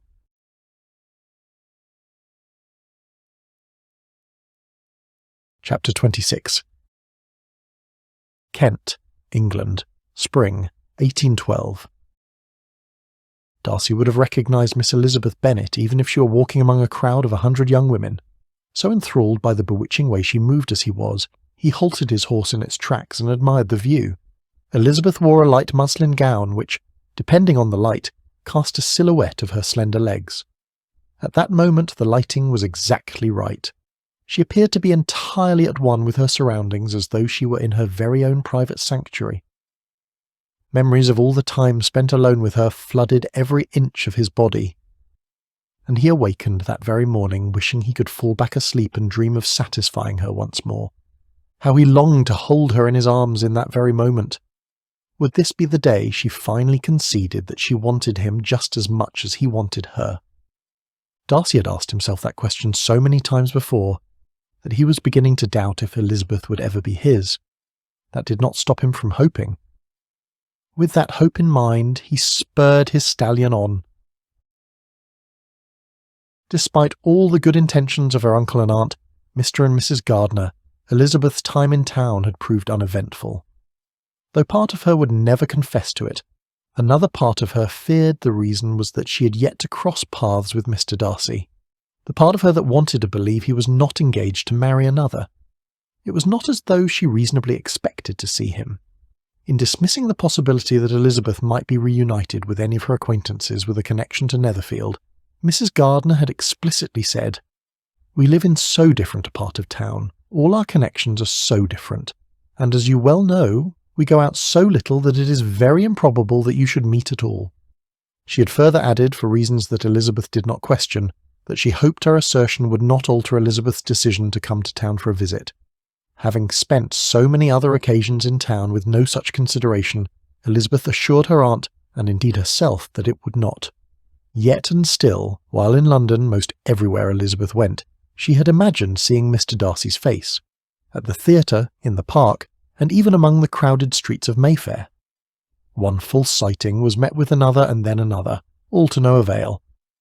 On the morning of her second day at her friend Charlotte's home, Elizabeth stole away from her hosts for a ramble about Rosings Park. Amid her solitary stroll, the thought of seeing Mr. Darcy at any moment could not help but intrude with every step she took. She knew such thoughts to be futile. Even if Mr. Darcy were engaged to the heiress of such a magnificent estate, why on earth would he be in Kent during that time of year when London was so much more diverting? Again, even if he were engaged, she thought with little conviction, for it was a possibility Elizabeth was still not entirely willing to accept. Unless she heard it from Mr. Darcy, or read about it in the paper, she would dismiss it as wishful thinking on the part of others. Elizabeth had just rounded the corner when the sight of a lone horseman arrested her attention. She knew in an instant who it was. No other man carried himself like this man did, sitting straight and tall. He wore a tall black hat and a long coat, the same coat with black velvet lapels he often donned in her dreams. Mr. Darcy. While Elizabeth could not stop herself from thinking of the gentleman, no matter how hard she tried, meeting him alone at that particular moment, and in that specific place, was not exactly the best thing for her sensibilities. Being in Rosings Park, how could she not but consider how awkward her being there was if the rumours of his engagement to his cousin were true? Determined to strike an alternate path before he noticed her, she quickly turned, meaning to run away. Only she turned so abruptly that she tripped on her own hem and landed face down on the ground. Her ungloved hands just barely cushioned the blow, doing so to their detriment. Tears threatened to fill her eyes, such was Elizabeth's pain. Added to that was her chagrin. How embarrassing this picture of her! For now he not only noticed her, but spurring his horse on, he raced to her. Jumping from his horse and tossing the reins over the saddle, Mr. Darcy swept up Elizabeth in his arms and carried her to the side of the lane. He noticed the way she favoured her hand. He prayed her injury was not too severe. With her arm around his neck as he carried her, their faces were mere inches from each other's. For a moment or two their foreheads rested against each other's. Mr. Darcy then looked around in search of a place to tend to Elizabeth. Using a fallen tree as a makeshift seat, he lowered her to sit. Kneeling before her, he asked, "Where did you get hurt?" Her eyes downcast, Elizabeth reluctantly turned her hand upward, revealing a badly scraped wrist for Mr. Darcy's inspection. He reached inside his pocket and retrieved a small flask. After removing the cap, he took her hand in his and slowly poured some of the contents over her wound. Elizabeth flinched. She meant to withdraw her hand. He would not allow her. "Let me clean it," he whispered, continuing his tender ministrations. Setting the flask aside, Darcy grasped Elizabeth's arm and held on to her injured hand. He leaned forward and blew his warm breath over her scrapes. Such caring attention as this took Elizabeth's breath away. She studied his face as his warm breath wafted over her wrist once more. He gazed up into her eyes. "I have done what I could to clean this, but you will need to apply a salve to it as soon as you can." Elizabeth nodded. "Did you suffer injury anywhere else?" he asked, still holding her hand in his. She shook her head. Elizabeth did not dare tell him where else she had sustained injuries. Heaven only knew what he might do next. Not entirely persuaded by Elizabeth's silent denial, Mr. Darcy moved his hands to her foot. While holding it, he encouraged her to twist her ankle from side to side. Satisfied she had not hurt her ankle, he gently raised the hem of her dress to just above her knee. Her stocking was torn, revealing bright red bruises underneath and setting off waves of panic inside him. Fixing his gaze on hers, he slid both hands further up her thigh until he felt the lace trim at the top of her stocking. He diverted his eyes to the task at hand, lowering her stocking ever so gently to just below her knee, revealing scrapes and bruises rivaling those on her wrist. "Does it hurt?" Again Elizabeth shook her head. "Move your knee around," he insisted, "and, sir, I'm fine. Humour me."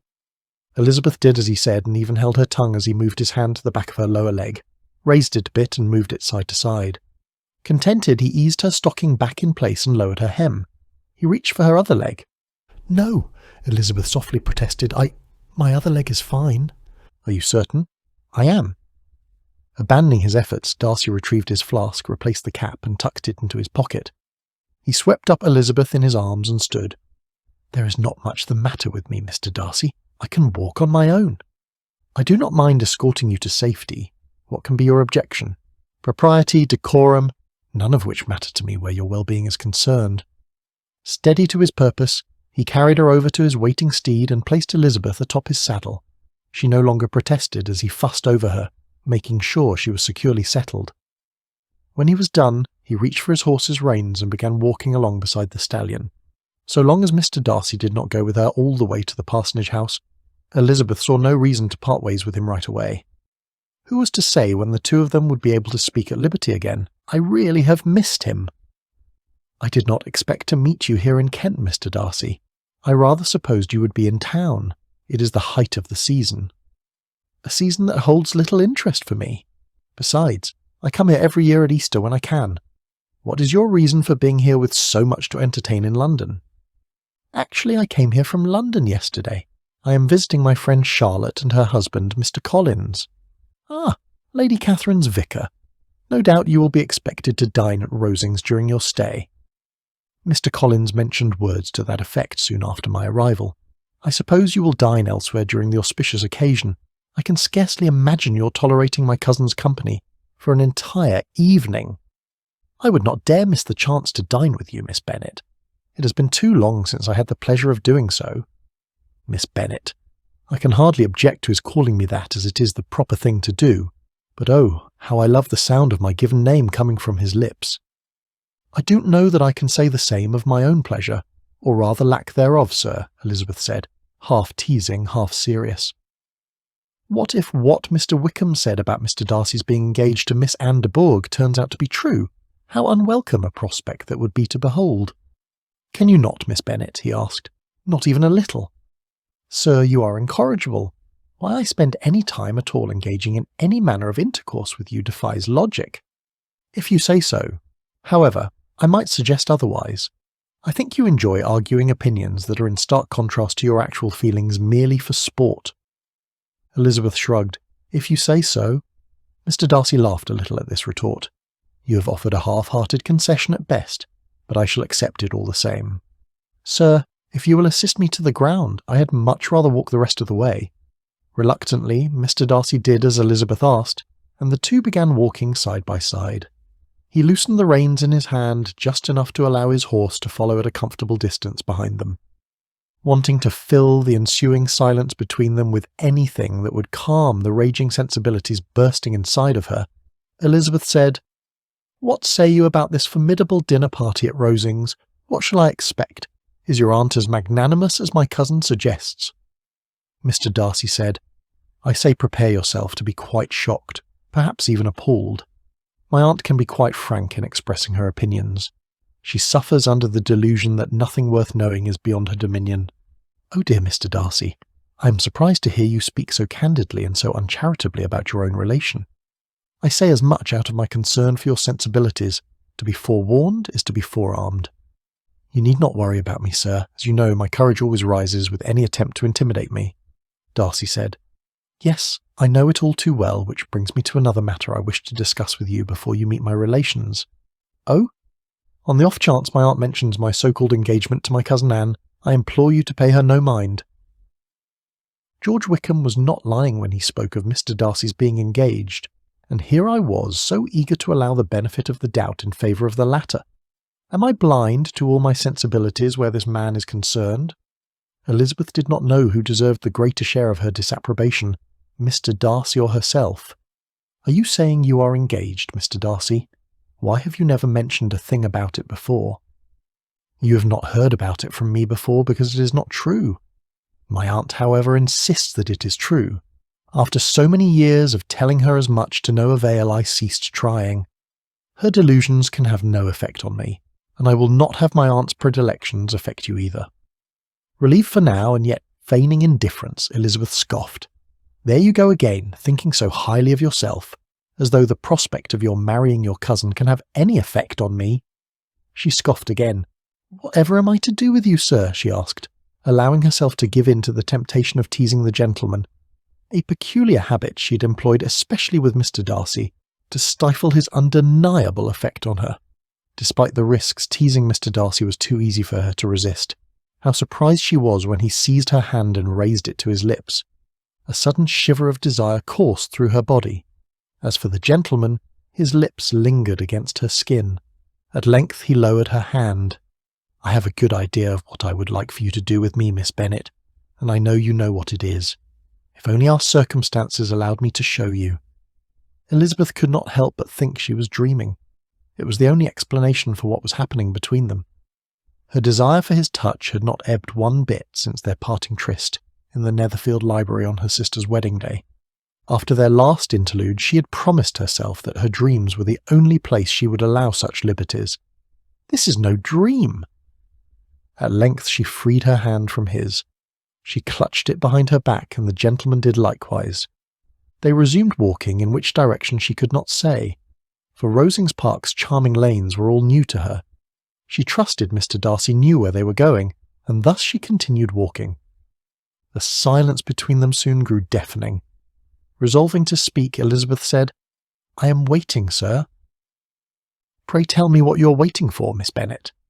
"Why, I am waiting for an apology for your behaviour just now." "Miss Bennet, I will gladly speak the words if that is your wish, but in my heart I can never truly be sorry for wanting you as much as I do. I think of you night and day." "Sir, you are not fair. Did we not promise each other that there would be no repetition of what happened between us in the Netherfield library?" "Which time? Does it matter?" Mr. Darcy shrugged. "Supposing we reached such an agreement the last time we were alone in the library, it was tacitly done at best and sealed with a kiss." "Then allow me to speak plainly this time, sir. The only way for anything akin to what happened between us to happen again would be a prelude to a more lasting arrangement between us. Either I am to be your mistress or I am to be your wife. As neither of us is inclined to pursue either of those options, we ought to comport ourselves accordingly. We must not always be tempting each other, as we are wont to do." Mr. Darcy said, "If that is your real opinion even after all this time, then I feel it is incumbent on me to tell you that I am nothing if not a patient man, Miss Bennet. My patience knows no bounds, especially given what must be the final reward." "Oh, you are incorrigible, Mr. Darcy." Elizabeth turned on her heel, intending to strike out on another path. "Where are you going?" Mr. Darcy asked. Elizabeth turned and gave the gentleman a parting glance. "With any luck, sir, wherever you're not." Amused, Mr. Darcy watched Elizabeth put a little distance between them before calling out, "By the by, Miss Elizabeth Bennet, the parsonage house is the other way."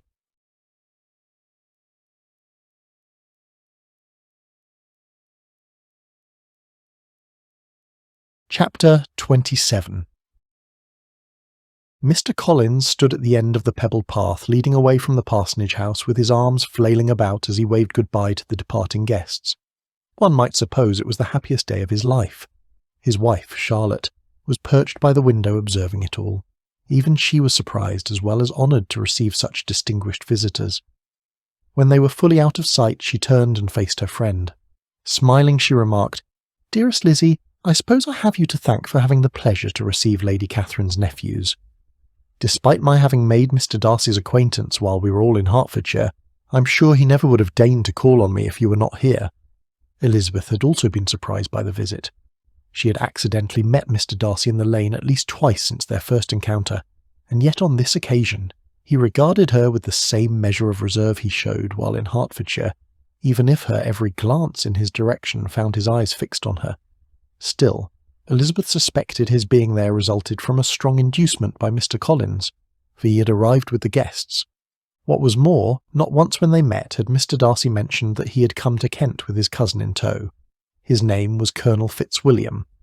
He was about 30, not handsome, but in person, and addressed most truly the gentleman. "I am afraid you're giving me too much credit. Let us neither minimise nor disparage my relation and your husband in the scheme, for I suspect he was most instrumental in persuading the gentleman to come here today." "I see no disparagement in that," Charlotte said.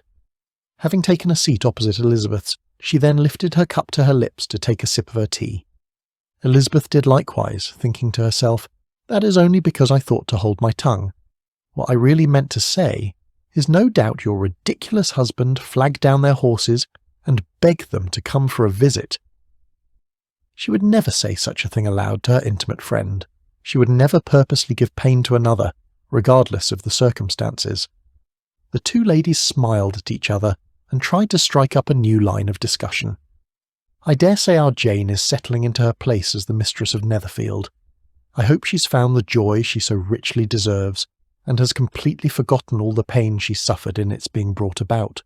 Everyone who knows her always knew she and Mr. Bingley were designed for each other. I must confess that Jane's sensibilities were severely damaged in the immediate aftermath of it all. However, she is well on her way to embracing her new life to its fullest.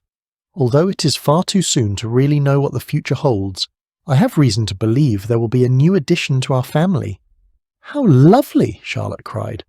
"Oh, but you must promise me that you will not tell another living soul, not even Jane, for we would not want to invite trouble. You know you may rely upon my discretion, Lizzie, which is all the more reason why I wish you would be frank with me." "Charlotte, what is it you wish me to be frank about?" "You will recall my asking you before what on earth you had done to Mr. Darcy.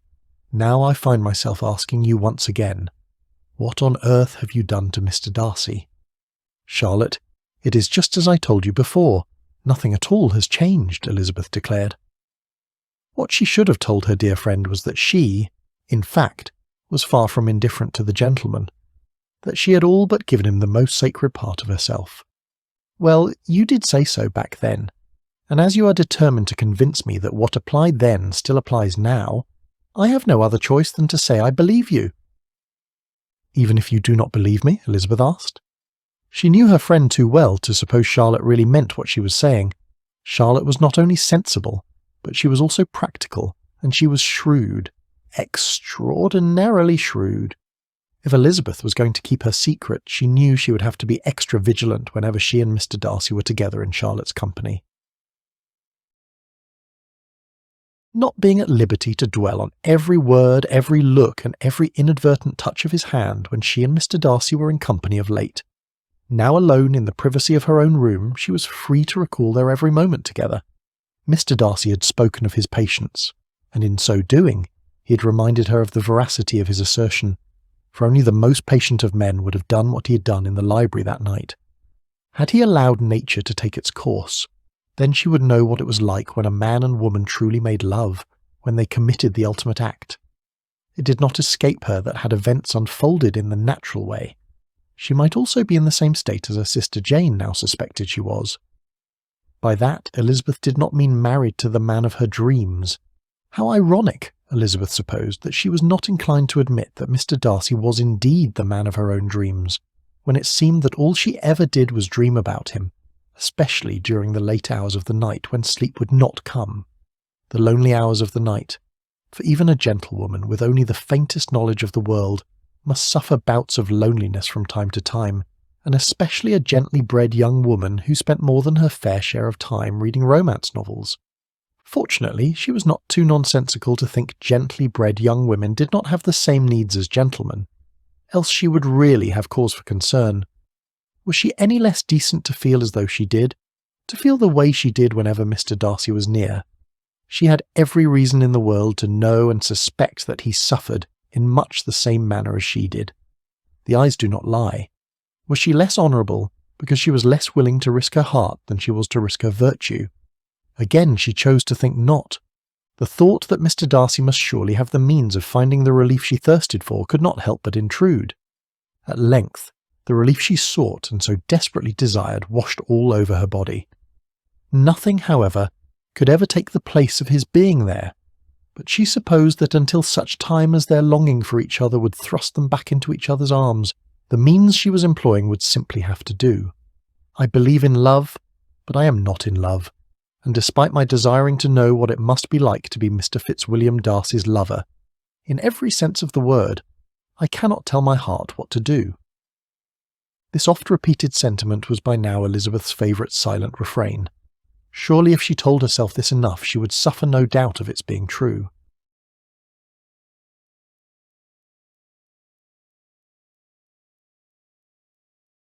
Chapter 28.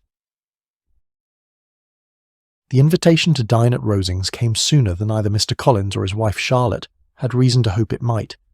Mr. Collins attributed the speed to his noble patron's particular penchant for his company.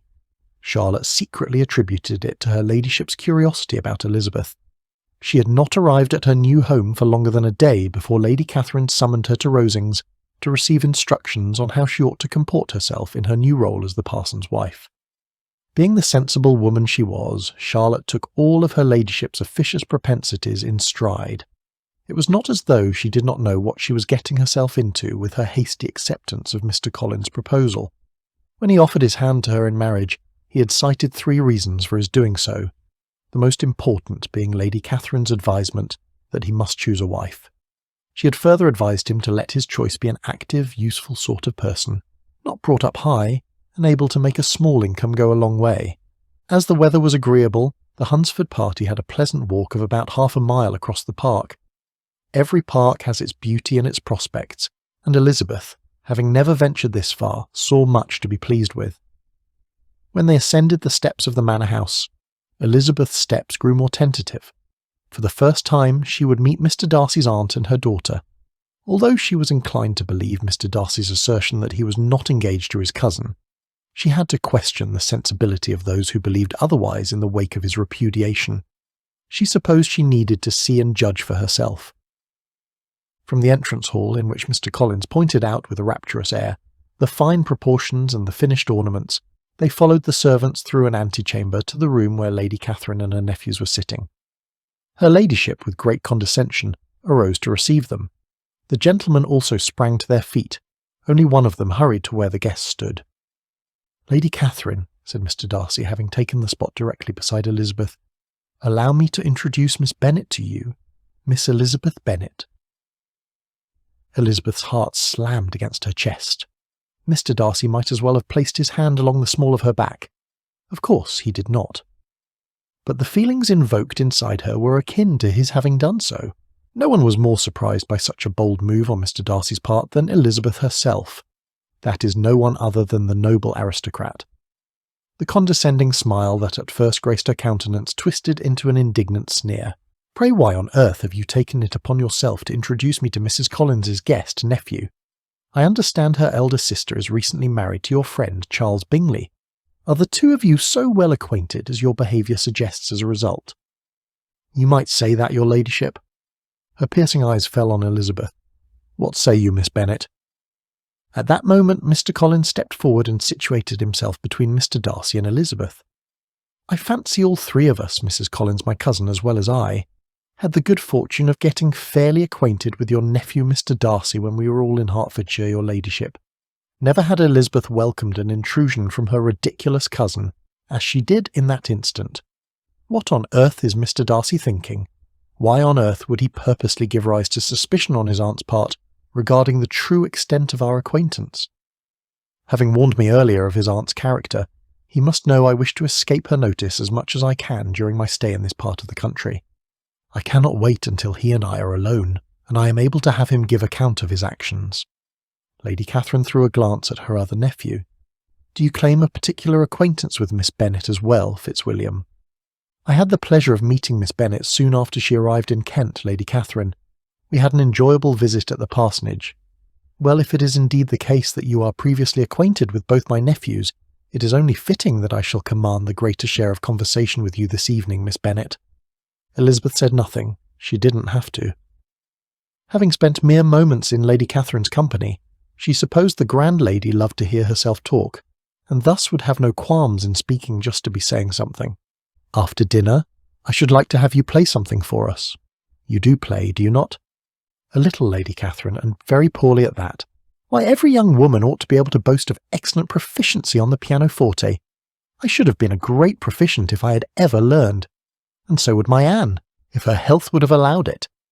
Having looked around the room upon her entrance to do a thorough accounting of all its occupants, Elizabeth was surprised to find the young woman was not there.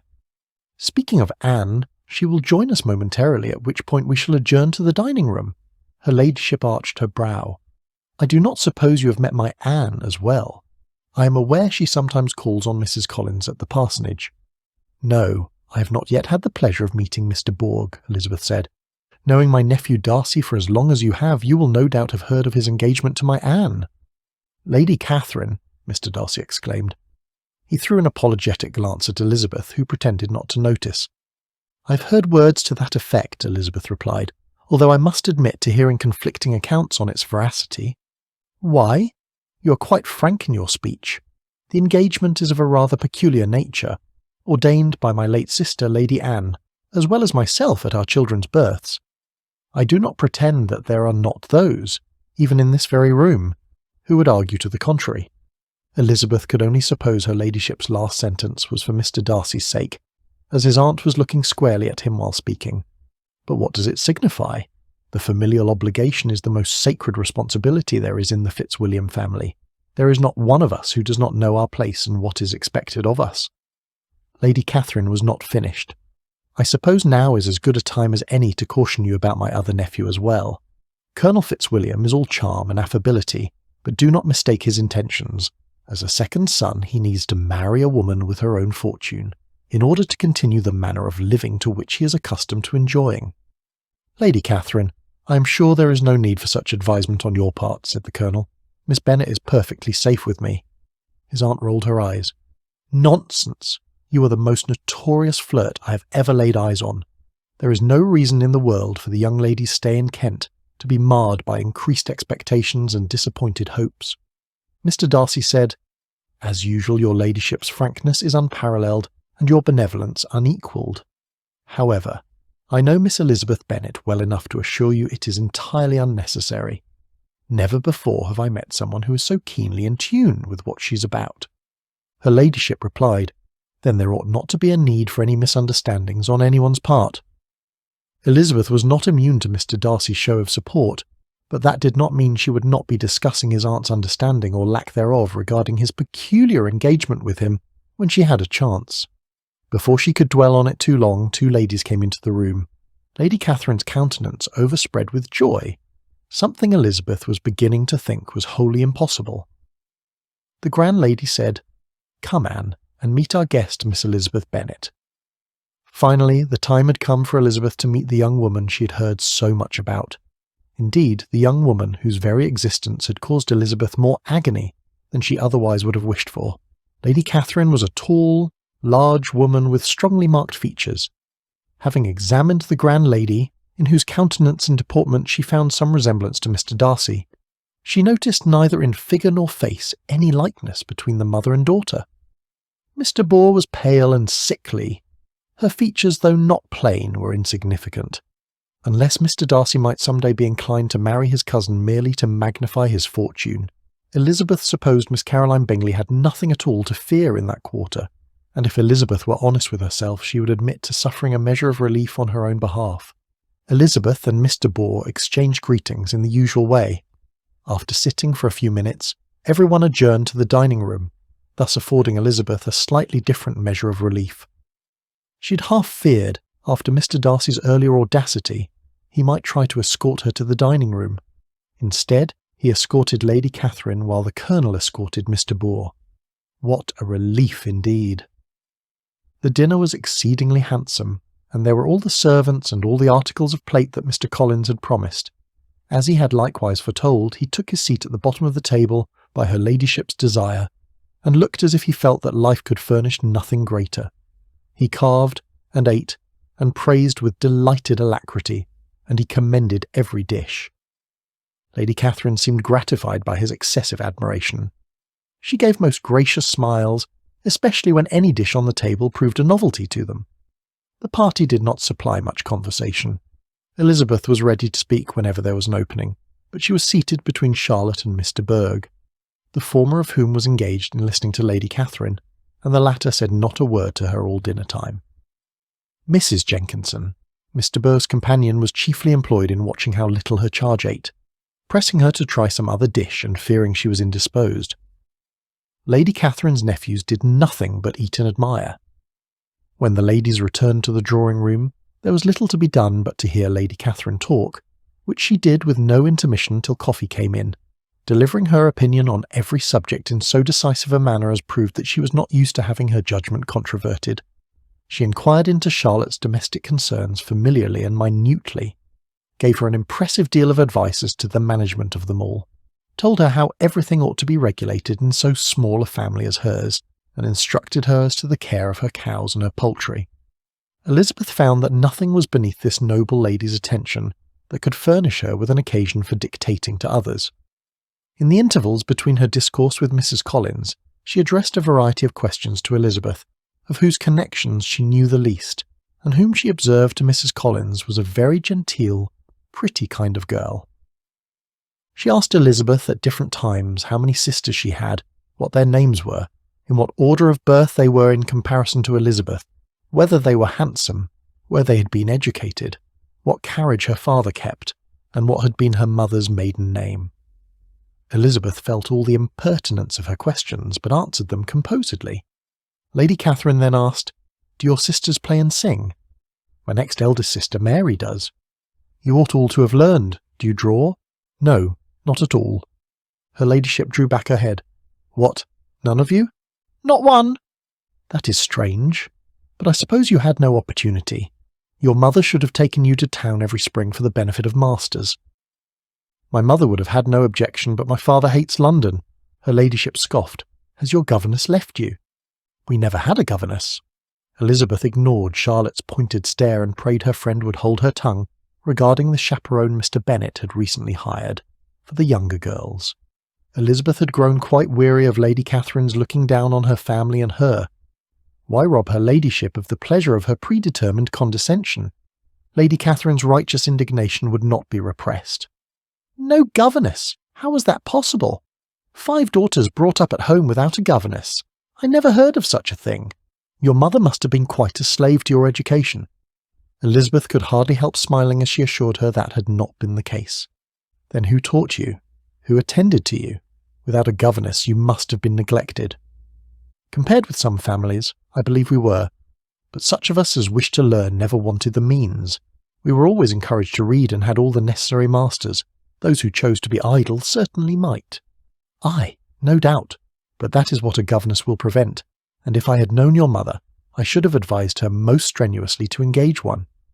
Seizing a chance to sip from her cup, Elizabeth said nothing. "Are any of your younger sisters out, Miss Bennet?"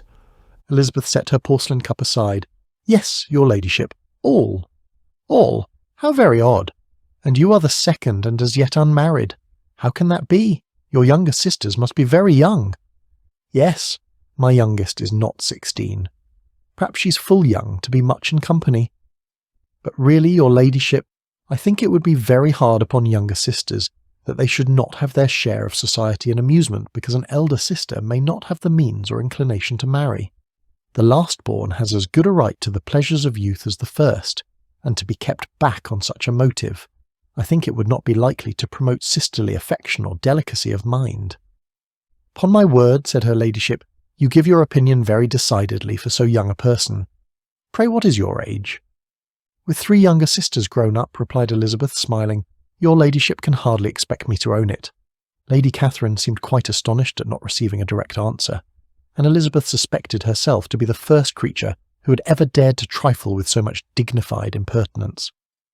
"You cannot be more than 20, I'm sure. Therefore you need not conceal your age." "I am not 21, Elizabeth conceded. Picking up her cup again, she raised it to her lips. "Mr. Darcy spoke only the truth when advising me of his aunt's officiousness." She threw a glance at the door. Where on earth is Mr. Darcy? By now she dearly desired a distraction. Why, even Mr. Collins will do.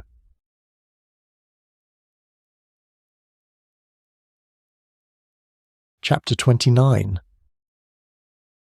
When the gentlemen joined them, the card tables were placed.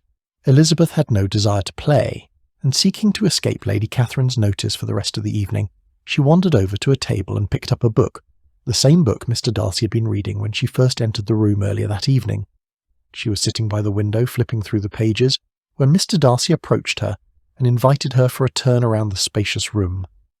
She spoke not a word, hoping her disapproving scowl would say it all. Ignoring her silent protest, he said, "I must have you walk with me, Miss Bennet, and I will not take no for an answer." Not wishing to draw attention to the two of them, Elizabeth conceded by taking her place by his side, and they commenced their walk. When she could, she said, "Pray what on earth were you thinking by introducing me to your aunt?" "You ought to be satisfied I did not introduce you as my future wife," he taunted. "Sir, pray lower your voice. Trust me, when my aunt is heavily engaged in battle at the card table, nothing penetrates her focus." Elizabeth threw a glance at the part of the room where the others were gathered. Mr. Collins and Charlotte were paired against Lady Catherine and the Colonel. Mr. Bohr and Mrs. Jenkinson sat nearby, the latter entirely engaged in listening to what her charge said and placing a screen in the proper direction before her eyes. "Does that include your cousin?" "Which cousin?" "Why, Mr. Bourg, of course." "Why would you ask? Did not my behaviour throughout the evening prove my point that there is nothing between us?" Elizabeth could not deny having seen no symptom of love between the two cousins. She said nothing, which encouraged him to continue. "Mr. Collins appears to be very fortunate in his choice of a wife." "Yes, indeed. His friends may well rejoice in his having met with one of the very few sensible women who would have accepted him or have made him happy if they had. My friend has an excellent understanding, though I am not certain that I consider her marrying Mr. Collins as the wisest thing she ever did. She seems perfectly happy, however, and in a prudential light, it is certainly a splendid match for her." Mr. Darcy laughed a little. "A prudential light indeed. Why do I detect a measure of sarcasm in your tone?" "I did not intend it that way." "Then what was your intention, sir?" "I suppose I find it ironic that you and Mrs. Collins can be such intimate friends and yet have such opposing views when it comes to matrimony." "I am sure I do not want to know what you mean in saying that." "I will tell you all the same," he began. "Whereas your friend's opinion is more pragmatic, yours is—" "Mine is what?" Elizabeth interrupted. "I will just say that yours is rather less so. I suppose you think you know me well enough to espouse what my opinion may or may not be. I find it surprising indeed, for I do not recall the two of us having discussed the matter." "Then what say you we correct our lapse?" "I would rather not, sir, especially not now. Not here. This is hardly the appropriate setting for such intercourse." "Then what shall we discuss right here and right now, Miss Bennet?" Mr. Darcy asked, his voice disturbingly more intimate than it had been mere moments before. "Well," Elizabeth began, willing her heart to cease its pounding, I suppose we might discuss Rosings. Mr. Collins, as pretentious as he can be, did not exaggerate in extolling its magnificence. I am pleased to hear you speak that way. I have imagined you're spending a great deal of time here throughout the coming years." Elizabeth frowned a little. As close as she and Charlotte were, Elizabeth did not think she would always be visiting that part of the country so often as Mr. Darcy seemed to suggest. And then it dawned on her that he was not speaking of her visiting the parsonage. He seemed to be speaking of her as being a guest at Rosings itself, as his wife. Elizabeth felt the colour spread all over her body. Before she could fashion a fitting protest, Lady Catherine's voice intruded. "What is that you're saying, Darcy? What is it you're talking about? What are you telling Miss Bennet? Come and join the rest of the party and let me hear what it is." At that moment, Elizabeth, who had grown quite weary of Lady Catherine's officiousness, welcomed it wholeheartedly. Later that night, Mr. Darcy and the Colonel were tucked away inside the billiards room. They often engaged in the sport before retiring to their apartments. They enjoyed a competitive streak a mile long. The younger man was on the verge of sinking the winning ball when the Colonel said, "Darcy, if I did not know better, I would say you're quite fascinated by Miss Elizabeth Bennet." Unfazed, he sank the shot. "You might say that." He stood straight and tall, preparing his stick for the next round as the Colonel set up the table. "Does the young lady have any indication of how lucky she is to have garnered your good opinion? Who knows better than I that it is not easily bestowed? Why, I cannot recall the last time you looked at any woman without seeking to find fault. Miss Elizabeth Bennet is not like any other woman. Trust me, my friend, her unique traits have not gone unnoticed. A man would have to be blind not to notice how extraordinary she is, and the manner in which she affects you is such that I have never seen whether the other person was male or female. What say you?" "What can I say?" Darcy replied, preparing to break the balls. "Miss Bennet has bewitched me like no other woman before her." One tap and the balls scattered about the table. By the looks of it, another victory was in the makings, which would put him up on his cousin by 2 rounds. "Then what, pray tell, do you plan to do about it? Surely, as rich as you are, your opinion of her cannot be impeded by her lack of fortune and want of connections." Here, Darcy faltered, not only missing an easy shot, but also landing the cue ball in the pocket. He pretended not to see his cousin's smirk. Even a man of my station cannot be immune to such perceived deficits. However, in Miss Bennet's case, whatever her family's situation is or is not makes no difference to me. Seizing the advantage, the Colonel landed the next shot. "Why, Darcy, old fellow, I do believe you are smitten. Dare I say in love? When will I be wishing the two of you joy? That, my friend, is not for me to say." The Colonel ceased playing. "So you do not mean to make her an offer of marriage? Surely you do not have less honourable intentions toward the lady in mind?" "Suffice it to say, it is complicated," Mr. Darcy said, while thinking of just how complicated his situation with Elizabeth indeed was. The complications aside, every encounter with her left him more deeply in love with her. Would that he could express his love to her in a manner that would leave not a shred of doubt that the two of them belonged with each other. Hearing this, the older gentleman scoffed. "When have I ever known you to walk away from a challenge?" "I would not exactly say I am walking away," Darcy responded. "Then what in heavens are you doing?" Colonel Fitzwilliam asked with keen interest and concern evident in his deep voice. "It is simple, cousin. In my heart and in my soul she is already my wife. I am merely waiting patiently until she realizes it." The Colonel arched his brow. "How interesting. Pray tell me just how long you intend to wait." Darcy regarded the other man intently. "Oh, that is simple. I shall wait as long as it takes." The Colonel regarded his cousin equally.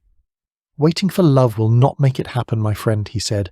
"I have even heard it said that only heaven can wait for love. We mere mortals must seize it when we have a chance."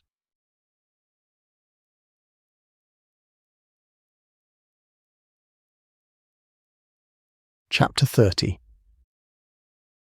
In her haste to flee the parsonage, Elizabeth came to an abrupt halt upon throwing open the parlour door and finding Lady Catherine de Bourgh standing there, mere feet behind the collarist's servant. Elizabeth was already running late for a command appearance at the Temple. Unless she could get rid of the unexpected guest, she might miss her meeting entirely.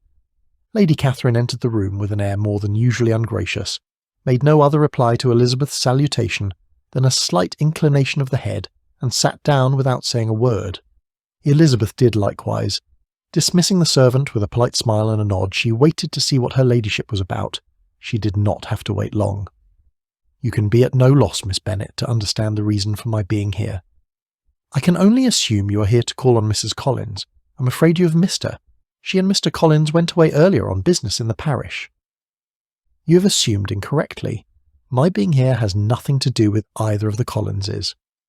If you will pardon me, I must confess to being unable to account for the honour of seeing you this morning." "Miss Bennet," replied her ladyship in an angry tone, "you ought to know that I am not to be trifled with. But however insincere you may choose to be, you shall not find me so. My character has ever been celebrated for its sincerity and frankness, and in the case of such a moment as this, I shall certainly not depart from it. A report of a most alarming nature reached me late last night. I was told that you received a letter from my nephew Mr. Darcy, that he handed it to you himself. Elizabeth fought against all manner of natural inclination to give credence to Lady Catherine's assertion. Her thoughts flew back to the day before, when the Collinses and she were taking their leave of Rosings. She knew the instant Mr. Darcy handed her the letter that she should have rejected it. Assured, however, that the exchange had gone undetected, she tucked it into her pocket instead. Foolish, foolish girl! The content of said letter was the cause of her fitful night, her subsequent late rising, and alas, the uncomfortable situation in which she now found herself. I thought I made it clear to you upon first making your acquaintance that both of my nephews are beyond your reach. I supposed you to be a sensible young lady who, despite all the deficiencies of your circumstances, knew enough not to allow herself to be compromised. What have you to say for yourself? Did you or did you not accept a letter from my nephew? If you suppose such intelligence impossible to be true, I wonder you took the trouble of coming here to interrogate me when you might easily have spoken to your nephew. At least he might be obliged to answer you in one way or another, whereas I can have no reason to at all. I owe you nothing. Though I would never condescend to ask my nephew such a question, knowing as I do that men will be men, I can have no doubt that whatever may have been his intentions cannot bode well for the likes of someone like you. Men like my nephew may, in a moment of weakness or infatuation, yield to the arts and allurements of young ladies with no fortune, no connections, and nothing to recommend themselves beyond a pretty face, but they will never marry them. Lady Catherine narrowed her eyes. Or do you suppose that your family might strike gold a second time with the marriage of a Bennet daughter to an unsuspecting wealthy young man? Elizabeth's astonishment in hearing this could not be repressed. This Lady Catherine no doubt noticed. I know it all. I know that your eldest sister's marriage resulted from a carefully laid trap to ensnare Charles Bingley within weeks of his arrival in Hertfordshire. For all I know, your family may have intended a similar fate for my nephew. I know for a fact that you also insinuated yourself into Mr. Bingley's home during your sister's so-called convalescence from nothing more than a trifling cold, that you spent several days and nights under the same roof as my nephew, doing heaven knows what. I am here to tell you once and for all to put such a scheme out of your mind. Must I remind you that Darcy is engaged to marry my Anne? Our entire family is counting on this union. Family means everything to the Fitzwilliams. People in your sphere can know nothing of what I am speaking, else you would have been presented to me long before now as the wife of Mr. Collins. Coolly, Elizabeth said, you speak of your own family with such pride and conviction, and yet you would disparage mine based upon innuendo and presumption. Do you deny your sister's marriage to Mr. Bingley was due to your father's inducements? Lady Catherine interrupted. Do you deny that you rejected the hand of a man who would have been ideally suited to you in the hopes of making a far more advantageous alliance with a man of my nephew's standing? Perhaps my nephew himself. Did you not accept a letter from a gentleman so wholly unconnected to you, hoping such a scandalous indiscretion would be observed? Can you declare there is no foundation for my suspicion? Lady Catherine demanded. I do not pretend to possess equal frankness with your ladyship. You may ask questions that I shall not choose to answer. This is not to be borne. Miss Bennet, I insist on being satisfied. Are you entertaining the hope that my nephew will make you an offer of marriage? Your ladyship has declared it to be impossible. It ought to be so. It must be so while he retains the use of his reason. However, there must be some accounting for his handing you a secret missive. Perhaps there is more to your acquaintance than either of you will have me believe. If there is, I shall be the last person to confess it. Miss Bennet, do you know who I am? I've not been accustomed to such language as this. I'm almost the nearest relation he has in the world. I am entitled to know all his dearest concerns. But you're not entitled to know mine, nor will such behaviour as this ever induce me to be explicit. Let me be rightly understood. If you do indeed presume to aspire to a marriage with my nephew, either by hook or by crook, it can never take place. No, never. Mr. Darcy is engaged to my daughter. Although Elizabeth was absolutely persuaded Mr. Darcy was not engaged to Anne, she did not think it was her place to disabuse his own relation of such a notion. Instead, she said, If he is so, You can have no reason to suppose he would make an offer to me." Lady Catherine hesitated for a moment and then replied, "As I've said, the engagement between them is of a peculiar kind. From their infancy they have been intended for each other. It was the favourite wish of his mother as well as mine. While they were in their cradles we planned the union, and now, at the moment when the wishes of both sisters would be accomplished in their marriage, to be prevented by a young woman of inferior birth, of no importance in the world and wholly unallied to the family. Would you dare pay no regard to the wishes of his friends? To his tacit engagement to my Anne? Are you lost to every feeling of propriety and delicacy? Have you not heard me say that from his earliest hours he was destined for his cousin? I beg your pardon, Lady Catherine, but what is that to me? If there is no other objection to my marrying your nephew, I shall certainly not be kept from it by knowing that his mother and aunt wished him to marry Mr. Bourg. You both did as much as you could in planning the marriage. Its completion depends on others. If Mr. Darcy is neither by honour nor inclination confined to his cousin, why is he not to make another choice? And if I am that choice, why may not I accept him? Because honour, decorum, prudence, nay, interest, forbid it. Yes, Miss Bennet, interest. For do not expect to be noticed by his family or friends if you wilfully act against the inclinations of us all. You will be censured, slighted, and despised by everyone connected with him. Your alliance will be a disgrace. Your name will never even be mentioned by any of us." "These are heavy misfortunes," replied Elizabeth, "but the wife of Mr. Darcy must have such extraordinary sources of happiness necessarily attached to her situation, that she could, upon the whole, have no cause to repine." Even as she spoke the words, Elizabeth could hardly believe what was happening. As suddenly as that, the anguish inherent in her current predicament gave way to a sense of joy she had never known. After so many months of trying to convince herself otherwise, she finally conceded she had been unknowingly in love with Mr. Darcy all along. She wanted to shout it aloud, but she suspected doing so in that instant might very well give his relation a fit of apoplexy. "I am in love with Mr. Darcy," Elizabeth silently admitted to herself. "I am in love with Mr. Darcy." Her eyes drifted to the clock on the mantelpiece. Lady Catherine prattled on and on, hurling insult upon insult Elizabeth's way. All Elizabeth could hear was her own silent questioning. "Is Mr. Darcy still waiting for me at the Temple?" Questions she could scarcely contemplate throughout her long restless night were uppermost in her mind. "Does he wish to meet me merely for a few moments of privacy before taking his leave of Kent later today, or does he have a more meaningful, more lasting motive in mind?" Once again Lady Catherine's voice intruded on Elizabeth's thoughts. "My daughter and my nephew are formed for each other. They are descended on the maternal side from the same noble line, and on the father's from respectable, honourable, and ancient, though untitled, families. Their fortune on both sides is splendid. They are destined for each other by the voice of every member of their respective houses, and what is to divide them? The upstart pretensions of a young woman without family connections or fortune. How on earth is this to be endured? It must not, it shall not be.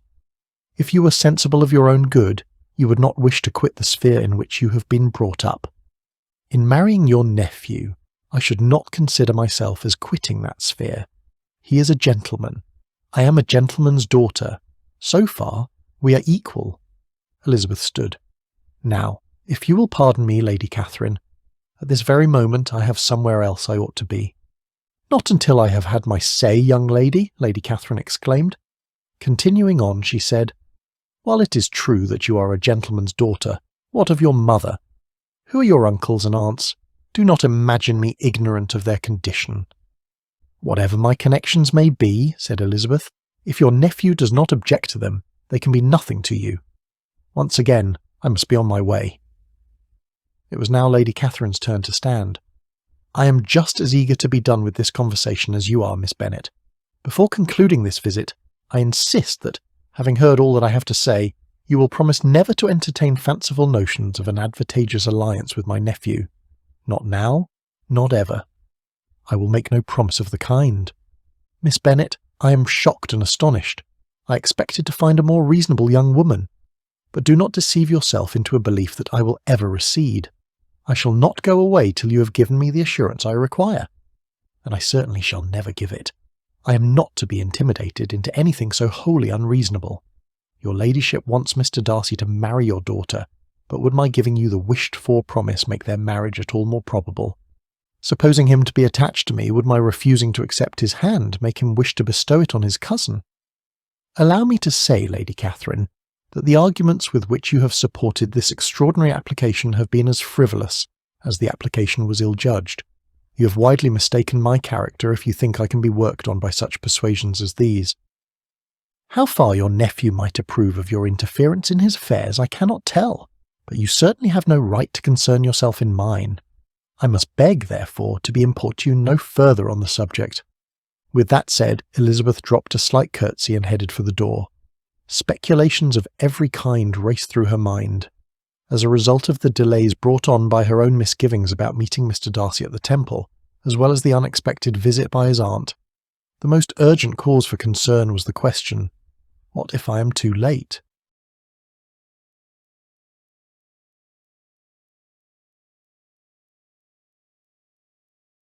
Chapter 31. Where can Elizabeth be? Darcy recalled the missive he handed to her the day before. Urgent business dictates that, at this time tomorrow, I shall have taken my leave of Kent in returning to London and then on to Derbyshire. I need to see you before I go away. As you can have no doubt of my constancy, I ask you to meet me at the Temple. Pray you will heed my request. F.D. Yet there he was, waiting, watching, wondering, and pacing. With a stone surface underneath his feet lush carpeting instead, a disturbingly uncharacteristic trail of footsteps would have been left behind, not for the first time he consulted his pocket watch. After an hour of such anguish, Darcy supposed his time might be better spent rehearsing his speech, for having spent the past week doing all he could to persuade Elizabeth of his ardent feelings toward her, should she come to him, she would have every reason to be expecting his proposal. Despite the indecorous behaviour of your family, your lack of fortune, and your want of connections, all of which must give rise to an inordinate amount of struggle for a man of my situation in life, my feelings for you I shall no longer repress. I love you, Elizabeth, most ardently. I dare say you love me too, just as much as I love you. He swept his fingers through his dark hair. What chance have I of assuring Elizabeth of my unwavering devotion, and my desire to spend the rest of my life with her, if I stand before her boasting of my disdain of the one thing that means the most to her, her family? While I must certainly exclude her excellent father and her dearest sister from such censure, it is incumbent on me to keep my feelings toward her mother and her 3 younger sisters to myself. No, I must do better than that. I must embrace her entire family as ardently as I would expect her to embrace mine. Even Lady Catherine. That he was on the heels of proposing to the woman he loved without a ring gave Darcy pause, but not so much that he might be persuaded from his purpose. A quarter-hour later he consulted his pocket-watch once more. He had always prided himself on being a patient man, but patience must surely wear thin in the wake of constant neglect and steadfast obstinacy. I cannot believe Elizabeth is making me wait. Have I not waited long enough? Is she so opposed to marriage, or is she merely opposed to the idea of marrying me? Darcy recalled his friend Bingley telling him that Elizabeth had also refused the hand of Mr. Collins. Not that the vicar was an apt comparison, but still, he was the heir of Longbourn. He appears to be a decent man. Surely that must count for something, Darcy supposed. One might suspect she had a distant relative who died at the altar as the reason for her aversion. Memories of all the moments they had shared in Hertfordshire, as well as in Kent, flooded his mind. How can Elizabeth pretend she's unaffected when her eyes, even her body, belie such a possibility? Is she so naive, so innocent of the ways between a man and a woman that she knows not what she does to me? Her looks, her speech, her complete surrender are such displays of affections unknowingly done. Despite all the time that had passed, perhaps she simply needed more time. She is young, and despite her wit and charms, she is not as worldly as she pretends. When she comes, I shall not pressure her for an answer. I have waited this long. Surely I can wait a while longer. I simply need to see her, to hold her in my arms once more. By now the sun was high in the sky. Darcy retrieved his pocket-watch. He had lost track of the amount of time that had passed. Hours, and still Elizabeth had not come. Recalling himself to his business in town as well as in Derbyshire, which required his urgent attention, he sighed and tucked his watch inside his pocket for what must be the last time.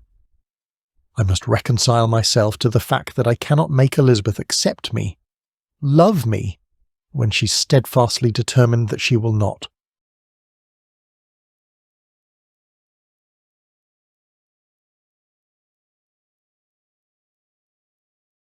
Chapter 32. When exactly Elizabeth had given her heart over to Mr. Darcy completely, she could not say. She was unable to recall the look, or the feel, or the words that had laid the foundation for her newly confirmed affections.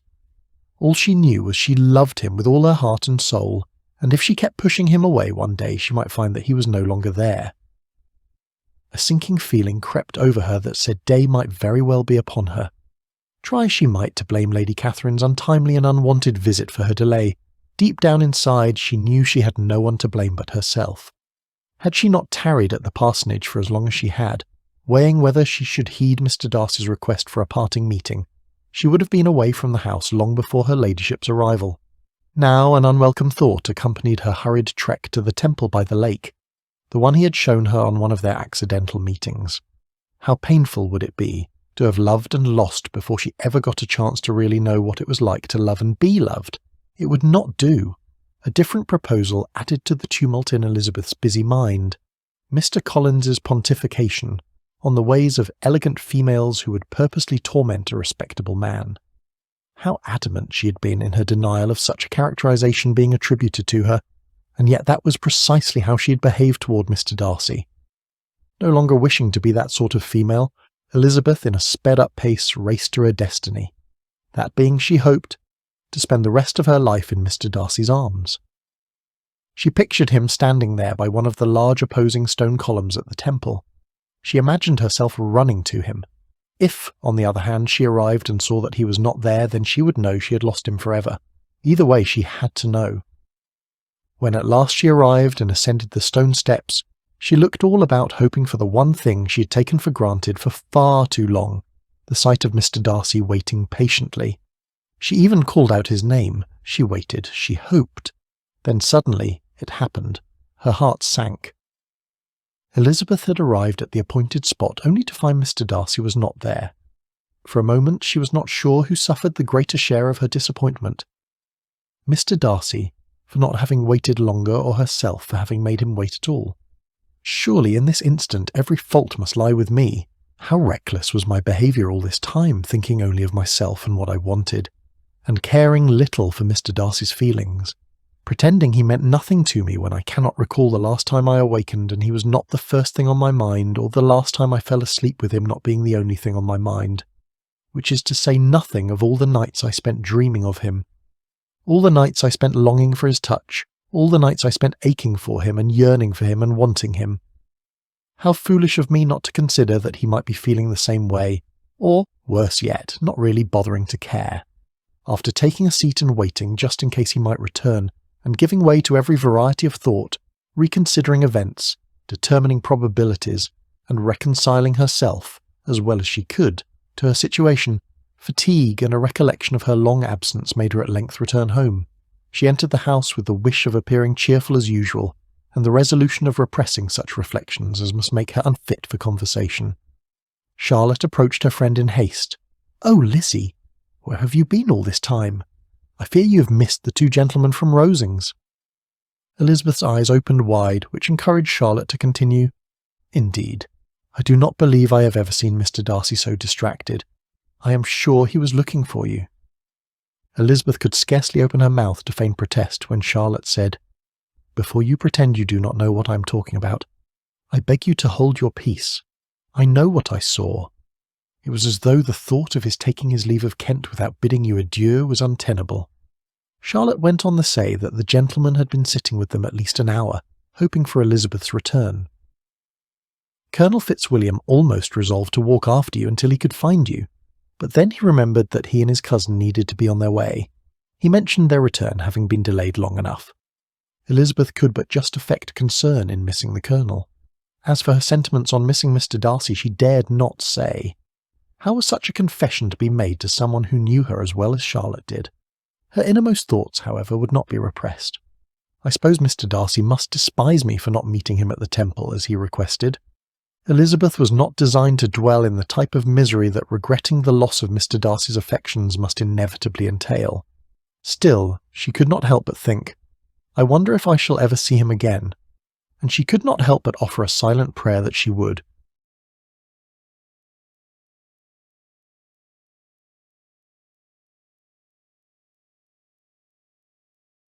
Chapter 33. Derbyshire, England, late summer, 1812. Waiting patiently in his well-appointed carriage, Darcy drew back the silken shades and peered outside the window. Acting in service to his friend Charles Bingley, Darcy had agreed to meet his friend's sister, Miss Elizabeth Bennet, and her great-aunt in Chesterfield. From there he was to escort them to his friend's home in Hertfordshire. Darcy consulted his pocket watch for what seemed like the second time in under a quarter hour. The carriage should have arrived an hour ago. It did not help that he came hours earlier than he needed to. He did not wish to be late. He could scarcely believe how easily he had allowed himself to be persuaded to take on this task.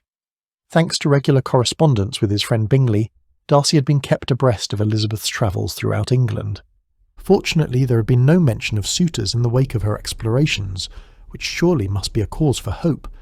Even now, despite months of not seeing her, Darcy could not truly regret his leaving Kent when he did. Aside from pressing business affairs requiring his urgent attention on the heels of his arrival in town, he received intelligence that his nemesis, George Wickham, had abandoned his post in the militia.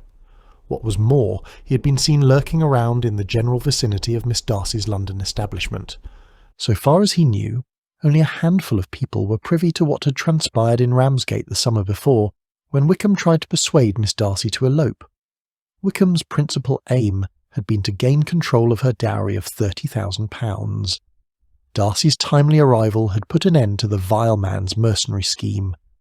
Despite his confiding the details of his only sister's brush with scandal to Elizabeth while in Kent, after she demanded an explanation for his abhorrence of Wickham, Darcy meant to keep the number of people who knew of the sordid affair to only a few. He had confided in Elizabeth during one of their frequent encounters in the park as a means of demonstrating his utter and complete trust in her, hoping she might return the sentiment to him in kind. In dealing with Wickham for what he hoped would be the last time, Darcy bought all the man's debts he could acquire. As much as it pained him to do so, owing to the family connection, albeit severed beyond repair, Darcy sent Wickham to debtor's prison. He had promised to do as much the first time his former friend crossed him. It was only fitting that he should follow through on his promise. Wickham, in effect, had no one to blame but himself for his miserable fate. The next order of business was spiriting his young sister along with her paid companion to Pemberley, where they had remained until recently. Before taking leave of his home, Darcy carried his sister to stay with his uncle and aunt, Lord and Lady Fitzwilliam, in Matlock. While at Pemberley, it was all Darcy could do when he was not immersing himself in estate business, not to spend every waking moment thinking of Elizabeth. Every moment of slumber found the two of them together as one, lovers in every sense of the word. Bingley's letter was a godsend. Darcy had to see her. He knew exactly how long it had been since he last laid eyes on her. The number of months, the number of weeks, the number of days. He could almost pinpoint the number of hours. The memory of their secret trysts accompanied him most everywhere he went. Elizabeth's teasing words and bewitching charm had tempted him beyond the bounds of constraint. Darcy would never forget that night, the night that had changed everything. He had offered her a drink, he had challenged her, and she, in turn, had challenged him.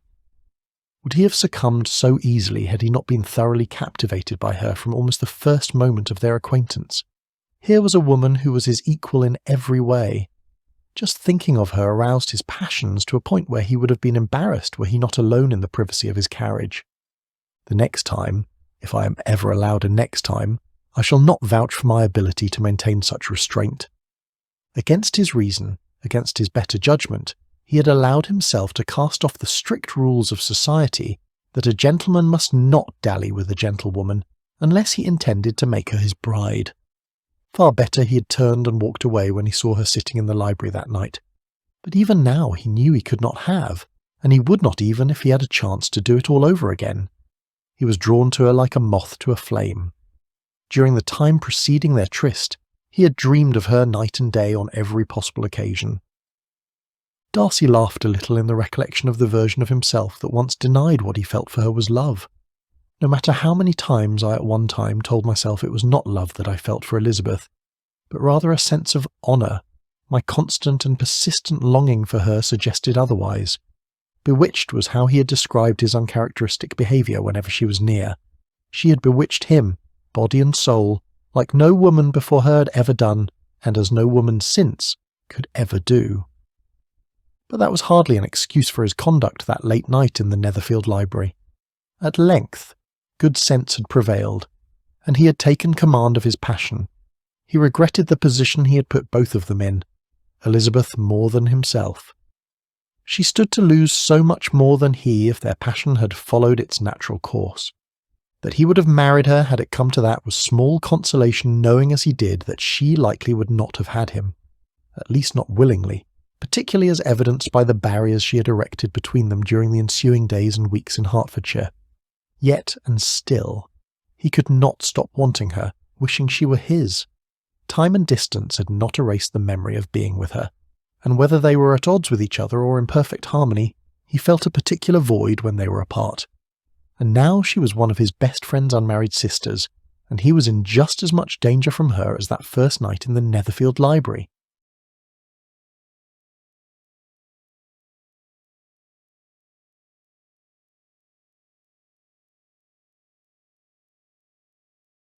Chapter 34. Elizabeth would have been lying if she asserted that after meeting Mr. Collins, the prospect of meeting another of her father's distant relatives did not give her pause.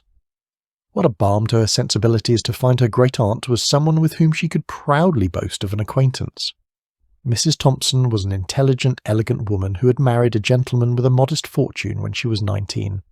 She had been eager to get away from her home in Hertfordshire and its limited society inherent therein. Her new husband was from a respectable family in the north of England, and that is where the two of them made their home for nearly 20 years before he passed away. He left her the bulk of his fortune of £20,000. Through good economy and the kindness and generosity of a host of friends she had made throughout the years, she lived both comfortably and fashionably. Of late, time not spent travelling was spent in Bath and Brighton. Mrs. Thompson was staying with friends in Brighton when she received an urgent express notifying her of her great-niece's desire to be away from Kent, a fortnight sooner than had been planned initially. When her aunt arrived, Elizabeth owed her reasoning to a difference of opinion between her cousin's noble patroness and herself.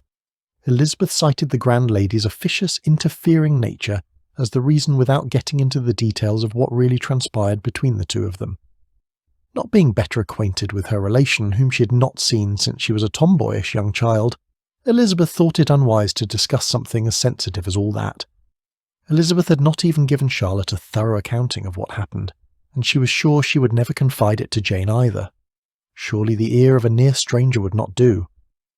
Not that Elizabeth and her great-aunt had not gained a particular affinity for each other during the past couple of months. They liked each other very much. Their travels took them first to Bath with all its resplendent beauty, by way of some of the best parts of Surrey, Hampshire and Wiltshire, to the north of Somerset. From there they travelled northward, enjoying stints in Gloucestershire, Herefordshire, and eventually Chester and Cheshire, where even a fortnight proved insufficient to satisfy Elizabeth's thirst for exploration. From there they travelled to Lancashire, where Mrs. Thompson's late husband's relations still considered her a part of the family, and where she could always expect a place at her younger brother-in-law's table. Any detailed accounting of all the places Elizabeth had gone and all the people whom she had met would not negate the fact that she could never quite satisfy the restlessness that grew increasingly inside of her. Her missing out on what she was all but certain would have been Mr. Darcy's offering his hand in marriage weighed heavily on her mind. How unforgivable of me to have denied my innermost feelings for the gentleman for so long.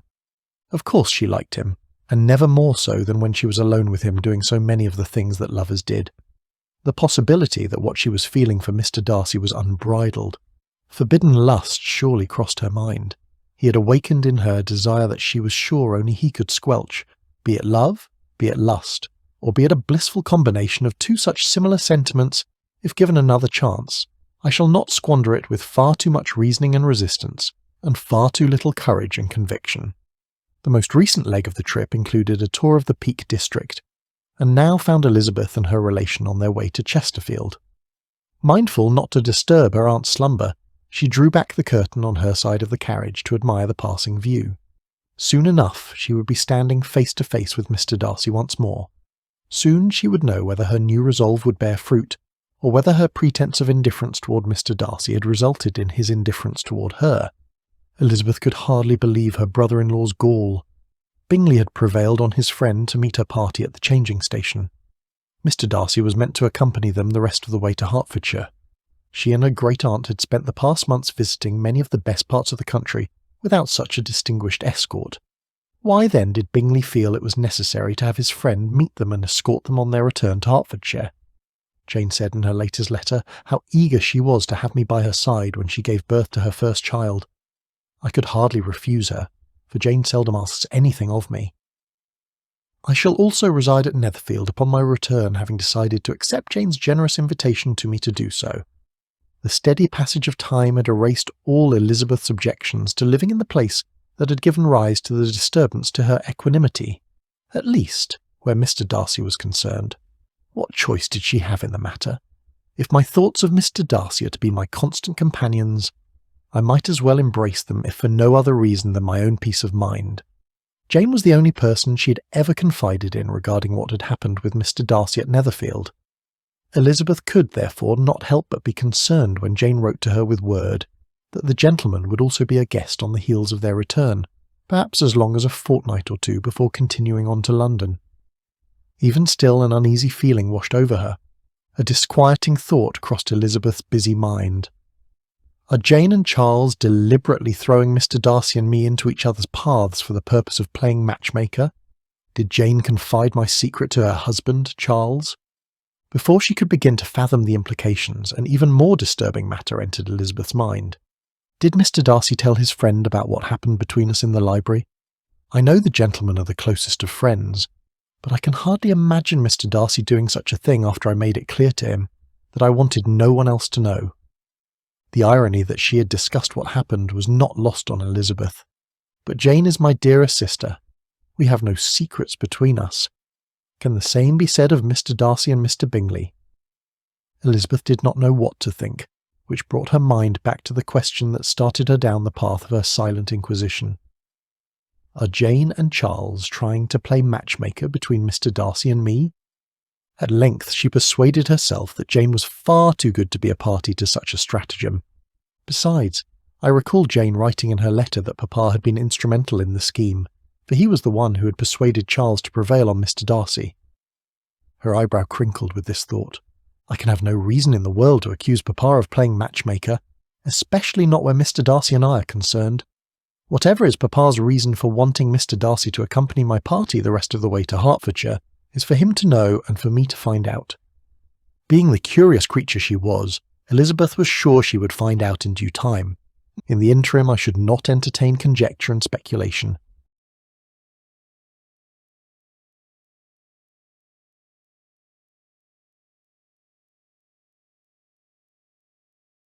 Chapter 35.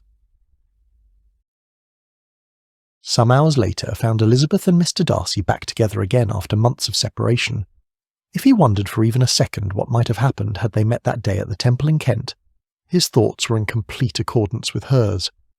After greeting each other in a manner signalling nary a hint of the intimate nature of their past acquaintance, Elizabeth introduced Mr. Darcy to Mrs. Thompson. She stole a sly look at him to see how he bore it. Barring Mr. Collins, the proud man had only met her Hertfordshire relations. That he was surprised by the connection was evident. He sustained it, however, with fortitude and entered into conversation with Mrs. Thompson with as much alacrity as might be expected of one who boasted of performing poorly to strangers. Elizabeth could not but be pleased. She could not help but triumph. It was consoling that he should know she had some relations for whom there was no need to blush. She listened attentively to all that passed between them. She gloried in every expression and every sentence of her aunt, which marked her intelligence, her taste, and her good manners. Before too much time passed in this way, Mr. Darcy excused himself to speak with his driver. Elizabeth's eyes inevitably wandered to where he stood some scant distance away. He looked as handsome as ever. The dark blue jacket donning his tall, elegant stature boasted of his broad shoulders and muscular arms. His tight tan trousers fit his long legs like a glove. His polished black hessians completed this picture of perfection. Overseeing the loading of their luggage onto his carriage, Mr. Darcy ran his fingers through his dark hair. Often recalled memories of what she liked most about him flooded Elizabeth's mind. She flexed her fingers, remembering how it felt running them through his soft hair, trailing them along his sculptured chin. Turning in Elizabeth's direction, his dark, brooding eyes met hers. Her heart skipped a beat. She instinctively turned away. Time and distance had not diminished her desire for him one bit, and now they must travel together for the next several days. Mrs. Thompson was immediately in awe upon hearing that Mr. Darcy would meet their party in Chesterfield, and that he would escort them to Hertfordshire. Knowing that he was the owner of one of the finest estates in all of Derbyshire, a part of Derbyshire that was not too far away, she prevailed on her great niece to give the gentleman the strongest of hints, to invite them there for a tour. "Mrs. Thompson," Elizabeth exclaimed, "do you not think it would be an impertinence to invite ourselves to the gentleman's home?" "Heavens, no. I'm certain it will not offend him. I dare say it will flatter him. These distinguished men are always opening their homes for public tours." Elizabeth crossed one arm over the other. "Knowing Mr. Darcy as I do, I suspect he would be anything but flattered. That is precisely the reason you must be the one to prevail on the young man to invite us. As intimate as the two of you are, no doubt you will know exactly what to say." Elizabeth could feel her colour rising. Just what did her relative know? "I would not exactly describe the two of us in such terms as that," she scoffed. "Intimate? Oh, Lizzie, upon my word. I did not mean to imply any sort of affection where there so obviously is none. I only meant to say you know the gentleman so much better than I do. Your acquaintance is of a longer duration. Hence, you must be the one to ask Mr. Darcy." "Ask me what?" Mr. Darcy inquired, approaching the two ladies from behind and catching both of them completely unaware. The two ladies exchanged looks, one imploring and the other hesitant. Finally, Elizabeth tacitly agreed to the older woman's request. "My dear aunt wishes to tour Pemberley, surmising it must be very close. However, I have been attempting to prevail upon her what an imposition it would be, especially considering you already came all this way." Mr. Darcy's expression brightened. He shook his head. "Number, it is no imposition at all. It will, however, require a day or two's delay in our eventual arrival in Hertfordshire." "What is a delay of a few days?" Mrs. Thompson asked. "I have no doubt the pleasure both my niece and I will derive in touring such a magnificent place must make it entirely worthwhile." "That settles it, then. It's off to Pemberley for the three of us. I am more than pleased to have you as my guests," Mr. Darcy said, speaking to both ladies but looking solely at Elizabeth. Minutes later, Mr. Darcy helped Mrs. Thompson settle into the carriage and then offered his hand to assist Elizabeth. She gripped his hand lightly, murmuring her gratitude as she started up the steps. Distracted by the ensuing frisson of excitement coursing through her entire body, Elizabeth lost her footing when taking the second step. In a moment of alarm she gasped before reaching out and grasping Mr. Darcy's arms with both hands. Their eyes met. Propriety dictated they resume a more decorous attitude. History insisted otherwise. Decorum prevailed as Mr. Darcy steadied her, allowing her to stand upright and continue her ascent. Taking a seat by her great-aunt, Elizabeth accepted the latter's hand and its gentle squeeze, giving her to know she risked no censure from that quarter. How fortunate for Elizabeth, for she was sure she would have cause for a prodigious amount of self-recrimination throughout the rest of the journey, if her initial reaction to being back in Mr. Darcy's company was any sign. All his meticulous planning to accompany Elizabeth and her relation to Hertfordshire would have to wait. For Darcy's part, he could not have been happier. So many times over the past months he had thought about casting his responsibilities aside and venturing to whatever part of England Elizabeth's travels had taken her. As much as a part of him wanted to know the reason Elizabeth did not come to the Temple on his last day in Kent, the part of him that was hopelessly in love with her, another part, the part that could not bear a harsh rejection, was in no rush to risk suffering such heartbreak and despair. That split second of panic on her part when she lost her footing earlier, and grasped hold of his arms with both hands would surely have been his undoing had they been alone. There he sat across from the only woman he would ever love and her matronly relation, and for the first time in his life, his luxury barouche had never seemed so discomforting and so small.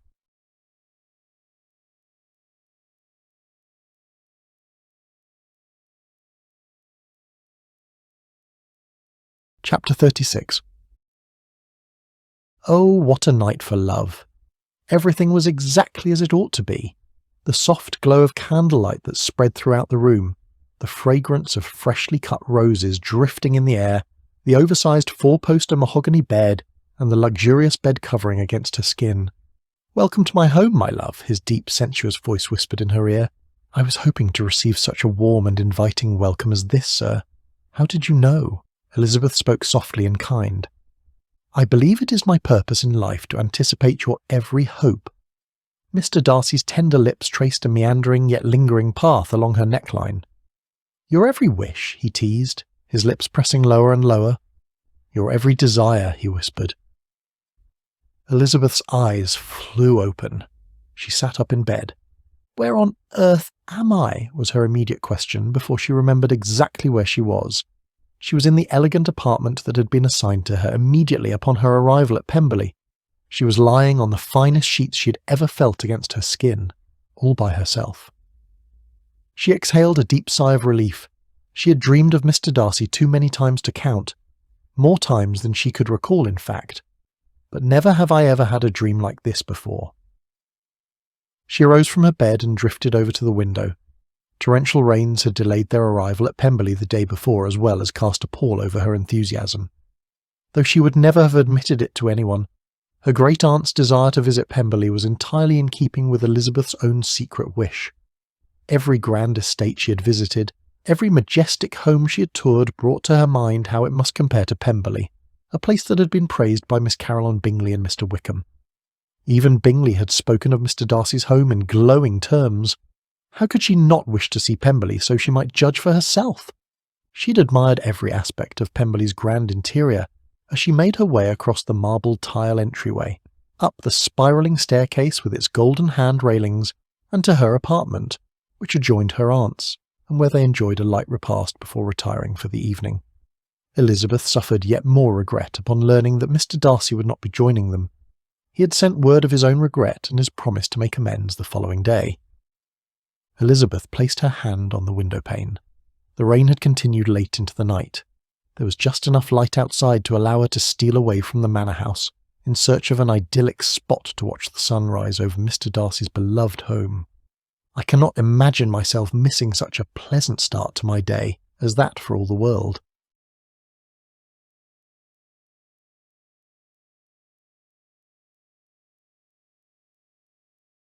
Chapter 37.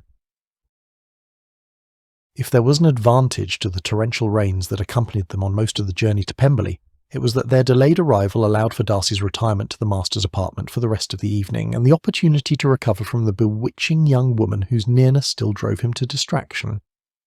On the other hand, Elizabeth's arrival at Pemberley had been nothing at all as he had long imagined it would be. He had anticipated seeing Elizabeth's reaction to the first appearance of Pemberley Woods. Surely she would have marvelled at the expansive park and the great variety of ground within, which begged for solitary excursions. Would her eyes not fill with glee once they found themselves at the top of the considerable eminence where the wood ceased? What of her first sight of Pemberley House, standing well on rising ground, and backed by a ridge of high woody hills, or the stream in front, a stream of some natural importance but without an artificial appearance, its banks neither formal nor falsely adorned? Would she have not been delighted? While tours of his home were usually the purview of his housekeeper, Mrs. Reynolds, Darcy had something different in mind for Elizabeth. "Mind you, my love, if you are of a mind to have a private tour, I am happy to oblige. I am your humble servant." Such had been the words he had imagined himself whispering in Elizabeth's ear.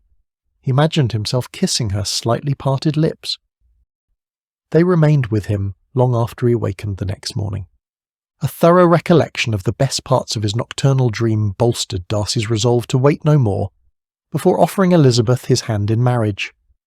Had he not waited long enough? Either she wanted to spend the rest of her life with him, or she did not want to spend the rest of her life with him. By the time the day was over, he would have his answer. His proposal must surely include the words, "If your feelings have changed since we were in Hertfordshire, please end my suspense and tell me now. My feelings have only grown stronger. I love you, most ardently. Please do me the honour of accepting my hand in marriage."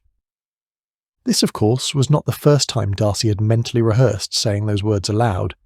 With luck, this would be the last time. If he prevailed, he would be one of the happiest men in the world. If his efforts proved fruitless, I shall not think of that, not today. Darcy rose from his bed. He passed by the window before stopping and retracing his steps backward. He had not seen things. Amid the early morning mist, Elizabeth was making her way down the lane. Racing across the room, Darcy threw on his shirt and trousers and pulled on his boots. Fully dressed, even if a bit hurried and unkempt, he was gone directly. Once outside, he rounded a corner just in time to come face to face with Elizabeth. Her dark eyes brightened as they landed on his. Lost in the prospect of what was to come, Darcy fought against his aching inclination to reach out and touch her, draw her into his arms, cup her face while lifting her chin, brush his finger about her lips, lean forward, and kiss her. Instead, he bowed slightly.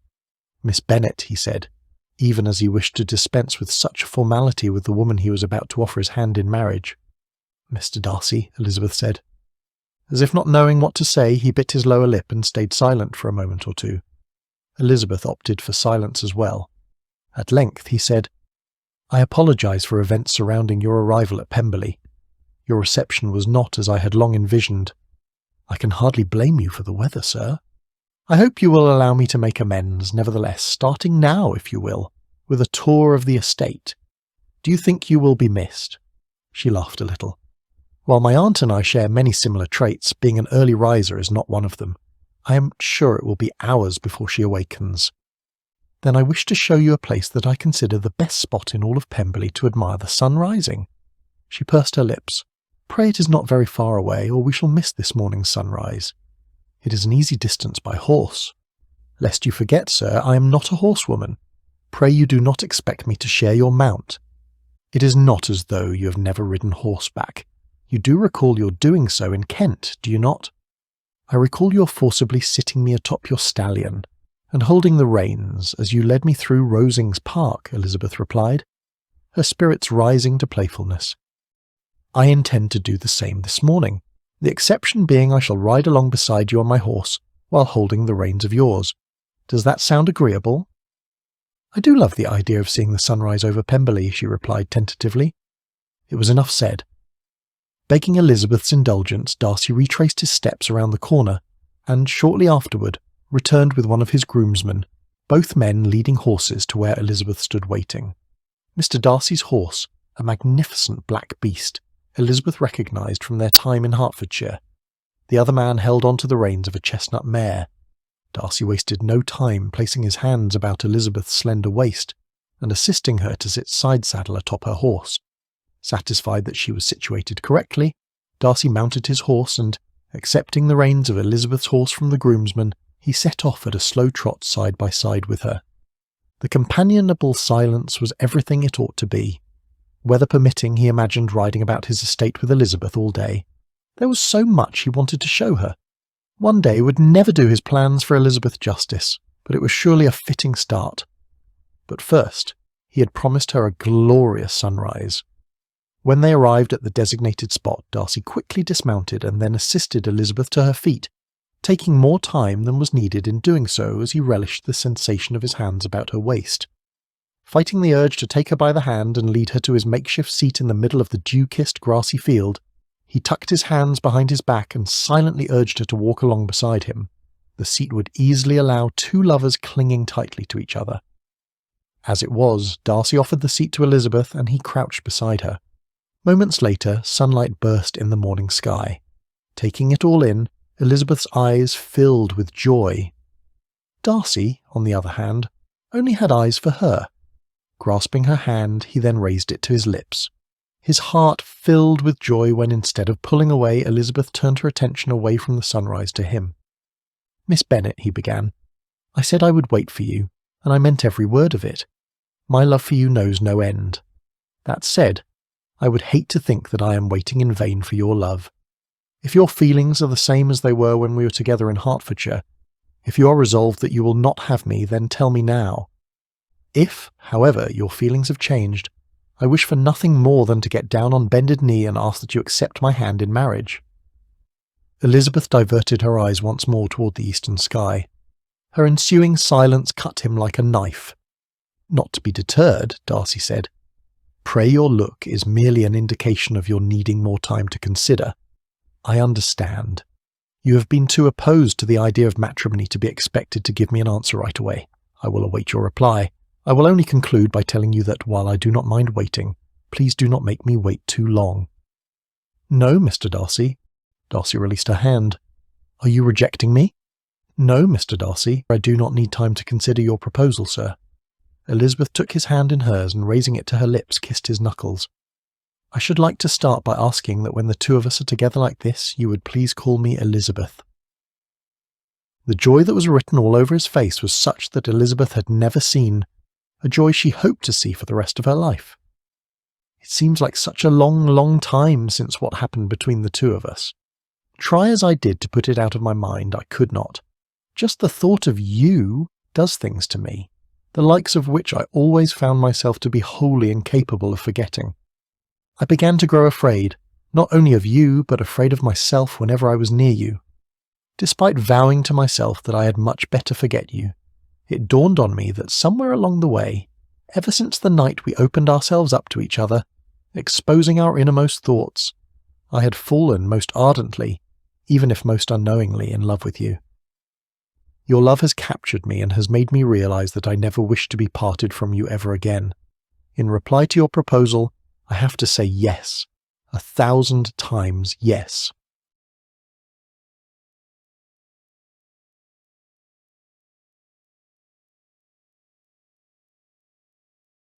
Epilogue. 1 month later. "Good morning, Mrs. Darcy." Did he ever like the sound of that?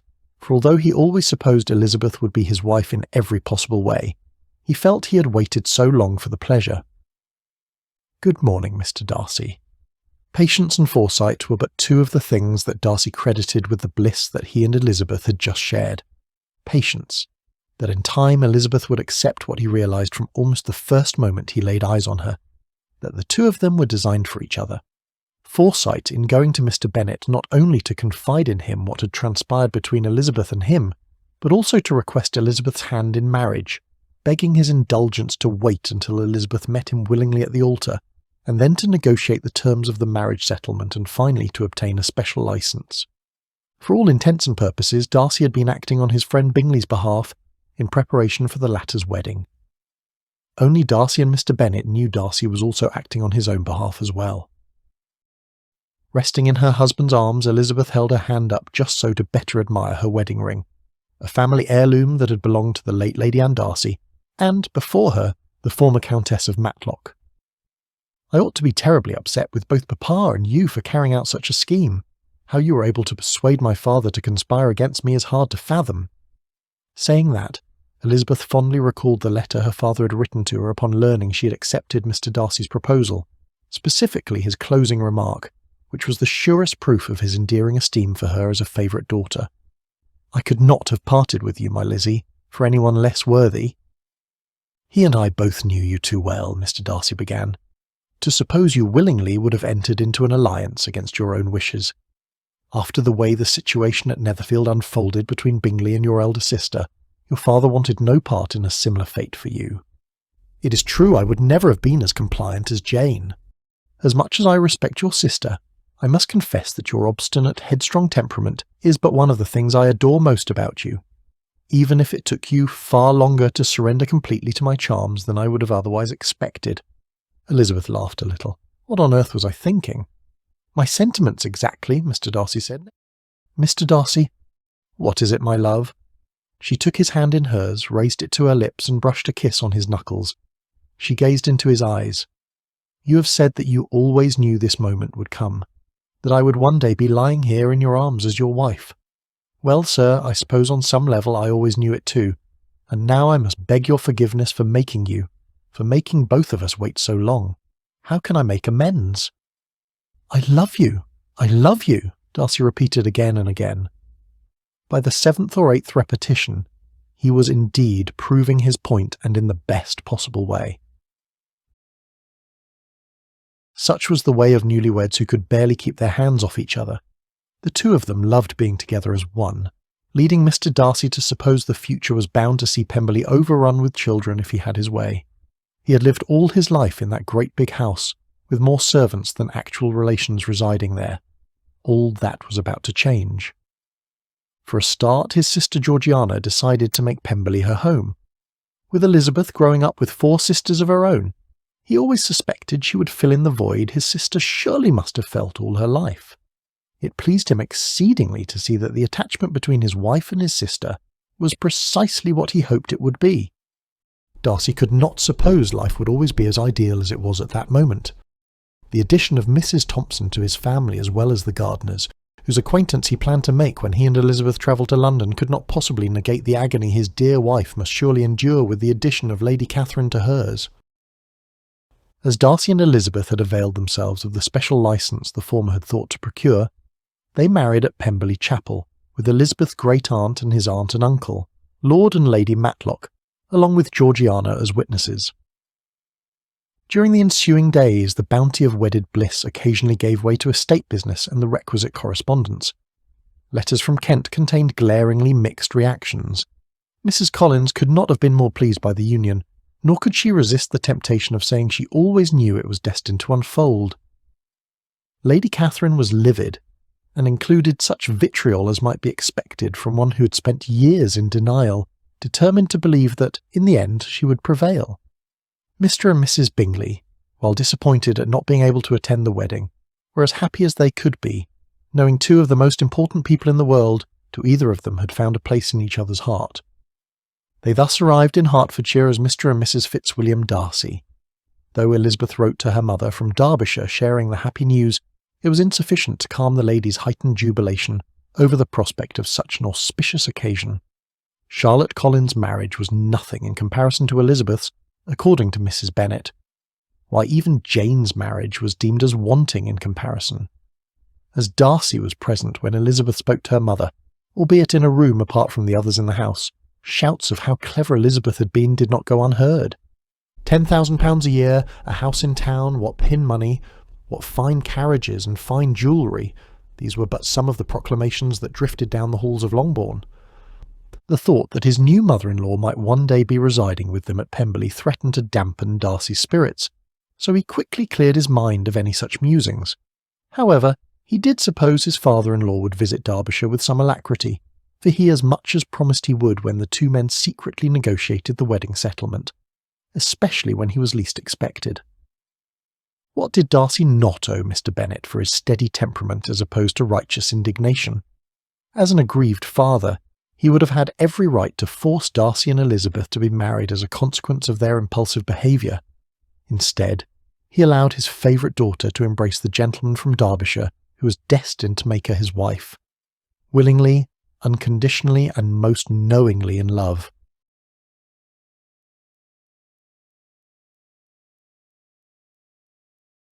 Thank you for listening to Most Ardently, Most Unknowingly in Love.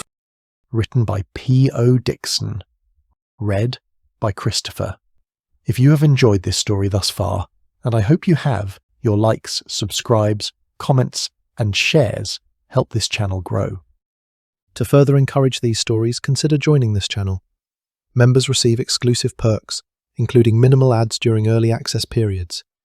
Existing members, heartfelt gratitude for your support.